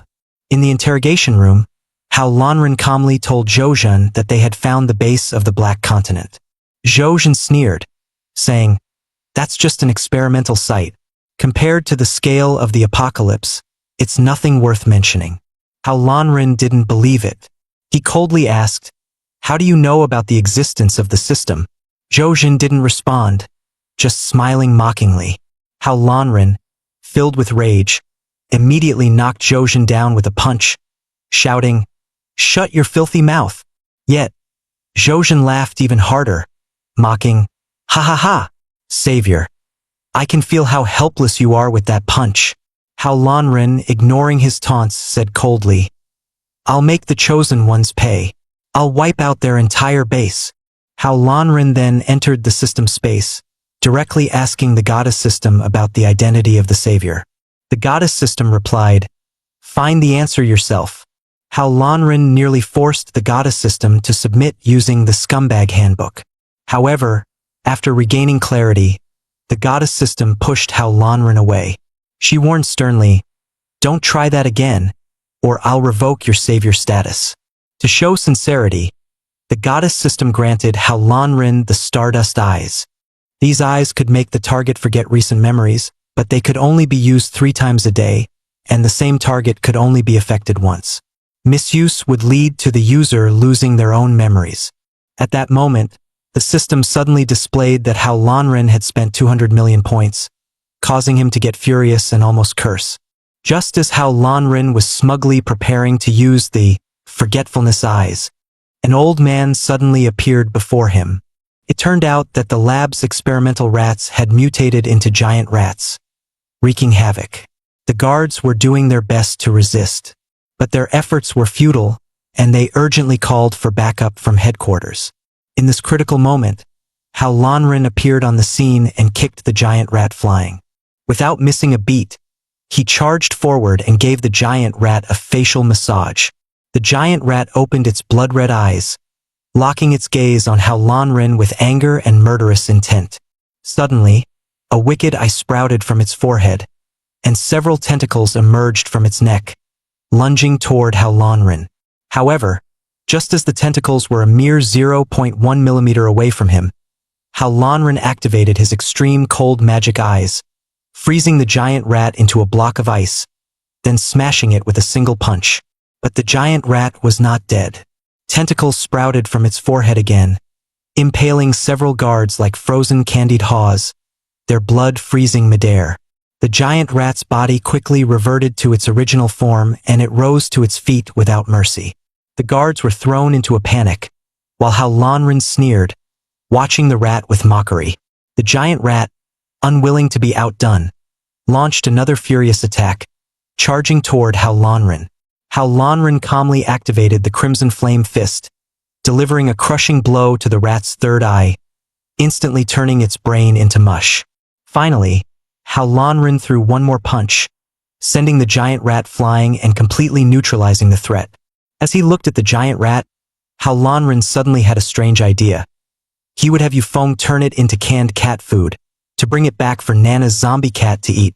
At this moment, Yufeng had already prepared all the supplies for Hao Lanren to return to the apocalypse.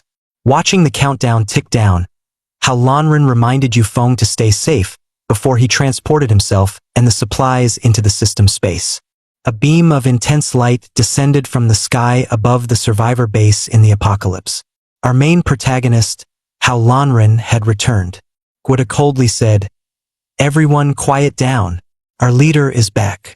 Hao Lanren walked out with a smile and said, "Sorry to keep you waiting. I'm back." The members of Hao Lanren's girl group excitedly ran over to greet her. Hao Guai jumped into Hao Lanren's arms and happily shouted, "Mommy, mommy, Hao Guai wants a hug." "A hug," Hao Lanren gently reassured. "Don't worry. I know everyone's been busy with the base's reconstruction, so I made sure to bring back some good stuff for everyone." Hao Lanren felt a surge of happiness and thought to herself, forming a girl group in the apocalypse was definitely the right choice. The girl group members eagerly surrounded Hao Lanren, excitedly asking about the supplies she brought back. Hao Lanren pointed behind her and smiled. "I know you'll love it. Everything's over there." Upon seeing the supplies, everyone rushed forward, and the scene became chaotic. Yaya and Guai quickly climbed up, their eyes sparkling with excitement as they saw all their favorite foods, especially the large sausages. After eating, the girl group laid down on the ground without any regard for their image, enjoying their moment of satisfaction. Howrenren noticed that Annie and Xiaoman were missing and frowned, asking, "Where did they go?" Xiaoli came over and explained, "Annie and Xiaoman are in the lab studying the antidote for the Z-virus. They've been there for a whole day." At this moment, Guida walked over and was visibly happy upon seeing all the supplies. He then said, "However, we currently lack enough materials to repair the buildings and the signal tower destroyed by the divine tree. Once the tower and the monastery are repaired, the base's communication will be restored." The system prompted a task. Time task repair the buildings. Repair the buildings and signal tower destroyed by the divine tree within 72 hours. Task rewards: 1. Receive 1 10-draw privilege. 2. Gain 200 million gold. Task 2. Search for the antidote clue. Find clues about the Z-virus antidote within 24 hours. Task reward: gain 100 million gold. Howrenren said to Guida, "Leave the repair of the hospital and the signal tower to me." A magical scene unfolded, and everyone turned to look. They saw the building slowly being repaired. It was Howrenren using the Luban Eye to repair the hospital and the signal tower. Everyone marveled. The hospital was repaired in an instant. This is incredible. Could this be the legendary savior? Hao Lanren, secretly feeling a little pained by the cost, enjoyed the adoration from everyone, smugly saying, "Yes, it's me. I'm the savior. These little things are nothing for me." He then turned to Guida and said, "Uncle, once the signal tower is repaired, you'll handle broadcasting to find the survivors." After bidding farewell to Guida, Hao Lanren went to check on Annie's progress.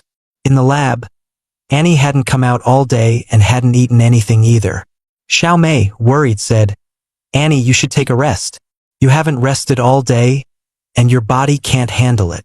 Stubborn as ever, Annie continued to focus on the microscope, replying, "No, I'm fine." Just then, Hao Lanren and a group of people walked in.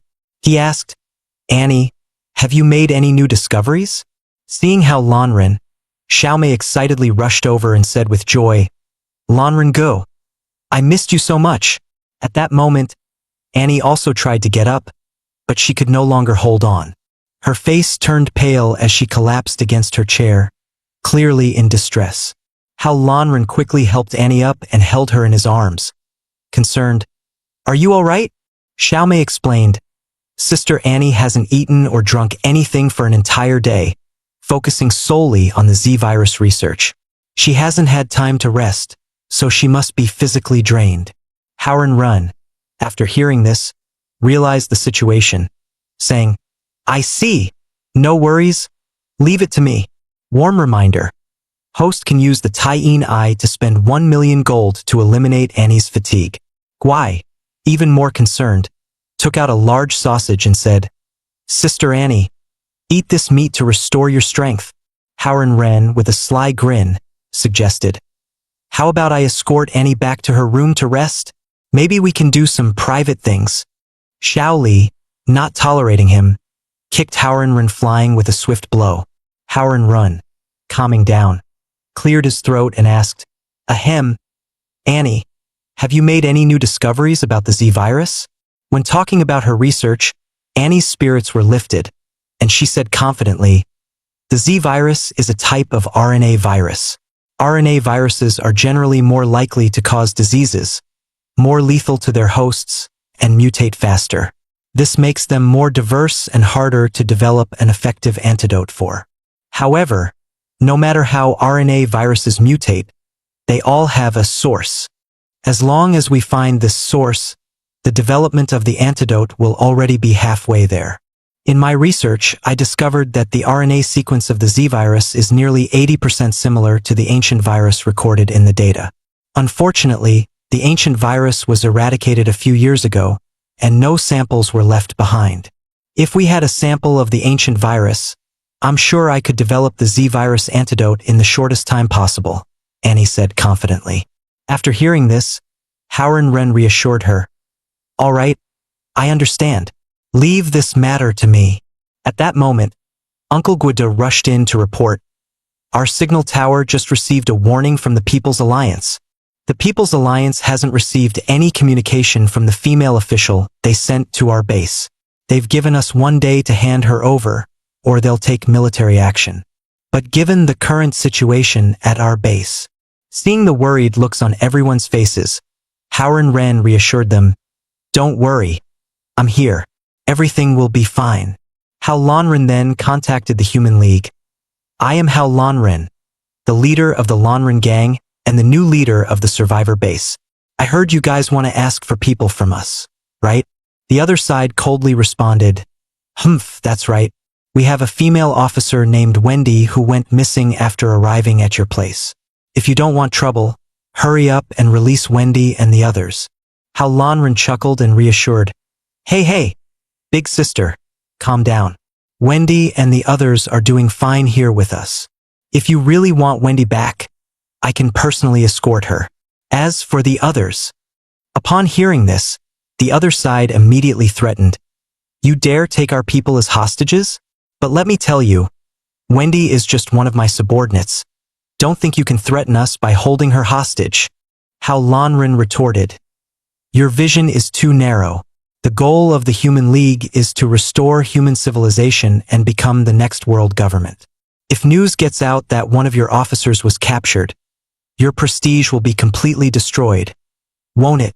And that trick of Wendy's, blackmail and coercion, must have earned you quite a few followers. But this time you've really lost both the lady and the troops. Don't you think I, Hao Lanren, might have something up my sleeve? Uncle Guida walked over, worried. What if the Human League launches a full-scale attack on us? Even if it's Hao Lanren, I'm not sure he can withstand it. And there's a high chance that the Human League has quite a few super mutants. Upon hearing Hao Lanren's words, the other side didn't get angry. Instead, they laughed. Ha ha ha. Well said, Hao Lanren. It's been a long time since Aisha met such an interesting man. Xiao Mei thought the woman was no simple opponent. Facing Hao Lanren's provocation, she didn't get angry but even joked back. The twin sister, Xiao Li, scoffed. That woman is definitely a shameless one. Annie thought for a moment, then said, That woman is definitely a tough opponent. But I don't know much about the Human League. Just then, Hao Lanren received a system notification. Time-limited special task. Reach the Human League headquarters within 3 days, find Isha, and eliminate the threat to the survivor base. Hao Lanren grinned and said, Big sister on the other side, you're also a particularly interesting woman. I, Hao Lanren, really like interesting women.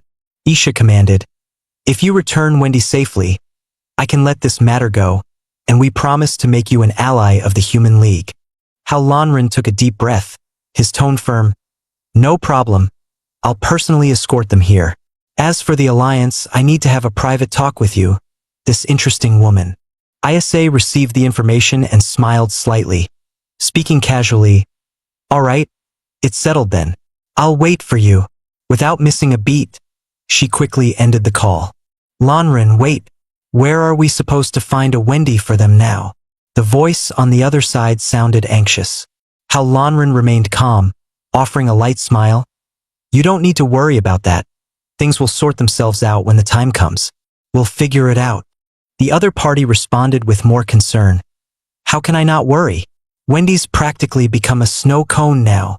There was a tone of helplessness and urgency in their words. Then why don't you show off some of your skills and turn into a Wendy for everyone to see?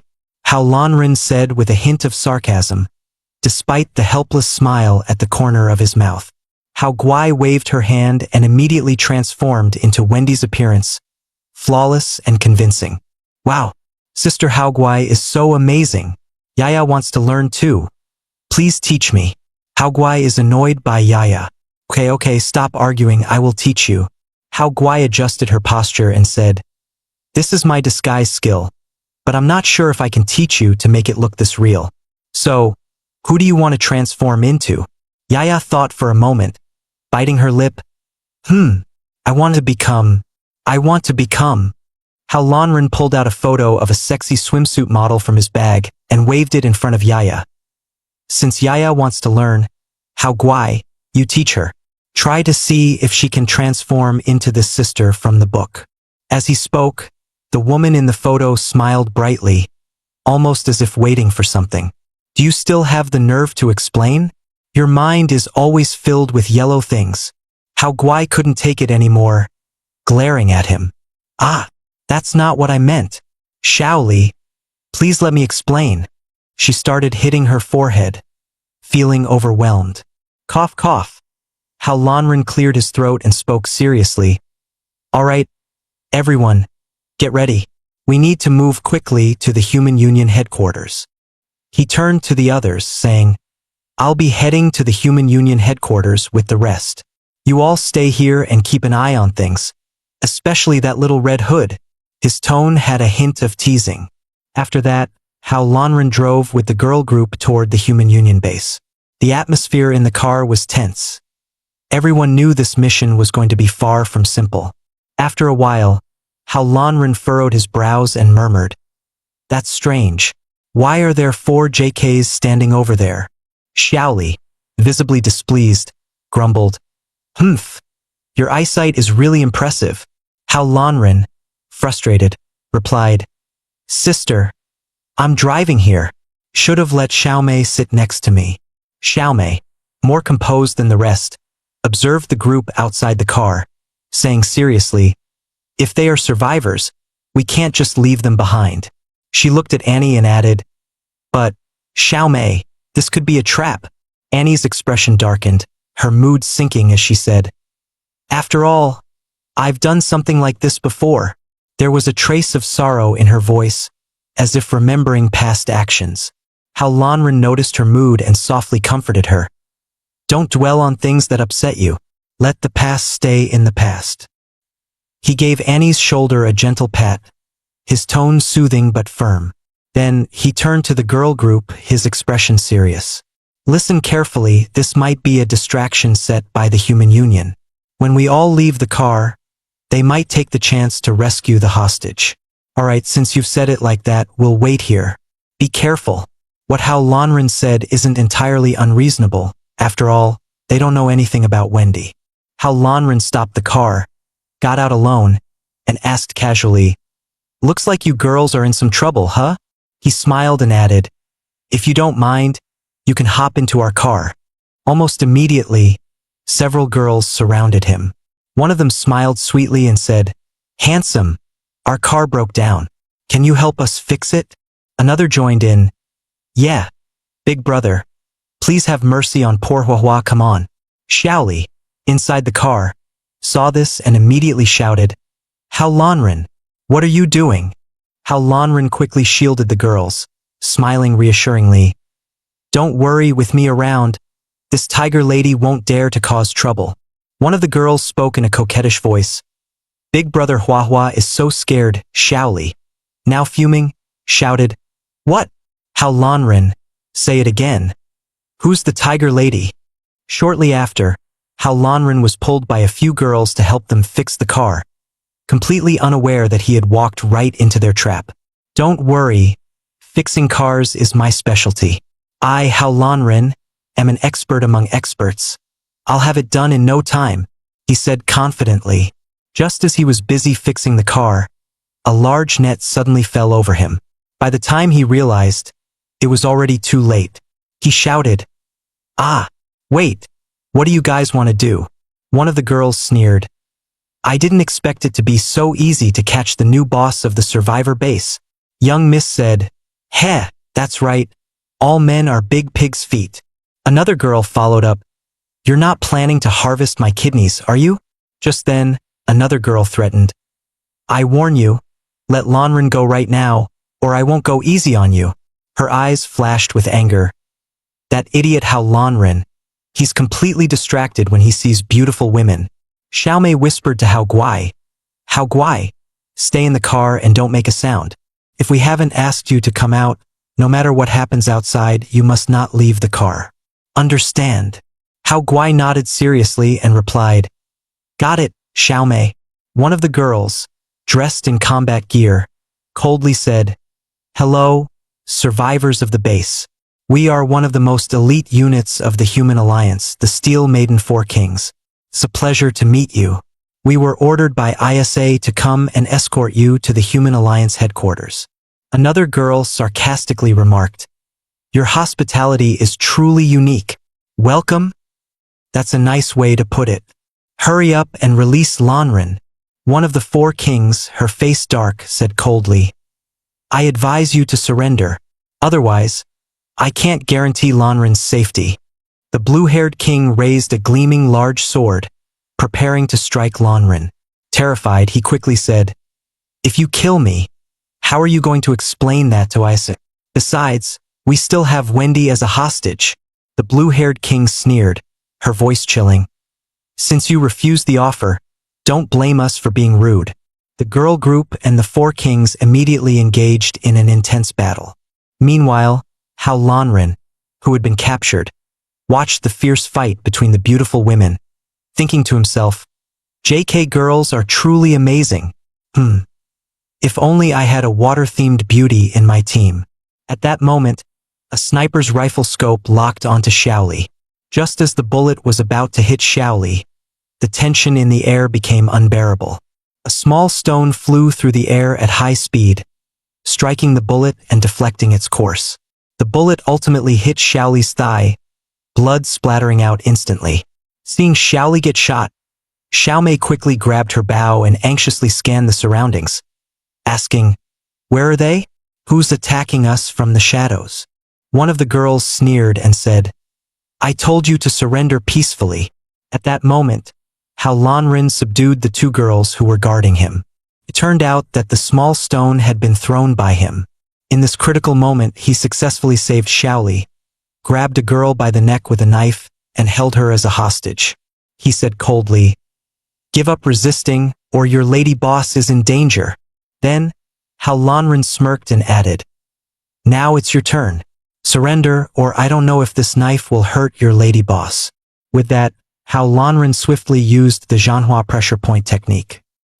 He quickly incapacitated the girls, leaving them dazed and with flushed faces, as though embarrassed. How Lanren grinned, saying, Mission accomplished.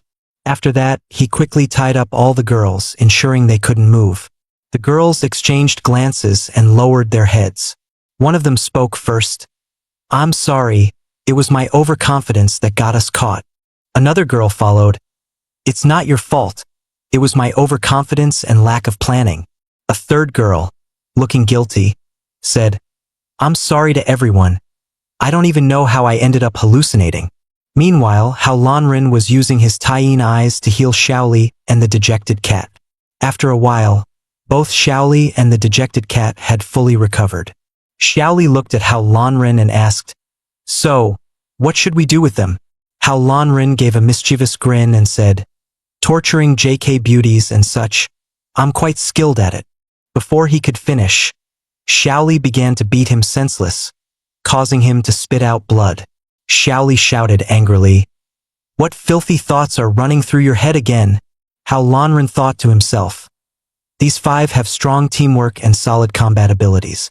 If they could join my girl group, that would be perfect. The best part is, I could enjoy all kinds of JK girlfriend services." Just then, the system's voice echoed in his mind. "Since the host wants to recruit them as girl group members, I have a new mission for you." Hao Lanren eagerly asked, "What mission? Tell me." The system displayed the following task. Special mission task. Recruit the 5 members of the Steel Maiden 4 Kings into your girl group. Mission rewards: 1. 5 Esper seeds. 2. A mysterious reward. 3. 200 million gold coins. Hao Lanren saw the mission and grinned broadly. Well done. He thought to himself, "Now it's time for me to do whatever I want." The threatened girl yelled angrily, If you dare do anything to us, I won't let you get away with it. Bastard, let us go now." Hao Lanren, the pervert, immediately purchased 5 sets of swimsuits for the Steel Maiden 4 Kings from the system, making them change into them. He clicked his tongue. The money was totally worth it. He said teasingly, "Tell me everything you know. If not, I'll make you wear these swimsuits, and do this and that to you.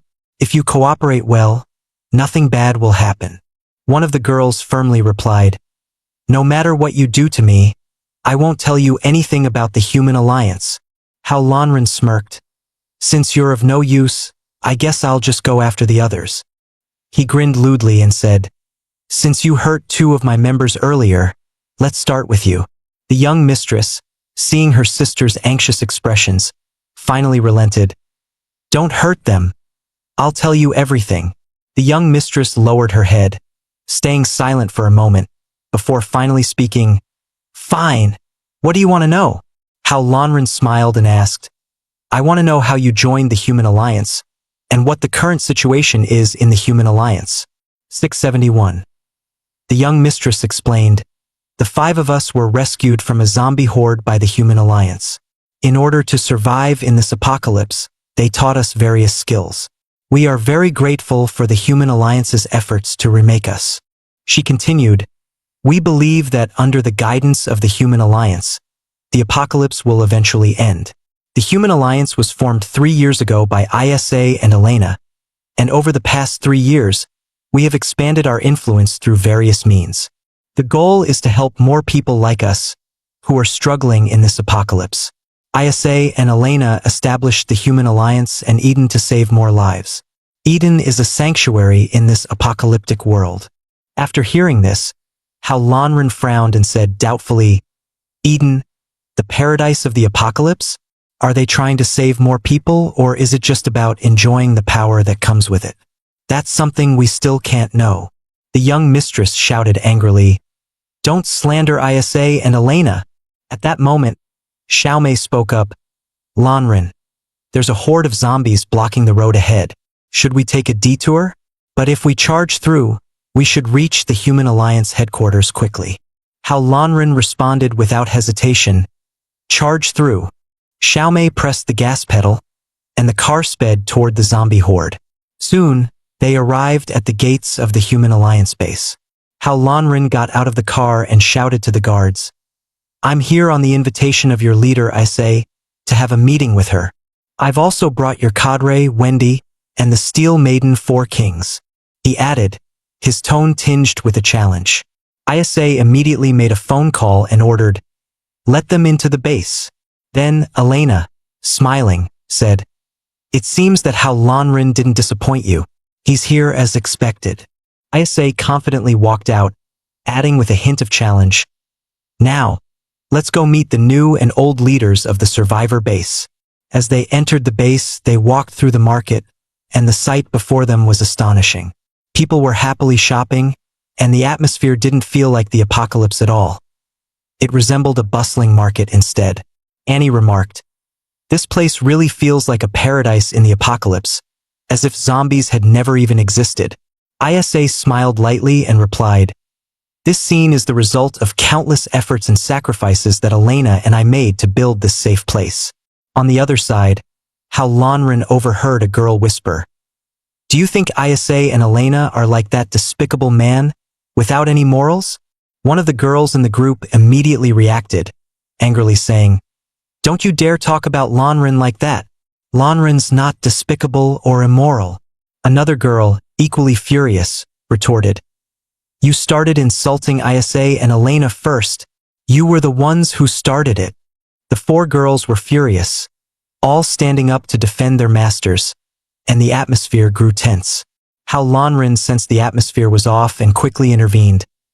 All right, they were just temporarily deceived by the human alliance. Once the truth comes out, they won't be like this anymore." On the other side, someone sneered, "You're the ones who've been deceived. I think it's you who should be pitted." In the midst of the argument, Xiaomei spoke up, "We've arrived at the Human Alliance headquarters." How Lanren said with some excitement, "Finally, I get to meet the leader of the Human Alliance." Sa too felt a sense of excitement rise within her. She murmured, "I don't know why, but every time I think about meeting the leader of the survivor base, I get so excited." At that moment, one of her female subordinates questioned, "Isa-sama, why go through all this trouble? Why not just defeat them with force? Even if Wendy is in their hands, it's just one life after all." Isa patiently explained, "What's the purpose of establishing the Human Alliance? To help more survivors live through the apocalypse. Unless threats and persuasion don't work, force should be the last resort." Finally, they met. How Lanren spoke first, greeting them. "It's a pleasure to meet you, Isa, Elena." Isa responded with a smile. "We finally meet, How Lanren, the new leader of the survivor base." Both sides sat down at a large conference table, ready to begin negotiations.